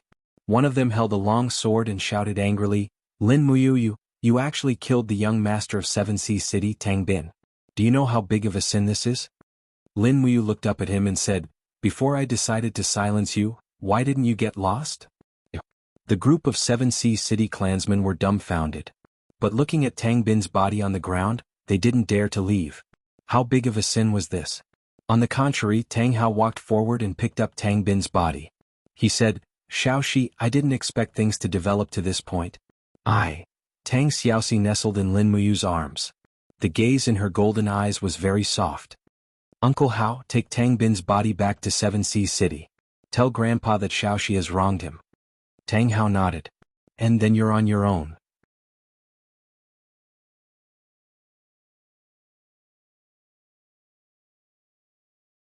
Chapter 276. The figures of Tang Hao and the others gradually disappeared into the jungle. Lin Muyu was still holding Tang Xiaoxi in his arms.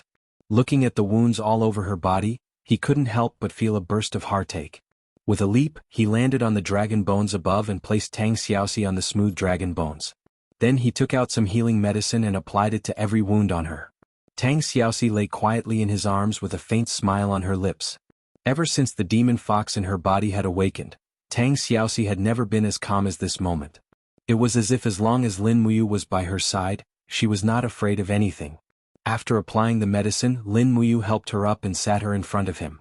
Using the spirit pulse technique, he sensed the powerful strength in Tang Xiaoxi's body. He couldn't help but frown and say, Xiaoxi, I'm afraid you're stronger than me now. Why don't you resist and let Tang Bin kill you? A trace of depression flashed across Tang Xiaoxi's face as she said faintly, I've already become like this. Do I still want to kill and harm people? This is to protect yourself, not harm people. Is that so? Tang Xiaoxi blinked her golden eyes and looked deeply at Lin Muyu. She suddenly asked with a smile, Mu, seeing me like this, don't you feel afraid at all? What's there to be afraid of? Lin Muyu smiled and reached out to caress her fox ears. She said with a smile, "You look cute like this." Tang Xiaoxi was silent for a while and asked, "Won't you dislike me like this?" "No." Lin Muyu comforted her. "Xiaoxi, I've told you before that I come from another world with a different civilization. In our world, if anyone could have a girlfriend like you, they would definitely be envied to death. Because everyone would say that there's nothing to be proud of about what kind of girl you've hooked up with. I've hooked up with a beautiful nine-tailed demon fox. Everyone would be envious of me." "Really?" Tang Xiaoxi looked at her with a smile through her tears. "Of course." Lin Muyu's gaze landed on the 9 flame tails behind Tang Xiaoxi. "It's just that with so many tails it's a bit troublesome." "What's the trouble?" Tang Xiaoxi asked with a smile. "Well." Lin Muyu pondered for a moment and said, "If I marry you in the future, I'm afraid I can't use the position where you are on the bottom. This will press down on my tail." Tang Xiaoxi's beautiful face turned completely red. "Stinky Moo, you're still making fun of me at this time?" Seeing her smile, Lin Muyu was relieved. However, after a few seconds Tang Xiaoxi blushed and whispered, "It's okay, I can be up there." Lin Muyu was dumbfounded and didn't know what to say. Under the moonlight, Lin Muyu came back with some dry firewood and started a bonfire in the pit of the dragon bones. Then, she took out the rabbit she had hunted a few days ago from her universe bag and roasted it over the fire. Not long after, oil splashed into the fire, and a fragrant smell filled the air. Tang Xiaoxi's golden eyes stared at the delicious food. It seemed like she hadn't eaten something decent in many days. "Are you cold?" Lin Muyu looked at Tang Xiaoxi. She was only wearing a badly damaged village woman's clothes, so a large portion of her body was exposed. It was alluring, but it would definitely be very cold in early spring. Thus, Lin Muyu reached out and tore off the holy temple cloak behind her and thoughtfully covered Tang Xiaoxi with it. Then she took out a small magic noise knife and skillfully cut off a large piece of rabbit leg meat from the rabbit and handed it to Tang Xiaoxi. She smiled and said, Eat more." "Okay." Tang Xiaoxi took the piece of meat and took a small bite. After her appetite was stimulated, she began to eat in large mouthfuls. She was indeed starving. Lin Muyu could even imagine Tang Xiaoxi drinking water by the river in the form of a little fox. Lin Muyu instantly felt her heart ache.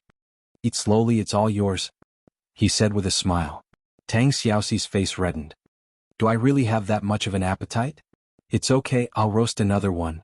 Lin Muyu smiled and took out a wild boar's leg from her cosmos sack. This boar's leg was almost dried up in the cosmos sack's alternate dimension. She skewered it with a thick branch and placed it over the fire to roast. At this moment she heard a howling sound. A Catosaurus seemed to be protesting. Everyone had something to eat, but it was the only one who had nothing. Lin Muyu couldn't help but smile.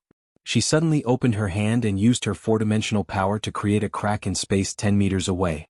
A Catosaurus immediately came out and saw everything in front of it. It howled a few times at the pile of dragon bones. It was probably out of respect and mourning for its own kind. It turned around and immediately scuttled up the spine of the dragon bones. When the little dragon saw Tang Xiaoxi, it didn't have any fear. It howled and pounced into Tang Xiaoxi's arms. It stuck out its soft tongue and licked Tang Xiaoxi's palm. This was the nature of the dragon race. A Catosaurus, a high-level dragon race, could distinguish the aura of humans. Therefore it was still so intimate with Tang Xiaoxi. This was enough to prove that Tang Xiaoxi was still Princess Shi. The only difference was that her strength and form had changed.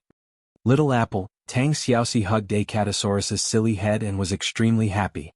"I thought I would never see you again. I didn't expect you to appear again." "Hee hee." A Catosaurus naturally hugged the princess's arm and kept acting coquettishly. Lin Muyu quickly pulled it back by its tail and gave it a raw boar leg. She said, "Eat at the side." "How dare you steal my benefits?" Tang Xiaoxi opened her golden eyes wide and asked with a smile, "What benefits?" Lin Muyu's gaze fell on her snow-white breasts that were vaguely visible under her clothes. She said, "What do you think?" Tang Xiaoxi couldn't help but blush. "Mu is a big pervert." Lin Muyu couldn't help but smile.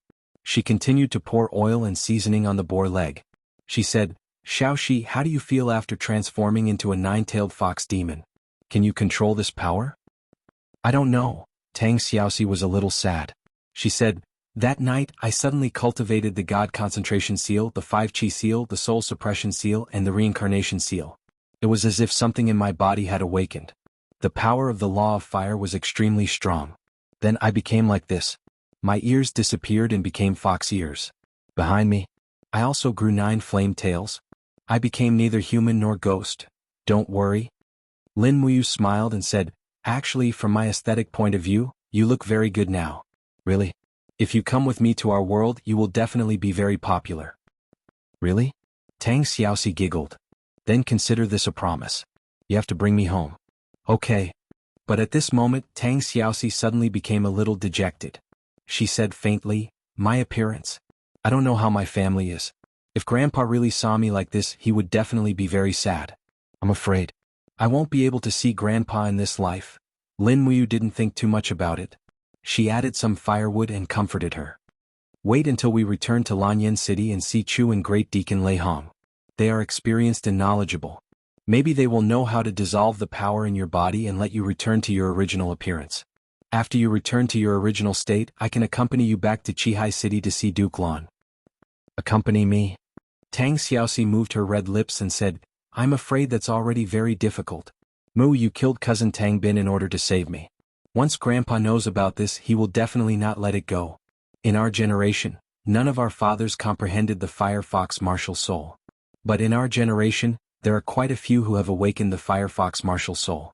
Brother Tang Bin is the strongest and the most talented among all the juniors.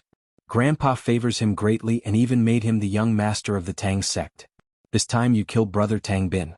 Grandpa will definitely not let it go. Let's wait until I return to Qihai City alone and appease Grandpa. You have the final say. Lin Muyu shook the branch and roasted the other side of the wild boar's leg. Instantly, drops of oil dripped into the fire, making a sizzling sound. His brows furrowed tightly. That's right, he had to kill Tang Bin in order to save Tang Xiaoxi. This was no small matter. Now that Tang Bin was dead, Tang Lan would definitely vent his anger on him, and he was Qin Jin's adopted son. Perhaps Tang Lan would vent his anger on the monarch. In that case, he would have killed one person, but he would have harmed tens of thousands of people. For now, he could only hope that Tang Lan would calm down a little and not do something rash to mobilize the army just for the sake of Tang Bin. After a while, Acatosaurus consecutively ate a few wild boar legs and laid down lazily to the side, snoring. The way it slept could be said that it did not have the majesty of the dragon race at all. Lin Muyu began to cut the meat from the wild boar leg to feed Tang Xiaoxi. Not long after, Princess Shi was once again amused by her sweetheart who spoke in a weird manner. Although Xiaoxi was a princess, the people in this world were conservative and serious. Lin Muyu's unruly and carefree attitude was undoubtedly the most fatal blow to the hearts of the young ladies in this world. Because there was no tent, after they ate and drank their fill, Tang Xiaoxi nestled in Lin Muyu's arms and fell asleep sweetly. The flames of the bonfire danced lightly at the side. Lin Muyu looked at Tang Xiaoxi's beautiful sleeping face and wondered how long it had been since she had slept so peacefully. He could not help but feel his heart ache.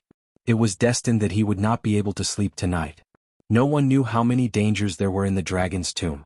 Fortunately, Lin Muyu and Tang Xiaoxi's strength had improved by leaps and bounds. Even if they encountered a 10,000-year-old spiritual beast, they might not be at a disadvantage. It was a sleepless night. The next day, dew sprinkled all over the dragon's tomb. The warm sunlight pierced through the forest, casting mottled shadows on the dragon bones. At this time the little dragon woke up. It opened its eyes and arched itself on Lin Muyu's arm. It let out a cry, indicating to its master that it was hungry again. Lin Muyu could not help but secretly scold this fellow for being a glutton. At this time, Tang Xiaoxi also opened her eyes. A pair of golden eyes looked at Lin Muyu without hiding the longing in them. She smiled and said, Mu, what should we do now? Leave the dragon's tomb and secretly return to Lanyan City. Okay. You're tuning in to the Han Li's Wuxia Adventures YouTube channel. We're so grateful for your support, and don't forget to subscribe to join us on this incredible journey through captivating stories. Your generosity through donations truly makes a world of difference, as it's the primary source of revenue that allows me to expand and enhance this channel for you. Thank you from the bottom of my heart for being a part of this adventure.